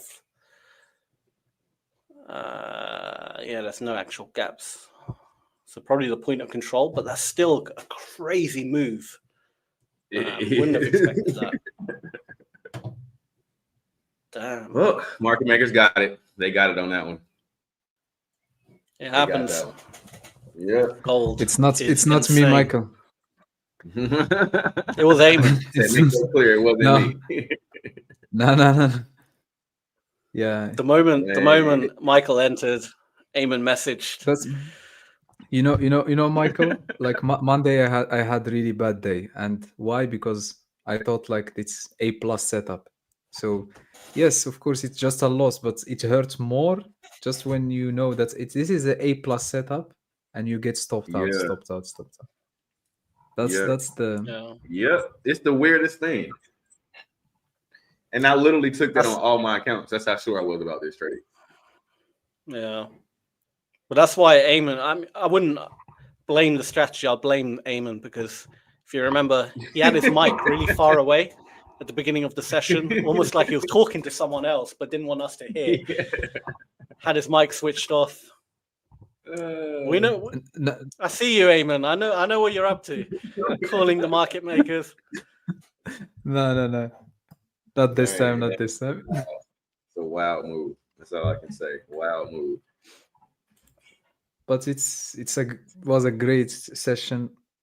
It was really good. Oh yeah, time. lot So of what have of we action. Huh? What we've learned is never trust Aymane, never tell your position to Aymane, and never trade gold because gold is just Right. bipolar. So that's what we learned. Is Never trade. Sam is jumping to conclusion. Never trade gold. Just never trade gold, honestly. If anyone no, tells So me, that's oh, an should I easy thing trade to gold? do. No, just don't do it. No, thank you. They don't do it. Emotional damage. All right, guys. That is time. So All right. I'll catch you guys tomorrow. Have a good evening. All right, guys. Take it easy. Take care. All right now. Thank you, guys. See you tomorrow. See ya.